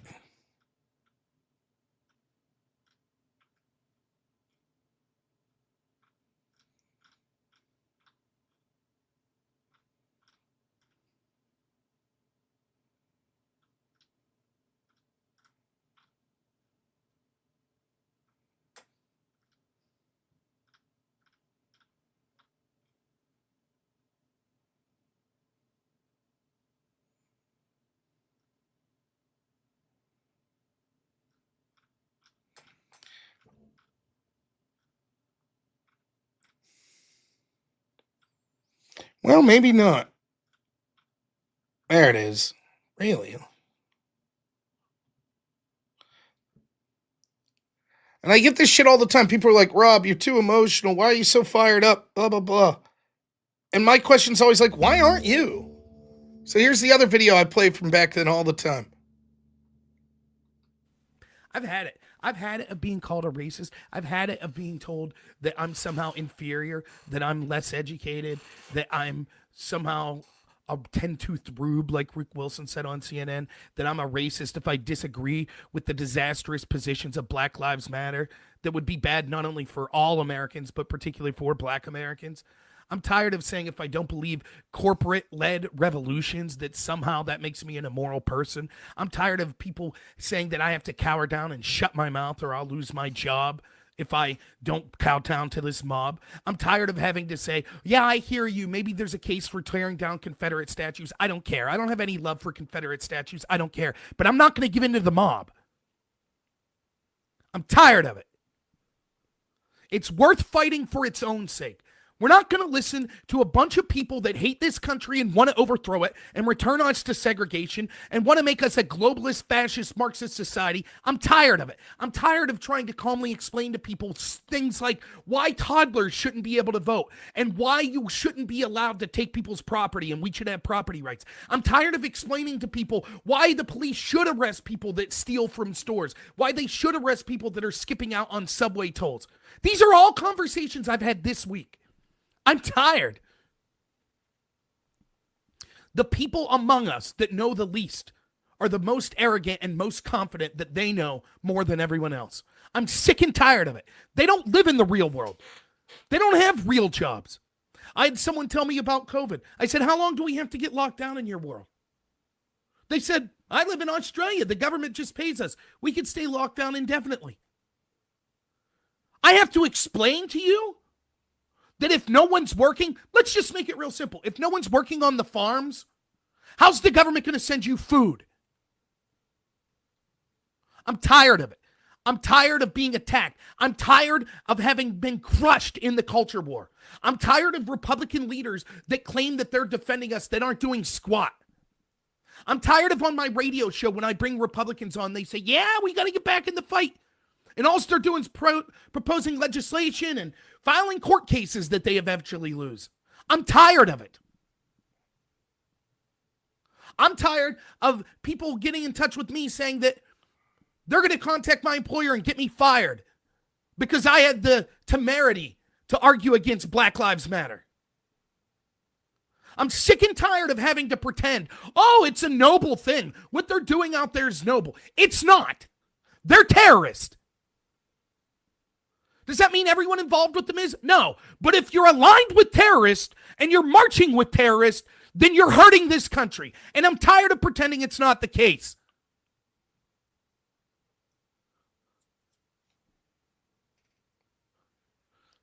We have a nerve. We have backbones on here. Where's our leaders? I go in a panel, people say, can we just agree? I'm a conservative, but can we just agree if Trump would just wear a mask, then COVID would be solved? Really? So it's just about masks now. So we didn't need the lockdown. Well, no, you still need the lockdown, but let's be honest, it's Republicans. Really? It wasn't Democrats and their experts that said it was okay to go out by the hundreds of thousands and protest for Black Lives Matter, shoulder to shoulder, while they're burning down buildings. Well, all the scientists say that those contact tracers proved that the Black Lives Matter protests didn't spread the virus. Fuck you! I'm tired of the... Ugh. Your experts are full of it, if that's what they're claiming. These two things can't be true. That if you're shoulder to shoulder and if you're in large crowds, you spread COVID, but not if you're protesting for Black Lives Matter. Either they were wrong originally or they're wrong now.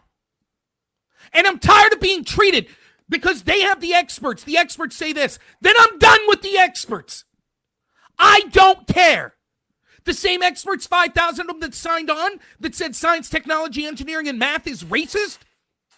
The same experts that are endorsing Black Lives Matter, that's against the values of the Enlightenment and doesn't believe there's a thing such as truth, that's been attacking all of our hard sciences and arts, those experts? I'm tired of it. And we have to pretend. Oh, no. Here's a paper I have from the experts. These great experts that did this study say that, Black Lives Matter couldn't have spread this disease. Thousands of Bush officials have signed on to elect Joe Biden. Thousands of former Intel officials have signed on that Trump needs to be impeached over the Ukraine. They didn't care about Biden's... Hard Bastard, you legend. What's up, man? I always wanted to talk to you. Thanks, Hard Bastard, for the raid. Really appreciate it over on Rumble. Thank you, Rumblers. We're watching a video I did 5 years ago during COVID. Let's keep going.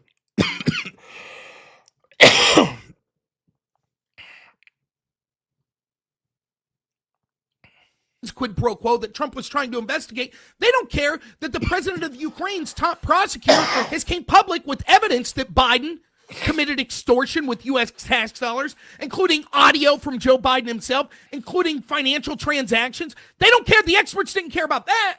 But Trump investigating it. The same experts that told us the FBI didn't do anything wrong in the Russia investigation. Only they did. It's war. That's what it is. I'm not advocating violence. Breitbart was a prophet. He saw this in 2008. Listen to him. You know what Breitbart's background was? He said, here's how I got into it. I lived in LA. I was a socialite. I went to all the cocktail and pool parties where everyone laughed at flyover country. But then he visited flyover country and he realized how arrogant and horrible and wrong all of these institutions were. We're talking about institutional and systemic bigotry and racism.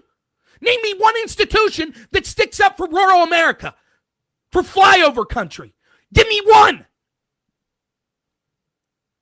We're just told how privileged we are if we have a certain skin color. And God forbid you be a person of color from flyover country or a conservative person of color. You'll get attacked even harder. I don't need, look, I love Breitbart and he's an inspiration to me, but I don't need someone to come in and fight for me anymore. I'm going to fight for myself. I don't care what it costs. I'm sick and tired of the deck being stacked against people like us, normal Americans, being stacked against us, and us having to constantly grovel or be silent out of fear or wait for some leader to come along. There is no leader coming along. It's up to us. I'm sick and tired of the lies and the misdirection and the sophistry and the excuses and the hypocrisy. I showed you that video the other day. Black Lives Matter protesters start beating this man. What's the first thing the crowd starts yelling? Don't record it. Don't record it. Don't record it. They're liars. They don't want it recorded because they don't want it to be shown the thug terrorists that they are. But I have to believe 99% of these protesters are peaceful. So they sit around and watch innocents get beat and watch stores get burned? Oh, but it's all the police officers' fault. All of the violence was because tear gas was shot. It's garbage and you know it. And I'm tired of engaging on that level and pretending that these people are arguing in good faith. They're not. And if they are arguing in good faith, they're so ignorant that it makes worthwhile dialogue almost impossible. I'll keep plugging away. I'll keep doing these debates. I'll keep being polite. I'll keep keeping an open mind. But I know what they're doing.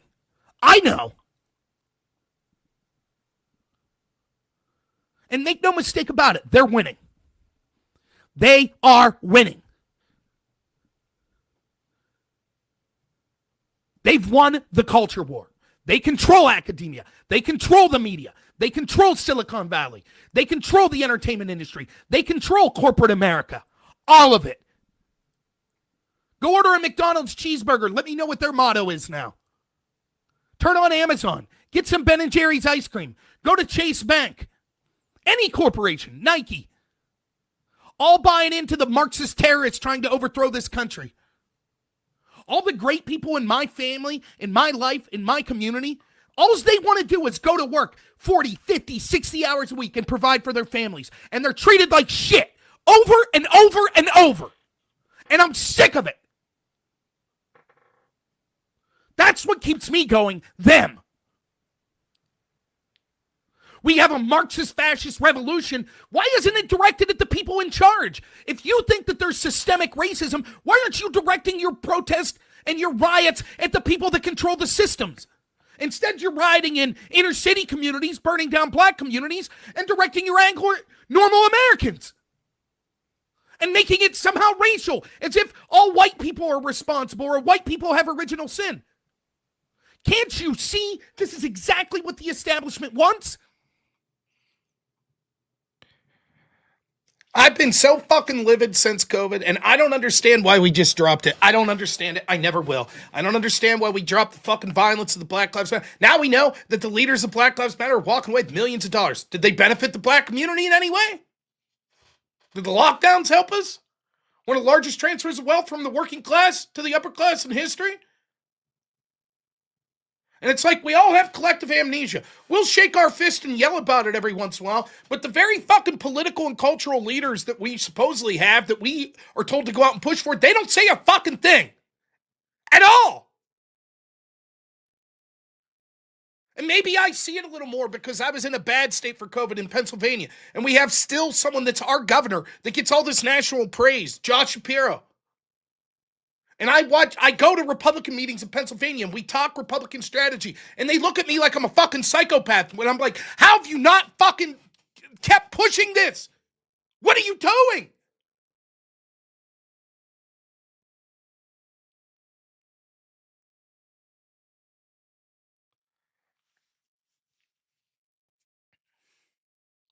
Since that video, Trump lost in 2020, then won in 2024. Nothing's changed. I have a son. I'm even more fucking dedicated now to pushing back against this fucking shit, because now it's not just my family and friends, it's the future generation that my generation's failing and leaving a shittier fucking world for my kid. Great. He'll be hunted down for his fucking religious beliefs or his skin color. Awesome.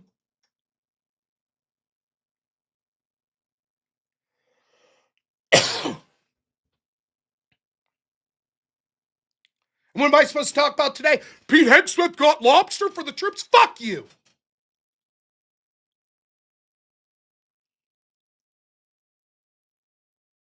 I watch the left engage in violence on a daily fucking basis and gaslight us. Even when they commit acts of violence like a murder of Charlie Kirk, the real victim's them.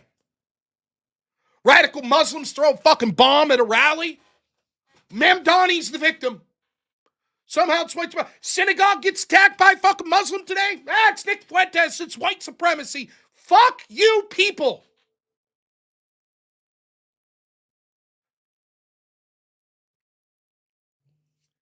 Watch these motherfuckers like Destiny come on here day after day after day and say the most vile fucking bullshit, calls to violence, etc. They clap, oh my God, how could anyone think, perish the thought that they would think that my community, fuck these people.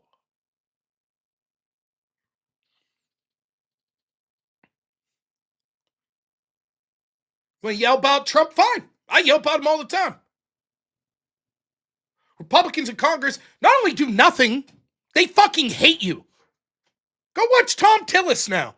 He's not running for re-election again. Just like John Boehner, just like Michael Steele, just like Paul Ryan. Now that they're leaving, they can tell the truth about all of us fucking dupes that voted for you. We hate you motherfuckers. We hate your agenda. Fuck you. You working class blue collar pieces of shit. That's how they feel about you. And that's who we're told to go fucking support over and over and over again. And you know what? They'll win too. The worse they are, the more money the RNC will pay to make sure they win their election. Lisa Murkowski, $50 fucking million they spent in her election. She's a Democrat. Just has an R next to her name.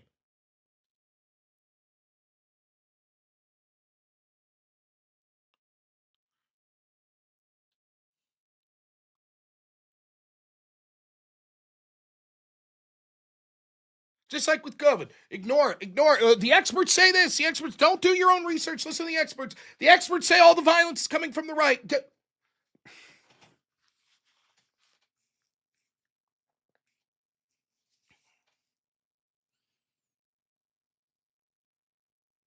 Imagine a right-wing movement in multiple cities across this country rioting against the federal government.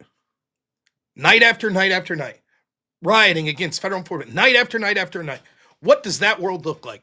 The most aggressive police and military action in the history of this country. Cracking skulls. Social media banning anyone that pays lip service to them. Mass fucking reporting of people. And yet, it occurs on the left. And not only are there almost no consequences for the people engaged in it, it actually helps them win the cultural battle.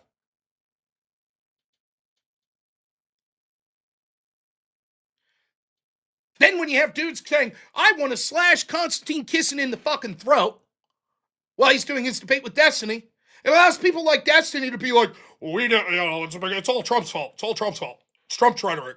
It's his fault. Or I'm sorry, it's Trump's fault. Fucking Trump. You gotta get the jaw moving.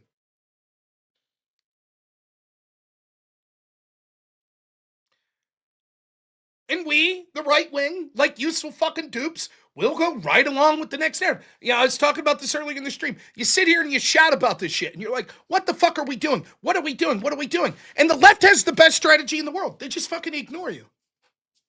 We're just not going to talk about it. Now what? How many days do you think I could do a show coming on here talking about COVID?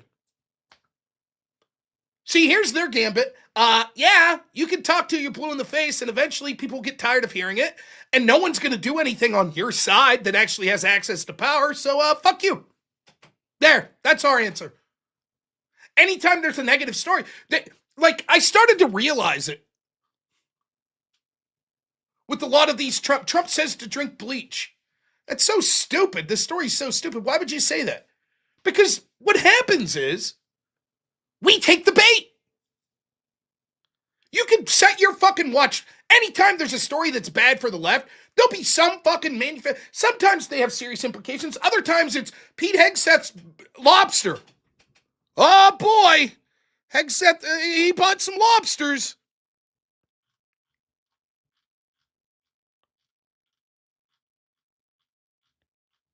And you're like, this is so verifiably fucking stupid.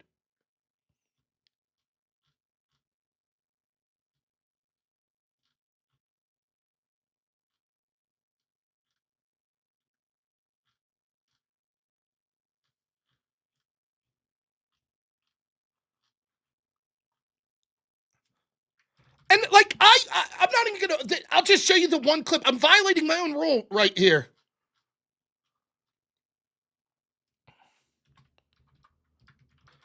Because this was one of the most insane things I've seen.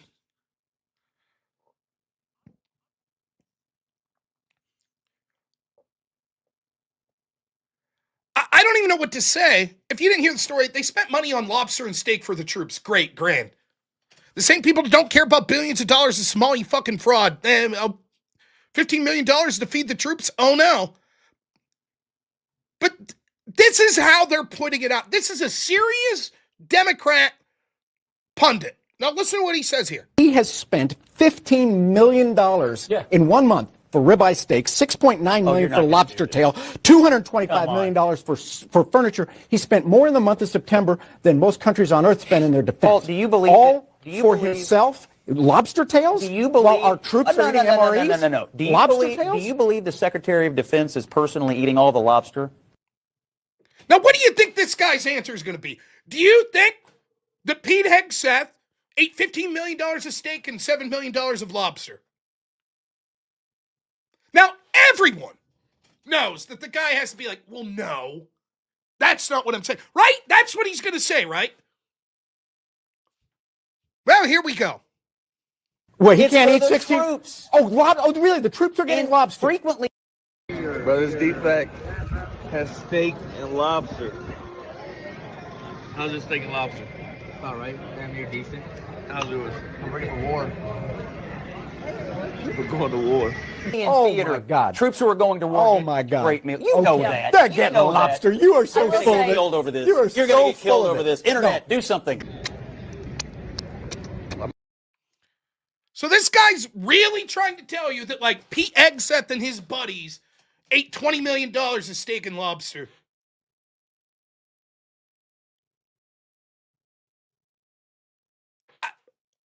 Now you're like, why am I bringing this up? Because I'm sort of meta violating exactly what I'm saying.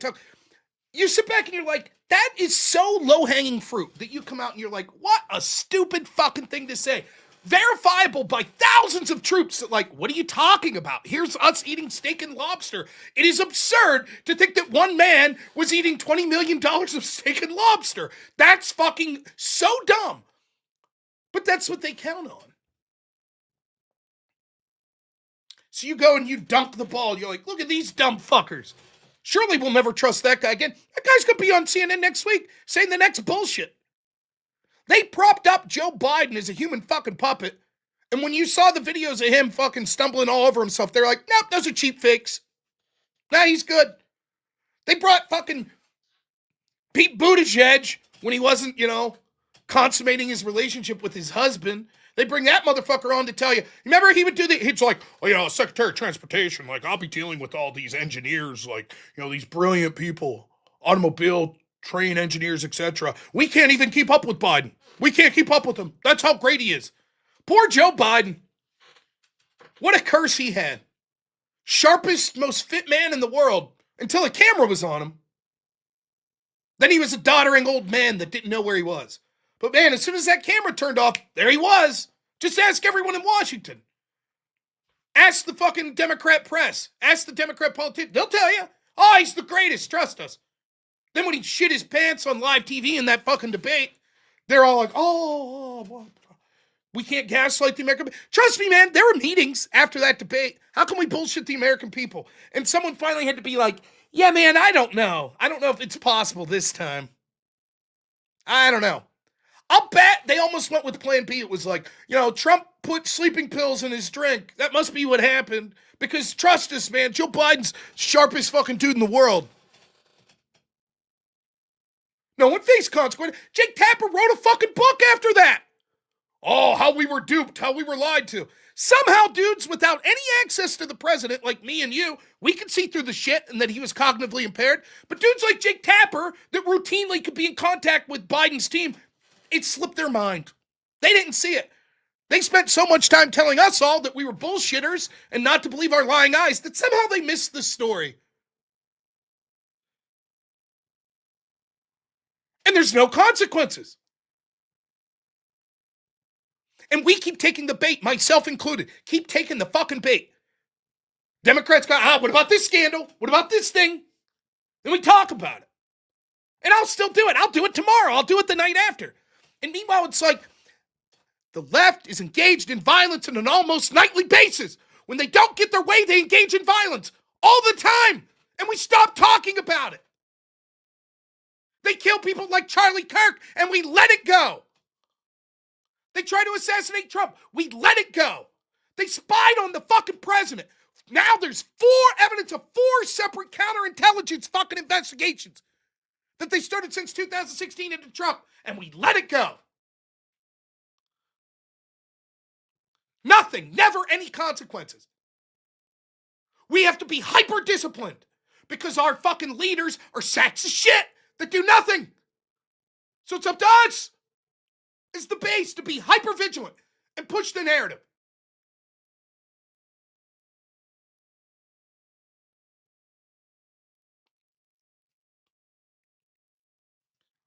That's what frustrates the shit out of me about, like, well, what about, the Alex Preddy shooting? And people are calling in. I'm like, can't you see what you're doing? Can't you see?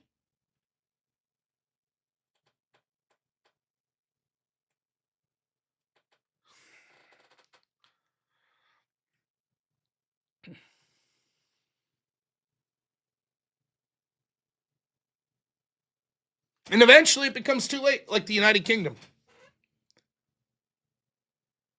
I think you were 40% less likely to get sentenced or found guilty in a jury trial than sort of just the magistrate or whatever the fuck their official is. So they got rid of the jury trial for crimes that would lead you in a maximum of 2 years in prison. And you know what? You know what crime that's going to be? Well, tens of thousands of people a year are arrested in the United Kingdom. More than at the height of the Soviet Union by far. A year arrested in the United Kingdom for social media posts. Now, one thing that might happen is if you take that to trial, there's a chance that you'll get some dude like me in a jury be like, I'm sorry, what?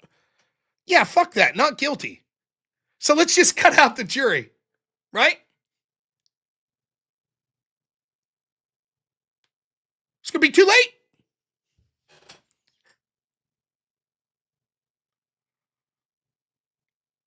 Meanwhile, we're fighting amongst ourselves. Maybe that's the biggest fucking political tragedy of Charlie Kirk being killed. Maybe he was the one guy that could bring everyone together on the right.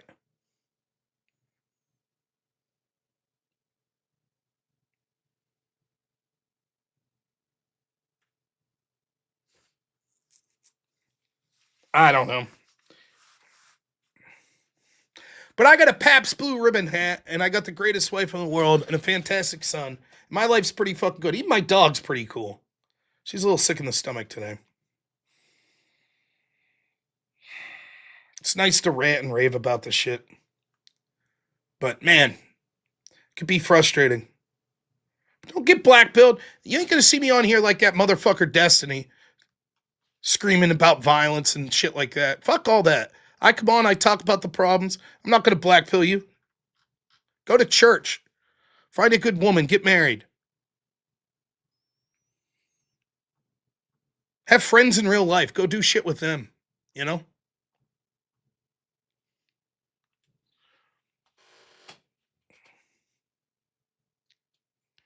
Keep pushing.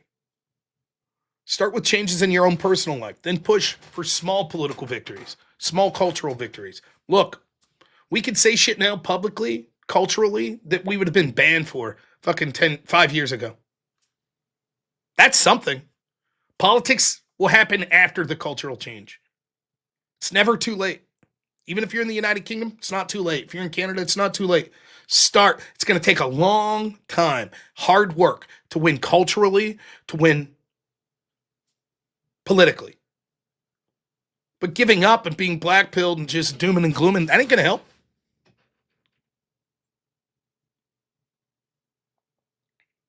How long? Try decades. 2 generations? Yuri Brezhnev said it takes the communists 2 generations of indoctrinating your children to take over your country. I would figure it'd take about that of erasing the brainwashing.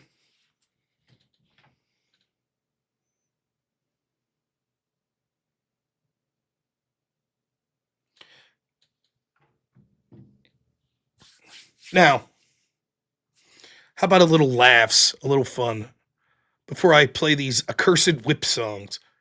I implore you to donate some money. Reminder, if I owe 1 whip song, but if someone donates a one-time donation of $200, then I'll only have to play that one unless someone donates 200 again.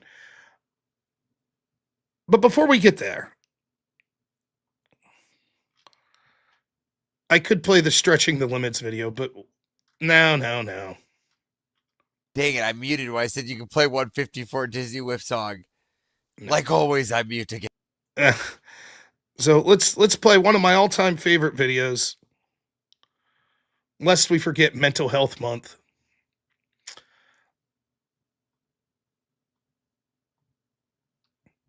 When you see just how shitty I am here when you listen to this video, I think you'll be inspired to send some money my way. So please, if your heart's touched by what a piece of shit I am after watching this video, please consider sending some donations in. I think we could get to 200% of our goal tonight. Ladies and gentlemen, the magnificent, incomparable Brian Shapiro.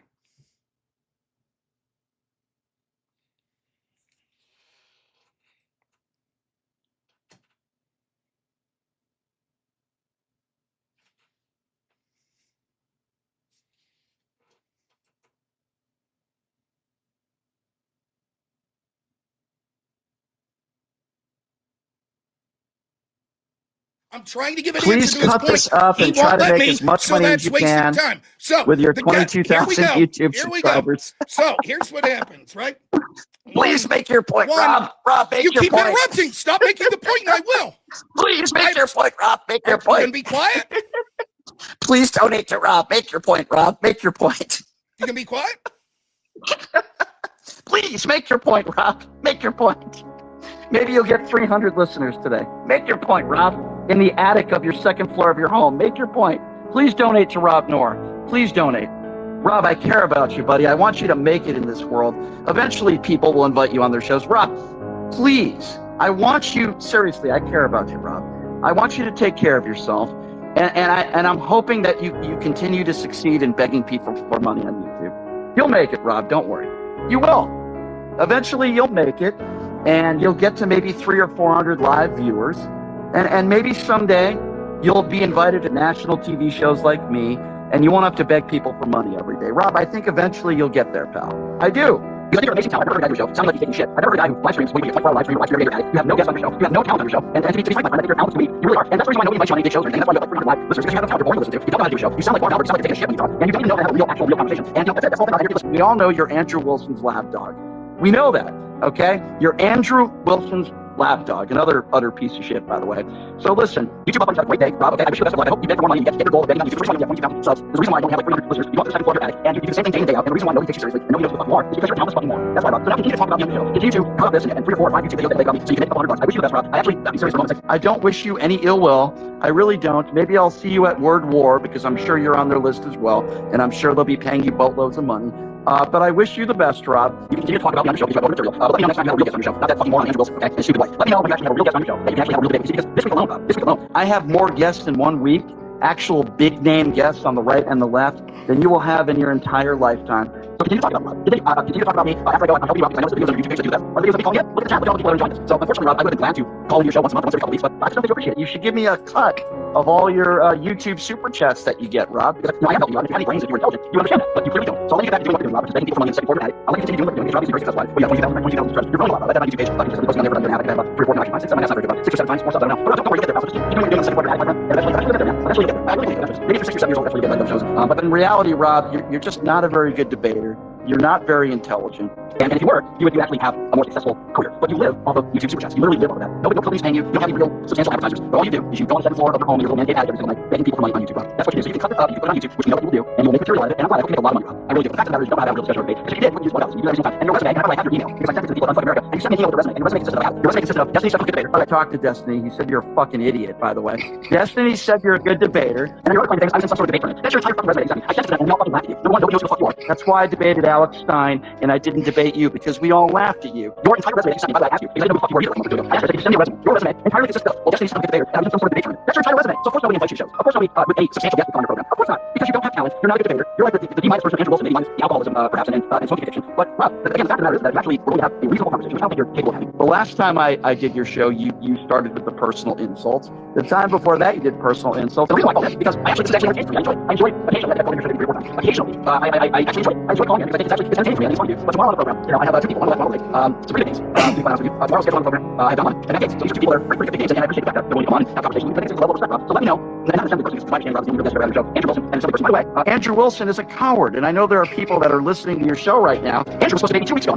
I have the DM. He said Friday should work. I have the DM, and then Andrew canceled the debate with me on Friday. Instead, he decided to debate you. You both are cocks and cowards. So Andrew refused to debate on this one. Instead, debate you. And then I said, hey, why don't we debate the ice situation? Why don't we debate you? And he doesn't want to debate that. And then a week later, he says, let's debate on why you think Trump is fascist, which is, by the way, debating so forth. So he's cowards just like you. You guys are wonderful. And I feel bad for you, Rob. That's why there were the 2 times that I called you because I didn't think you would deny this. You debate more money, and the clips you put up have done better as a whole than any other clips you do. When I call on your show, when we have debates, some people actually find it funny, enjoy it. And that's why I called into the show. The first thing you did today was try to personally insult me and make unsubstantiated claims about me, which you show, by the way. I don't mind if somebody calls me bald. I don't mind if somebody calls me a libtard. Everything I said about you, I think is very true. Like, I mean, when I say you salad or something like that, you're not break this situation. Right? I think you'd be the first person to agree with that. But I don't call you a child molester. I don't say, hey, somebody on the internet, somebody on the internet, I would say, hey, Rob, somebody on the internet said you're a child molester. And you want to show it, of course not, because I'm assuming that to be true. It's because some tool on social media said that. But that's what you take what people say on the internet, which are completely untrue, fabricated lies. All I say is the truth. You told me to take my hat off. You don't have the best hairline yourself. Listen, I have no problem with the fact that I shave my head and I'm bald. I'm perfectly comfortable with that. And you should be comfortable with it too, Rob. You should be comfortable with it also. Okay? We'll never see hairlines getting older, and that happens as we go with age. Right now, right now, that happens. So hopefully I'll see you in Atlantic City because I've been invited to go to Atlantic City for debate out there in a few months. Hopefully I'll see you out there, and you can keep talking about it, you can keep doing what you're doing about it. That's totally fine. In fact, you can call into my show anytime, Rob. The invitation is open to anybody. I let anybody call on my show. Even morons like you. I let anybody call on my show because it makes for a better show. I like to debate, I like to conversations. But I can guarantee you the debates I have tomorrow, Wednesday, Thursday, and Friday will be from pretty respectful conversations. Warren Smith is doing my show Thursday. Warren Smith has millions of followers, but you see, Warren respects me. I respect him. We have a debate, conversation. My good friend David Pollack, who does a show on OAN, I've done a show a couple times. David's also doing my show tomorrow. So these are people, Rob, that have a little bit of respect for me and come on my show. They don't ask me to take my hat off. I don't insult them. The reason why I insult you, Rob, is because I think you have very low self-esteem, Rob. I think you have very low self-esteem. I really do. See that nervous across the ladder? Like, anybody who's a therapist, like, Rob is the one that has very low self-esteem. You see how you can think for yourself. Rob has very low self-esteem. And I want Rob to get a better physical condition. And I want you to live. This won't be fun if Rob is in here. I don't want something bad to happen, Rob. So Rob, my advice to you is not personally attacking people from unsubstantiated claims that are complete lies and fabricating. Call me bald. Call me a libtard, even though I'm not a liberal. Call me those things, because I think it's actually funny. People call me bald, they come to that. I laugh at that stuff. But I certainly would say, well, I see this shit on social media, claims that you're a child molester, Rob. I see this guy on social media that says, you're a worker. This is not true. If somebody says something on social media, doesn't mean that it's true. I'm used to that. Rob, I think your profile is larger, or if you get larger, that doesn't matter. That your profile is larger, Rob. You'll have more and more people that will attack you and say things about you that are not true. You don't have that now, Rob, because you have a few hundred fans. You also said that the fans that I have, Rob. I said that a few more than just a couple, Rob. I mean, I have a lot of people that listen to my show every day. You can find Facebook, YouTube, and I can provide those details for you like. It's about 500,000 views a day. I take about an hour calls a day from people all over the country. All over the country that call my show every day. So Rob, it's not about self-esteem. It's about being confident that we work. I know when I wake up and I look at myself in the morning, I'm happy with what I see. Because I go here every day. I don't beg people for money. I go here and I speak my mind, but I always welcome the other side. There's a reason why nobody on the other side really talks on your show or debates you. It's that. I'm the opposite of that, Rob. I have more people that disagree with me on my show than people that agree with me. And there's a reason for that. People respect that. When was the last time you found a Democrat that you've ever got into a debate? I don't think you've ever done it in your life, except for maybe once when you debated Destiny. Like, that guy's not going to debate you, man. Why would you waste time? There's a reason why big names on the other side don't come on your show. Or big names in general. Have you ever had anybody in the Trump administration, Rob? I've had in the last year Robert F. Kennedy Jr., Caroline Leavitt, just to name a few. Caroline Leavitt, no, but I'm Trump kid. Robert F. Kennedy Jr., no, but I'm Trump kid. Maybe you ask yourself a question. Why do I do my show, Rob? Why is that? I just have 2 fans. Why would these people do my show? Why would Matt Gaetz do my show? Why would Caroline Leavitt do my show, Rob? Why is that? Why would they do my show? I'll give you a hint. It's got something to do with respect. It's got something to do with people. You can laugh if you like, Rob. But please give us the biggest name you've ever had on the show. In fact, last year, give me one Democrat that we would know that is going to come on your show regularly. Give me one big name that's on your show last year or so. You can't, Rob. You can't, unfortunately. And I really hope you clip this on YouTube, Rob. I really do. I think you'll be very wealthy, Rob, and you make money. But think about that. The only reason why you exist right now, so not just all of you YouTube, you might get 1,000 subs. I don't think you have any clips or videos that have a large viewership. The only reason why you're making a living right now doing this is because of people that send you money. Okay, people send you money, YouTube super chat. That's the only reason why, Rob. So just remember that, Rob. You're not a very good debater. Your voice sounds like you're taking shit, so you're going to have a good voice. And what topics do you ever really get into every day besides right-wing propaganda and defending Donald Trump left and right and making gross assumptions about cell phone video footage or videos of shooting? I mean, think about that, Rob. Think about that for a moment. So I want to help you, Rob. I'll try to give you advice if I can. Maybe along the way, maybe I'll send you an email. I want your YouTube page, Rob. You're like 22,000 now. How long have you been doing this for, maybe a few years, I don't know. Because I didn't know who you were 2 months ago, and quite frankly, nobody in my orbit knows who the hell you are. But I want your YouTube page, Rob. So maybe, I know I said earlier, maybe This would be the last time I call into your show. If you get 30,000 subscribers, maybe I'll call. Now, that might take a while. I don't know what happens first. 30,000 subscribers, or you losing 5 pounds. I don't know which one happens first. I would say 30,000 subscribers probably happens first before that. But I want you to get there, pal. I want you to get there. And I will say this in closing here. There have been a few times we have said this. I hope Ryan gets on stage. I have no personal ill will against you. I said that. And regardless of the insults that will be exchanged, I have no ill will for you. I don't know you personally. I don't feel that way. I don't know you personally. I really don't. But there are a lot of people on the right that do know you personally. Jack the Soul. The reason why I got you that's like the only person on the left. It was special. I don't know if you ever. You know that Andrew Wilson didn't want you there? You know I've had private conversations with Michael Knowles. Why did Michael Knowles invite you to this party? Why did we talk to Why do we do that? Why do people on the right invite you to these events? As you said, well, it should just be easy pickings, right? Easy pickings, right? Well, it could be that. Why do people have me on the show all the time? Why would these people on the right have private conversations with me on the phone? Why would they? I'll tell you. I'll give you another hint, Rob. Respect. Respect. Maybe I add a little value to the conversation. Maybe the respect that I want to go to the line. There's not many people. There's not many people that think that they're anti-Trump. They're willing to go on a show like that. They're willing to debate people like that. They're willing to go on a debate Jack. So they respect that. So you can make an entire segment of this. This is what you guys do. I would put it up on YouTube. I don't know if you have anybody that works for you. I don't think you can afford that. But if you do, that's okay. You're just getting over 20,000 subs. We'll get there. So I would imagine you're getting over 130 subs. So let's make some titles together. What do you think you should title? Let's work together on this. Let's try to help each other so you can get as many views as possible. This one. Brian Shapiro gives us opinions on Rob Noerr. I don't think that hashtag. I would say Brian Shapiro appears in Rob Noerr. That would take you applicants. So you can do that. It'll probably be Brian Shapiro spurgs out, because I know you guys like to use that word. You don't have fun here. This is very entertaining. We should make it anyway. But think of a title that you'd like to use for this. Let's see how much money you can make off this. Maybe you can give me a cut. You think you're going to give me a cut, Rob? Of this video? What do you think? Can you give me a cut? No.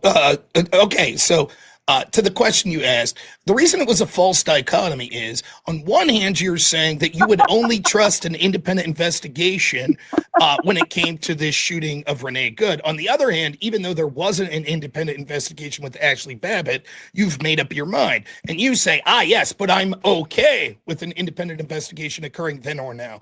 That's sort of a different question.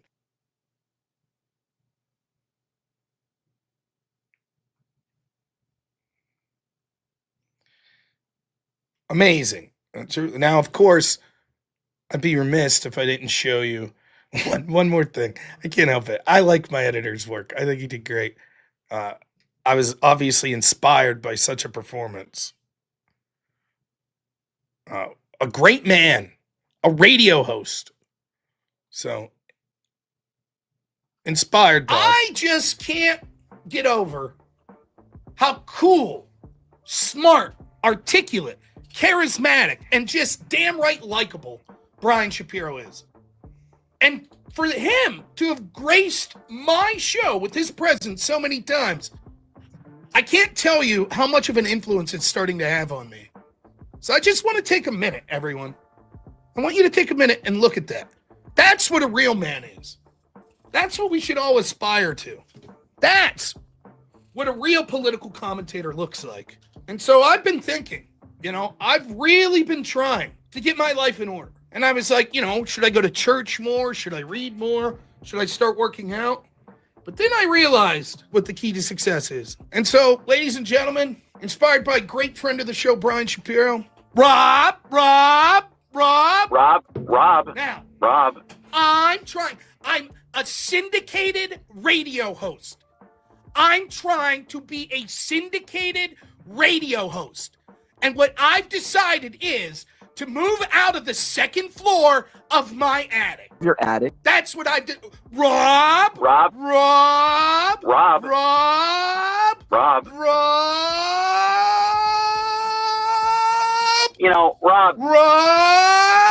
And I've realized people like me. You know what it's called? Respect. Got something to do with respect. That's what it's called. Respect. People respect me. Respect. I was on Tim Pool's show the other day. All the people are there talking to me. Want to know why? A little something called respect. Show me your penis. Show me your penis. Respect. Respect. A little something called respect. You understand? You people are all in your second floor of your attic and doing what? Keep doing what you're doing on the second floor of your attic, my friend. Your wives probably don't even have sex with you. Now, I get mine. Trust me. It's called respect. Got something to do with respect. I have a syndicated radio show. You're nobodies. You people are nobodies. You're nobodies. All you are, PDF supporters. That's it. Take your shirt off. Take your shirt. Let me see your penis. Show your penis, Rob. Yeah. You know what you're probably not good at? Eating a salad. Why is that, Rob? Rob. Rob. Not good. Rob. You're not good at that. Come on, Rob. People respect me. Michael Knowles knows who I am. Jack Posobiec Jack Posobiec. knows who I am. Michael Knowles. And you're just fucking nobody wannabes with normal America. You're morons. You're Crucible supporter. Nobody's. Not like me. I have a syndicated radio. 500,000 people a day watch me. Now, another thing, Rob. I'm a radio host, okay? 500,000 people a day. Second floor of your attic. Rob! Come on, Rob. 2 million people a day watch me on my radio show. It's syndicated. It's a syndicated radio show. I'm a radio host. You people are so fucking stupid. You're so stupid. You believe in some invisible sky daddy, but then you want to see actual proof of Trump committing crimes? Rob. While you're in your second floor attic? Your attic. Show me your penis. Show your penis. People respect me. I go to the grocery store with my girlfriend. Did I tell you I have a girlfriend? I have a girlfriend. What gets me the most is how you people talk about women. How you think it's cool, like Trump, how you talk about women. That's what gets me the most. And you fucking conservative bitches, you sluts, you women in the movement, you bitches and sluts. How much you have to drink to have sex with your husband? Show me your penis. Show Is your that penis, something? Rob. Rob? Yes, Rob. I have a syndicated radio show. Literally 15 million people a day watch me. I'm a radio host. You're in your second floor attic? The attic of your second floor. It's called respect. Respect. That's what it's called. Why do you think these people like me? Respect.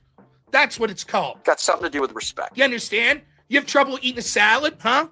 You know how many girlfriends I have? You know how many? Huh? And you always make it, all you do. I come on here, look, I'm just trying to be nice to all you. That's all. I'm just arguing fact. Why do you all make it personal? Why do you make it personal? Why is that, Rob? Fat fuck, you probably cock. Your wife doesn't even sleep with you? Eat a salad. Show me your penis. Show your penis, Rob. Take your shirt off. Come on, Rob. I have girlfriends though. I do. I have girlfriends. People respect me. I have a syndicated radio show. I don't know if you knew that. 50 million people a day watch me. 50 million.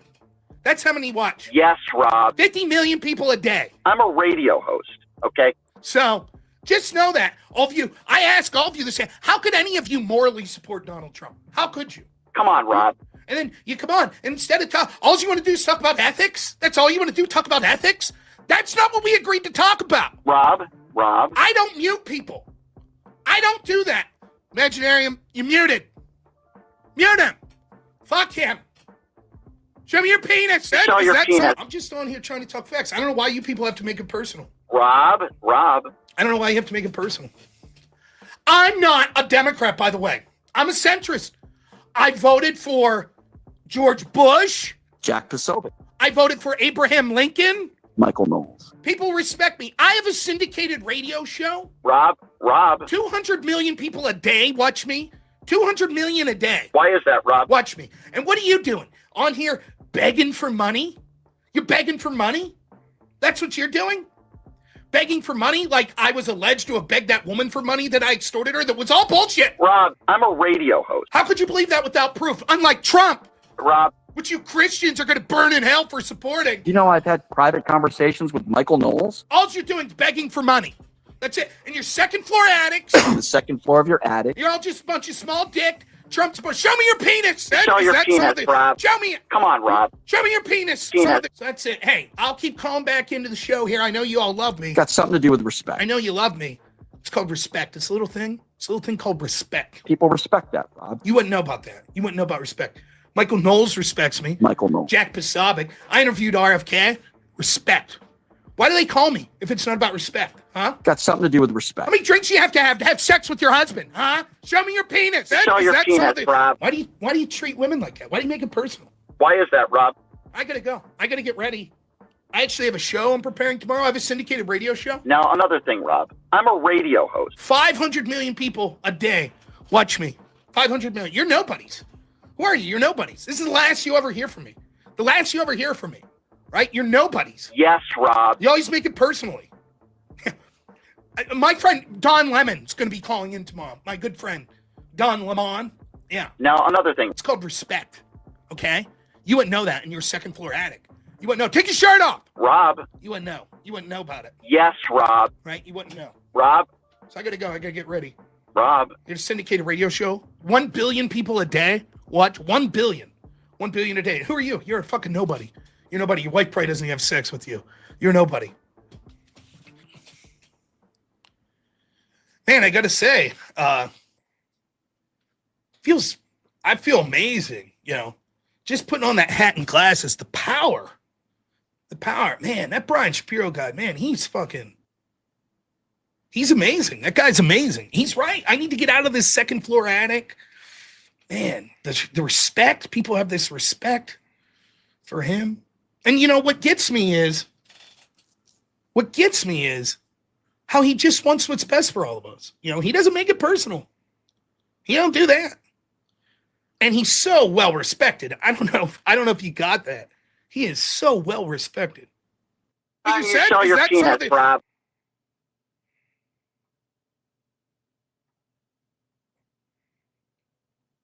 Oh my. Yes. Brian Shapiro, ladies and gentlemen. And Rob Shapiro was stretching the limits, which is very good for a fat guy. Stretching limits. My editor, Black Elk, absolutely crushed it. Super chats! Get more in! I'm begging for money, just like Brian said. Lavin, $5 says, the fact that no one was talking Trump's assassination attempts a month after, and yet the left's managed to keep January 6th on the news for 6 years is telling. Yep. Baxter Boy, $5. Thank you, man. Mr. B, $20 says, we can be upset at Wolf, Biden, Fauci, etc., but don't ever forget that half your fellow Americans, and even those who call themselves base today, complied. Shame on you, and you were happy to turn you in for social points. You're not wrong. For me, the biggest black pill of the whole thing was watching people I knew that were vehement constitutional conservatives that were telling me I lost my fucking mind for being against 15 days to slow the spread.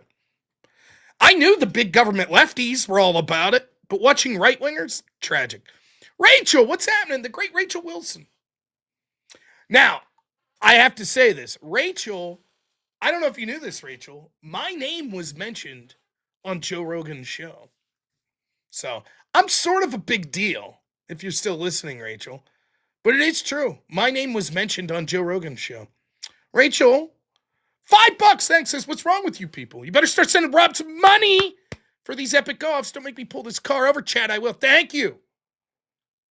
Thank you so much. Merk Mitsu, $20, says, anyone think Rob sounds a lot like Mark Levine when he's pissed? Just 99% listen. Israel. Yeah. Thank you.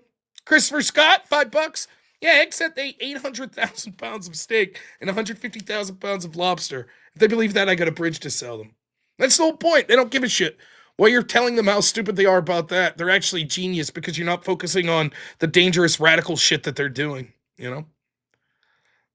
Kyle Random Mile, $5 says, we got to plant the seeds for the shade or fruit we'll never see. Totally agree. Baxter Boy, $2. Thank you.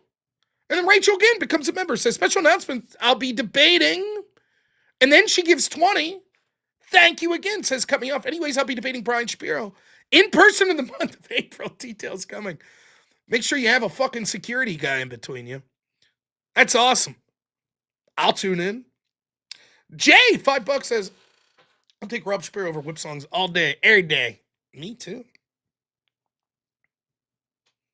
Rob, Beef Castle, Beef Castle, $5 says, if you had a syndicated radio show with 4 billion listeners, I would have sent 10. Do better, Rob. Only got the $5. I'll take it though. Someday I'll have a syndicated radio show. Are we not men? What's up? So send Rob money. My dyslexia acted up. I thought that said, send money, Rob. Like, oh shit. Thank you. Jim Hayes, $10. Thank you. Rob.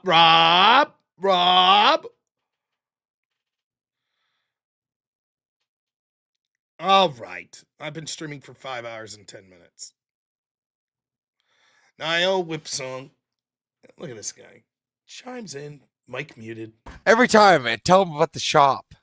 I'm muted because I don't want to ruin anything if I click in.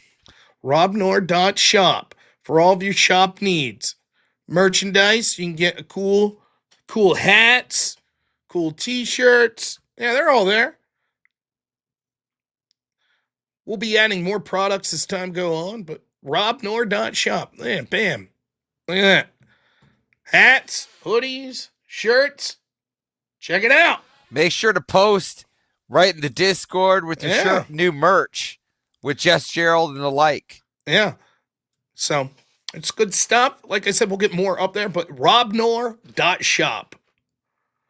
Thank you, Avarice, for reminding me. I always forget. And then, where are we at here? That's kind of why I'm back here, Rob. Thank you. Mickey Blue Eyes. Remember for 8 months says, love you. Rob missed the last couple streams. No problem. Me too. I was tuned out.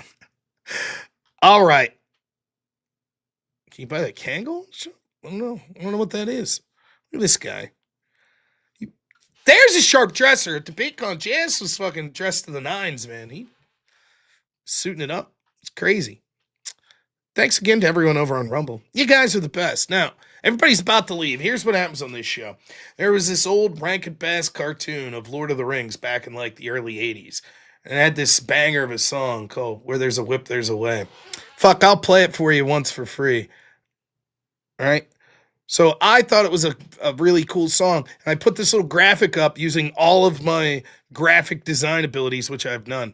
And I made this little graphic, and it was a fun little gag like 6 months ago, like, hey, donate money. So here you go. Where there's a whip, there's a way. Where there's a whip, there's a way. Where there's a whip, we don't want to go to war today. But the Lord of the Lashes says, nay, nay, nay. We're gonna march all day, all day, all day. Where there's a whip, there's a way. Where there's a whip, there's a way. Where there's a whip, there's a way. Where there's a whip, there's a way. Left, right, left, right, left. Where there's a whip, there's a way. Left, right. A crack on the back says we're gonna fight. We're gonna march all day and night and more. For we are the slaves of the Dark Lord's fall. There you go. So, and then with the miracles of our future overlords AI, we're able to take that cool song and its lyrics and put it into a bunch of different versions, right? So then basically everybody petered out on this gag and I'd make money doing it, except this guy, Wade Boggs, who's a complete and total psychopath. So the rule is you have to donate $100 donation. He is not. He's a valued member of our chat. Complete and total psychopath. So if you donate a $100 donation, we play a whip song at the end of the night. So Wade did that, and so we'll play one.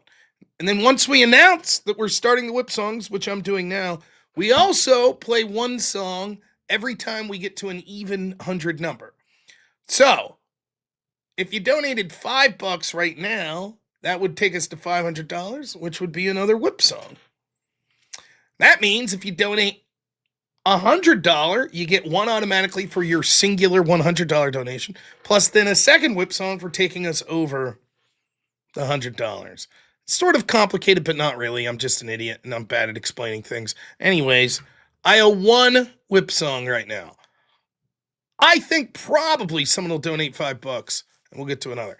I think it'd be nice to get to 200% of our goal tonight. But you know what else would be nice? Like, you know, having a political movement that actually won from time to time. So we don't always get what we want. That's okay. I want a short song here. Please make it dizzy. Make it dizzy. It'll be a long, annoying piss one, is what it'll be. Oh, you fucking kidding me? Yeah!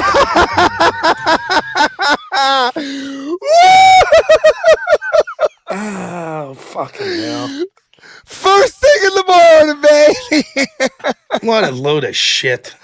Let's fucking go. Oh, fucking shit. The worst one. All right. Avarice really gets into this. Me not so much. Yes. Rob, he's all in the arms. Like this, Rob. Flail. Like your new flower. There's a way we don't wanna go to war today. But the Lord of the Lashes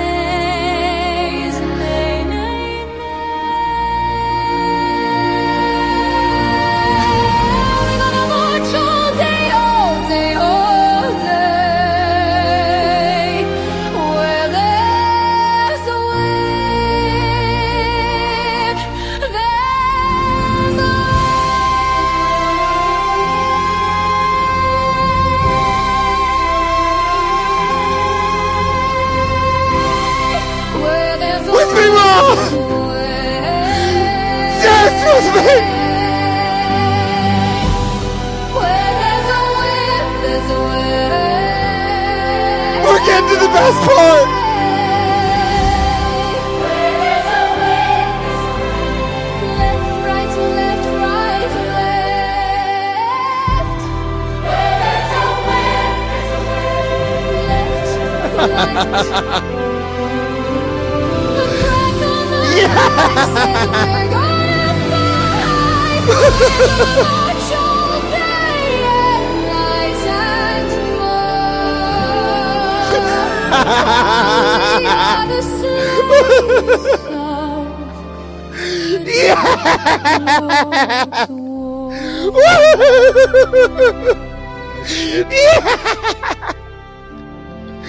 Oh, it's the best one.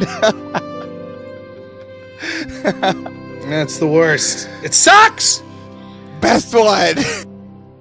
All right. I would have did the speakeasy panel if I knew it was coming on, but I've already streamed 5 hours, 15 minutes. Someone donated $5. Wills! Thanks so much to Wills. $5. Unfortunately for me and my stupid mouth, that is another song. Oh, for crying out loud. And then Wade gives $100. Thank you so much, Wade. You rotten bastard. That's 2 more, and I owe 3 whip songs. What's the odds of it landing on Disney? Again. Higher than you would think. I don't know if it's weighted that way or what. It's infuriating. All right, I owe 3. I should probably get a pen. Oh! No. Oh, it was right there. That was almost too much. Oh my goodness. A Gregorian chant. Ugh. Another terrible one. It sums it up. Wade.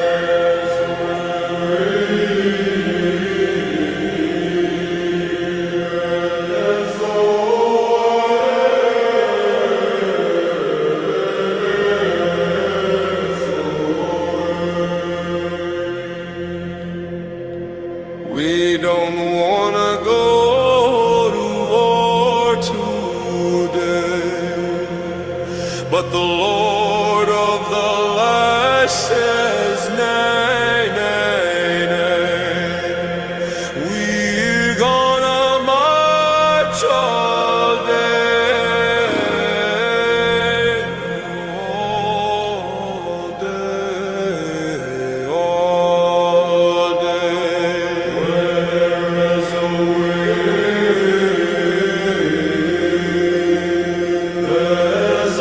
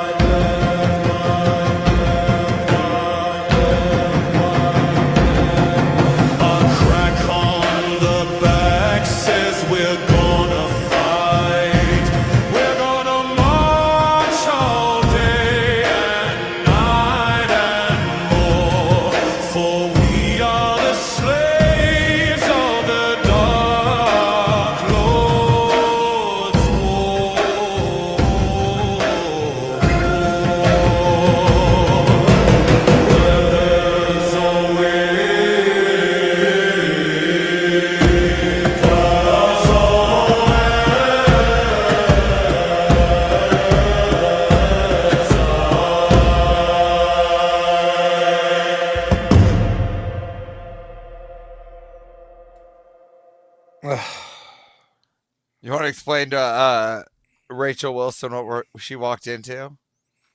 Oh, Rachel wants to know what's going on. Yeah, see. Yeah, it's. I don't even know how to explain it. People donate money to annoy the shit out of me, making me play these songs, but I make money doing it, so I have to do it. And then this guy, Chop, another psychopath who I love. Base. $100 is heresy against Wade. Nay. I owe 4 songs. Just let them be quick. You know. Disney. No more. Disney. Oh no. Well, it's really trying. It's so I thought it was gonna do close. Oh man. God. This is a fan favorite though. People like this one. Indeed it is. I'm cheating on this one. I'll tell you that right now. I have to take a pee, so I'll play it. I'll be right back. Enjoy. I can sing this.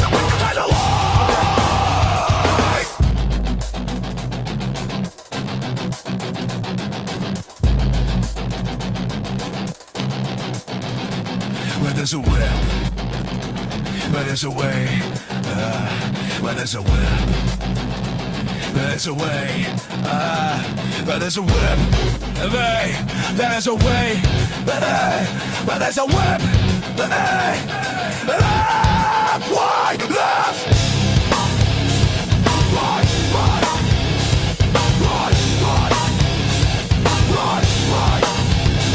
But there's a whip. There's a way. Where there's a whip. There's a way. We don't wanna go to war today, but the Lord of the Last says nay. We gotta march all day. Where there's a whip, there's a way. Where there's a whip, there's a way. Where there's a whip, there's a way. Where there's a whip, right, left. Where there's a whip, right, left.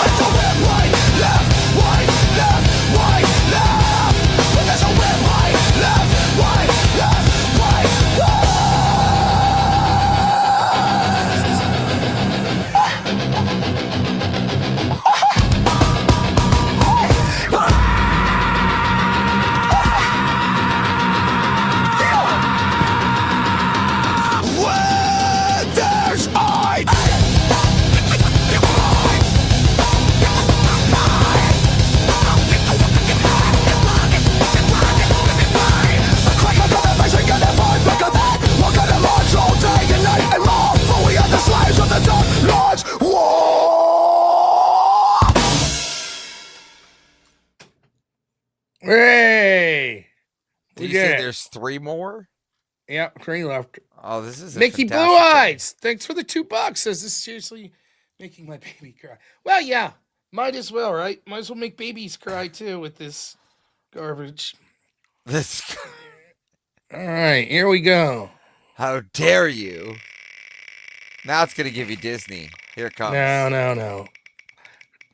Oh, past it. No, it's the 8-bit. All right. Oh, this was the first one.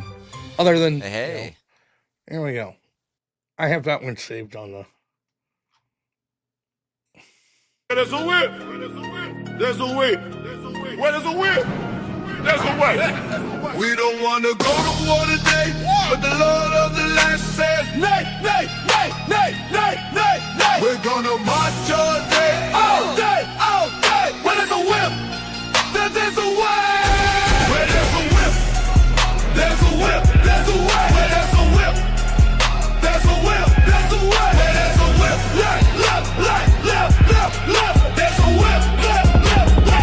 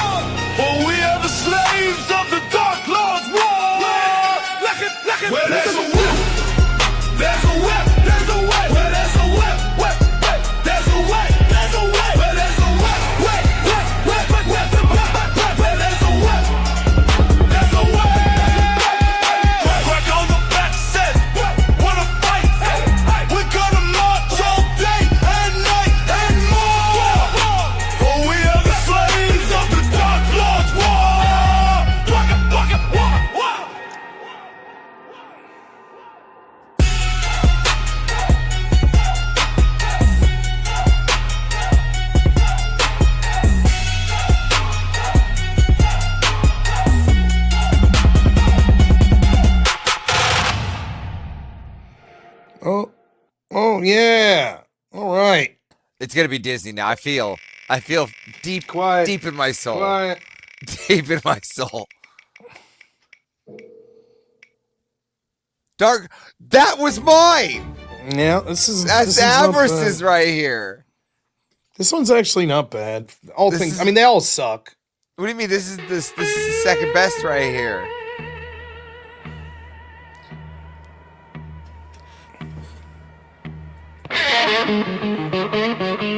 You have to love this one, Rob. No, I don't.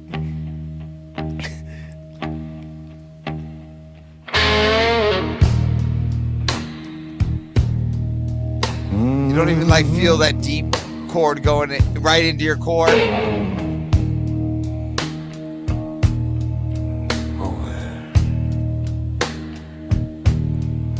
there's a whip. There's a way. Well, there's a whip. There's a way. We don't want to go to war today, but the Lord of the land says nay, nay, nay. We're gonna march all day, all day, all day. Well, there's a whip.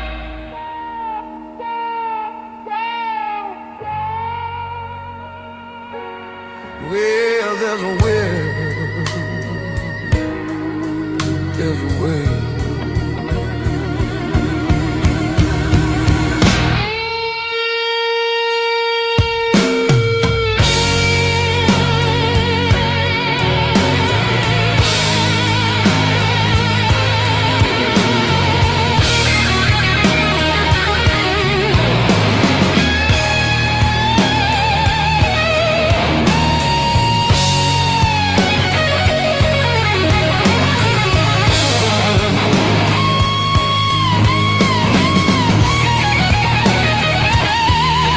Well, there's a whip, there's a way, left, right, left. There's a way, left, right, left. There's a way, left, right. A crack on the back says we're gonna fight. We're gonna march all day and night and more, for we are the slaves of the dark Lord's war. You have to say that's your favorite, Rob, isn't it? No, That was no. your favorite, right? You My play my favorite's the one that's like 50 seconds. That's it. You'd play That's that one it. driving It's the road, that right? simple. Here we go. One more piece of shit. Unless someone donates more, we're getting out of here. We're moving along. These piece of shit songs. Oh man. Disney. Oh yes! No shot! This fucking garbage. This fucking sucks. Explodes. What the fuck?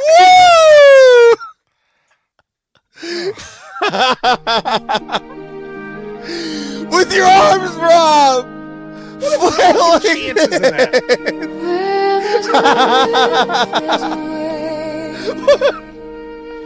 Where there's a whip, there's a way. With your arms, Rob! Wanna go to war today. Dance with me! Dance with me, Rob! Yes! We're gonna march all day, all day, all day. Use your arms, Rob! Use your arms! There's a whip, there's a Like you're swimming, Rob! In the clouds! where there's a whip, there's a way.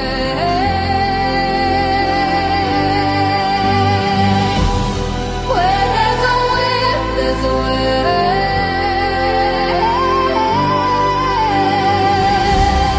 Where there's a whip, left, right, left, right, left. Yes!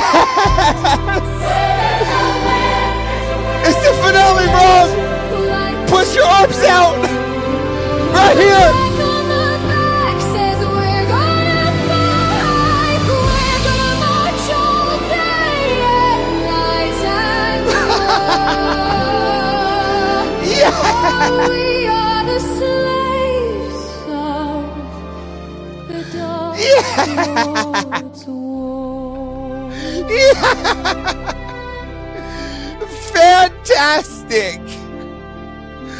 Oh, the wheel loves me tonight, doesn't it? This is for good night, Rob. It's a good night. It's a night.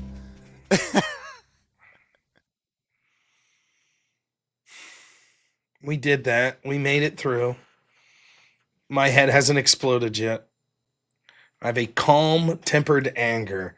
What are the fucking chances of that? What are the chances of that happening?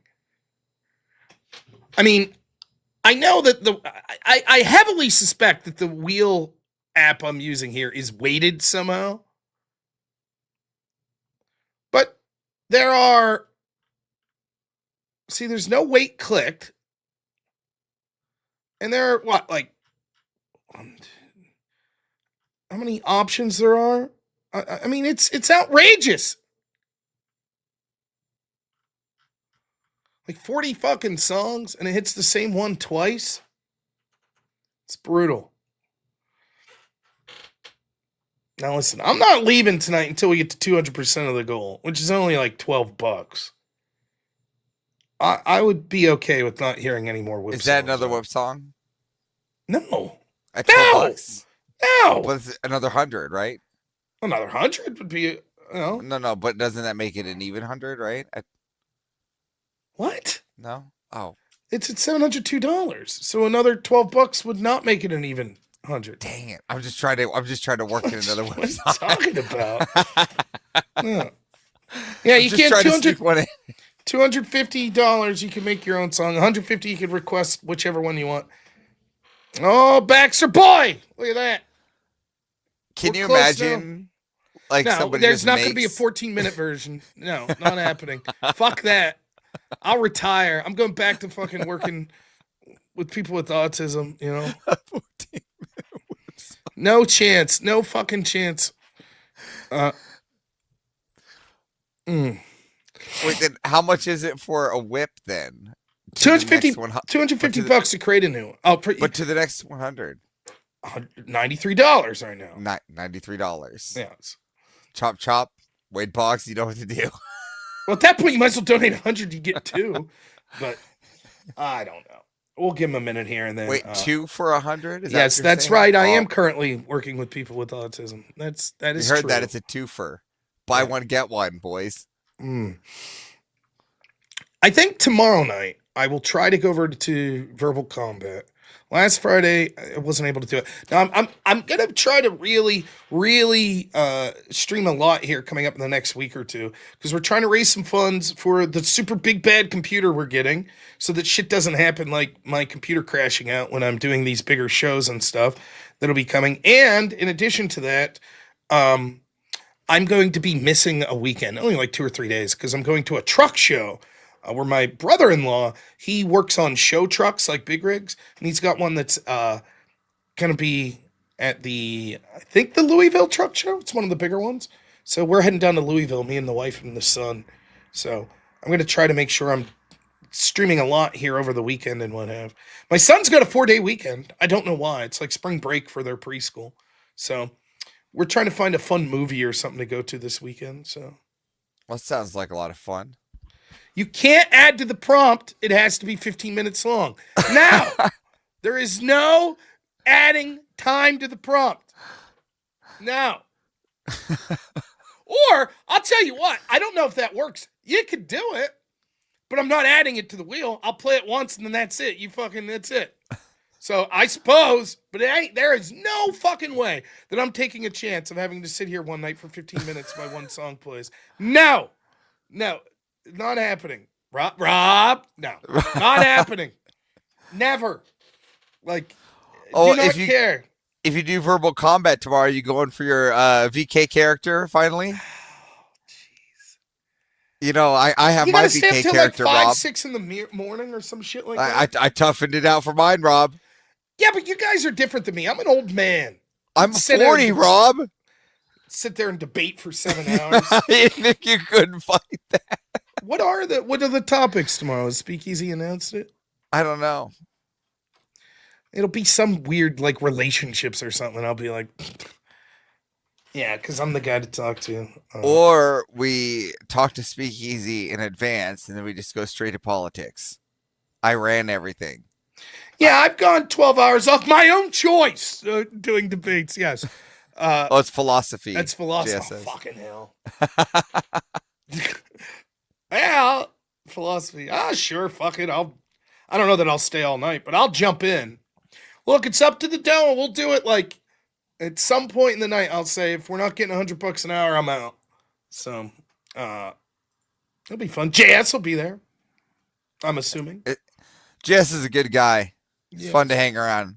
He has a Monday morning Bible study. You're not allowed to swear at Bible study.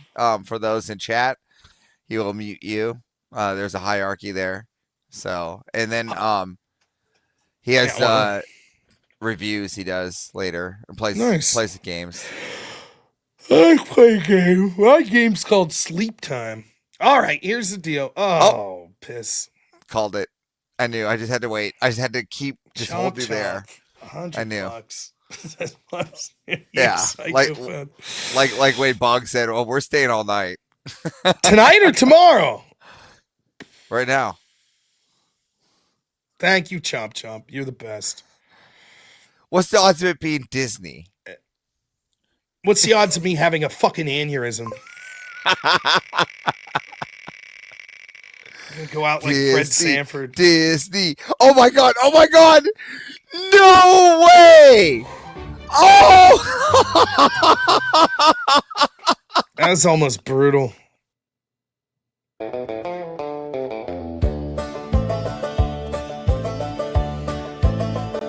Where there's a whip, where there's a way. Where there's a whip, there's a way.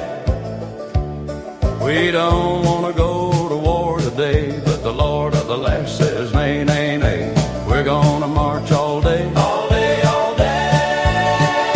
Where there's a whip, there's a way. Where there's a whip.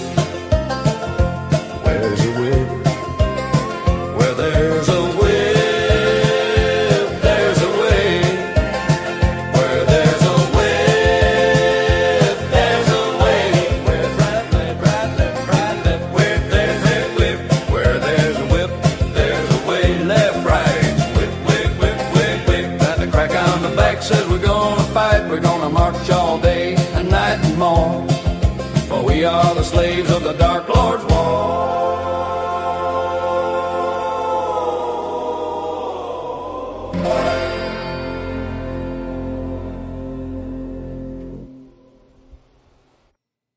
Hey! That's the first one for our good friend Chop Chop. It's got to be Disney this time. Come on. It's right there. It's just teetering both ways. I can't believe it's so ridiculous. Here we go. Here we go. Yeah, it's nowhere near it this time. No, nowhere near it. Nowhere near it. Oh, Calypso. All right. Now we're spicing it up. Oh, shit. 3 minutes, 18 seconds. Come on.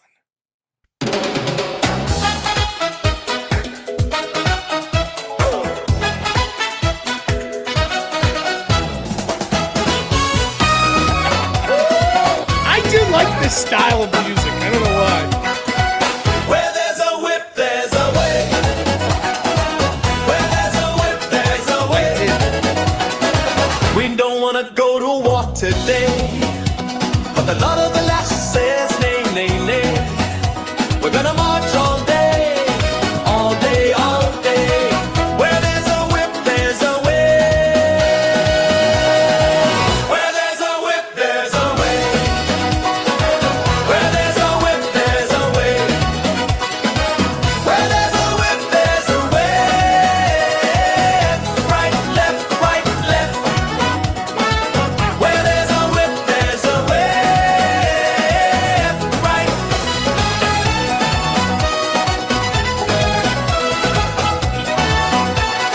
Crack on the back says we're gonna fight. We're gonna march all day and night and more. For we are the slaves of the Dark Lord's war.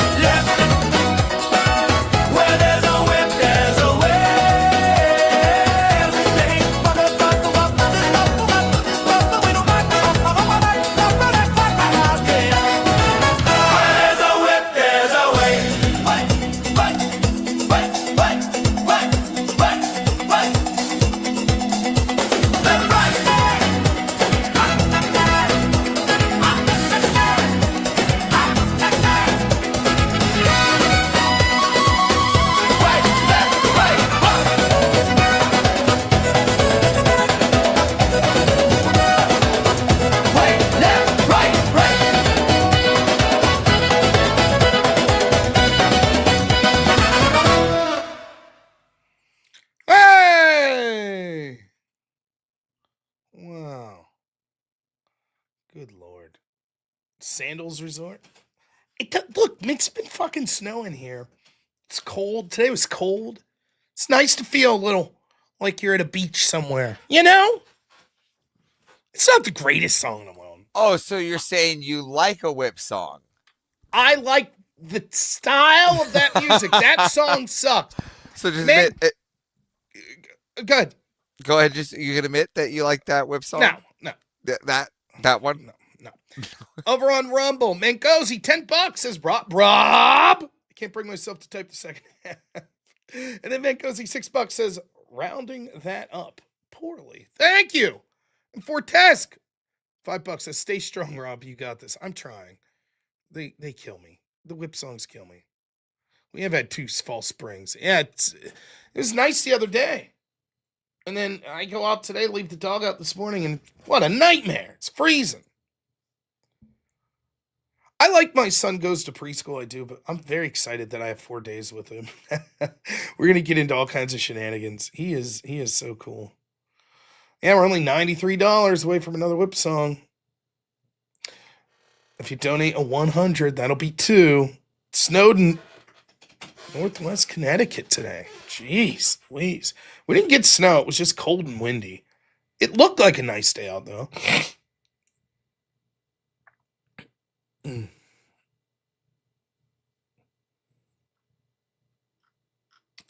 Ah, boy. Another day, another Muslim terror attack. Or 3. I think there were 3 today. Horrible. You know, it's weird, too. Like, isn't it also, like, am I the only one? Like, all these groups that, like, it's insane. Who do you think's the most violent group?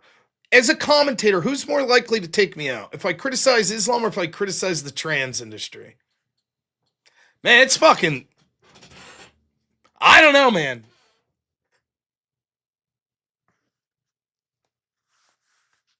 I don't know. But I can't wait for them to battle each other. That'll be the knockdown drag out, you know. Don't sleep on, I don't know. Don't sleep on the trans community, man. Let's see. Look at that. That's the debate, man. That should be Speakeasy's topic tomorrow. You can talk about it for hours. Oh, Islamic transport. Oh my goodness. Listen, if you're trans, Islam not a bad idea. Still got that 5 o'clock shadow. Wear the hijab, baby. You'd be all right. Nice little burqa for you, you know, cover up your beard. Oh, man. All right. Are the psychos done sending money for whip songs and whatever? Islam's definitely serious with their terrorism, yeah.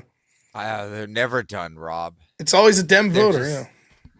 They're never done, Rob. They're just on a temporary delay. No. That's all it ever is. Until tomorrow, maybe. And by tomorrow, I mean when I sleep and then wake up. I can no longer register days by... There's a good stream tonight. We're almost at 6 hours. That's Fantastic a healthy stream. That's a work day, you know? We put in a full fucking unit here. Well, not to mention the research beforehand and all that. It's true. So. Well, a lot of that was Black Elk and Syrian Bot put together a lot of shit. But yeah, I had to dig it up. Don't tell them that. Don't tell them that. Dig it up. That's true. All right, chat. You guys have a great night. Rob, I'll see you after. Everyone else, it's been a fantastic go. Yeah, Captain Phoenix. The Colin show had to go because of the trolls and shit, because so many people now have a vested interest in like ruining my channel. So, but yeah, that's not a bad idea. Do.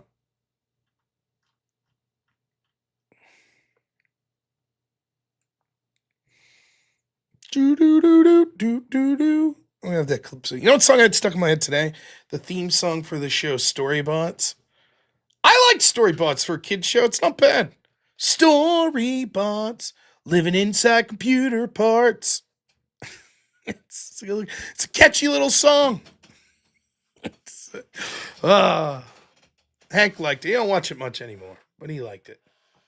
I got him watching the show Franklin. You remember that show? It's like the turtle. And when Hank was little, I would change the words of the theme song Franklin to Hanklin. And I would sing that song to him. And I still sing that song to him. And he's always like, Dad, that's not how it goes.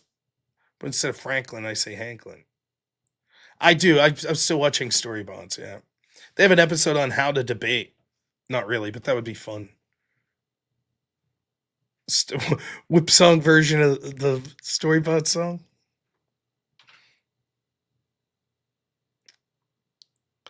All right. YouTube censoring Are We Not Men? You can only imagine the things he's saying. We came close to $1,000 tonight. That's not too shabby. Only $193 away. And I got to say, I'm very happy. You guys are awesome. I can't thank you enough, for real. Truly an incredible community that I'm blessed to be part of. And I'm so happy you all are here to support me. For real. Over on Rumble, on YouTube, on Twitch, on X, and on Kick. Thank you guys so much. Really appreciate it. Tomorrow night, 10 o'clock, roundabouts there. I'll be streaming. So, you guys are the best. Thank you to Avarice for coming on and through sheer willpower making that wheels come up Disney twice. What a fucking travesty. Thank you to my editor, Black Elk, all the great work he did. Thank you to everyone who donated tonight. I really appreciate it. All of my mods, you guys are amazing. Thank you so much. Look, at the end of the day, remember Charlie Kirk and how he's assassinated. We talked about the violence of the left. Never forget it. Never forget. They'll laugh it off. Oh, yeah, that kid was really going to attack Konstantin Kisin. Yeah, that's what you would have said about Charlie Kirk as well. So never forget. And how they'll laugh at you and your family and make themselves out to be the victims when they gaslight their people into committing these violent acts. God bless you, Charlie, and your family. We're still praying for you, man.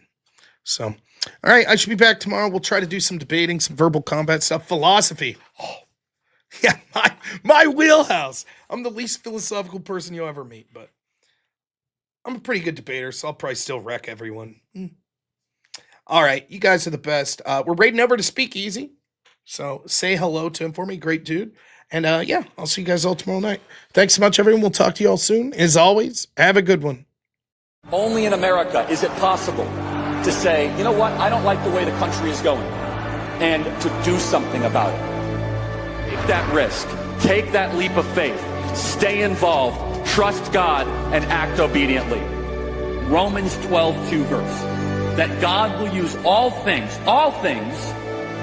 for good for those who love him. It's bigger than you. I want you to remember that. It is bigger than you. It's bigger than me. You are here to make somebody else's life better, the pursuit of liberty and freedom. You know what gives me strength? The hundreds of thousands of you that say, Charlie, keep going. 1 Corinthians 5 and 15. So that's all pretty amazing evidence, not just intra-biblical evidence, but extra-biblical evidence that Jesus Christ was a real person. He lived a perfect life. He was crucified, died, and rose on the third day, and he is Lord and God of all.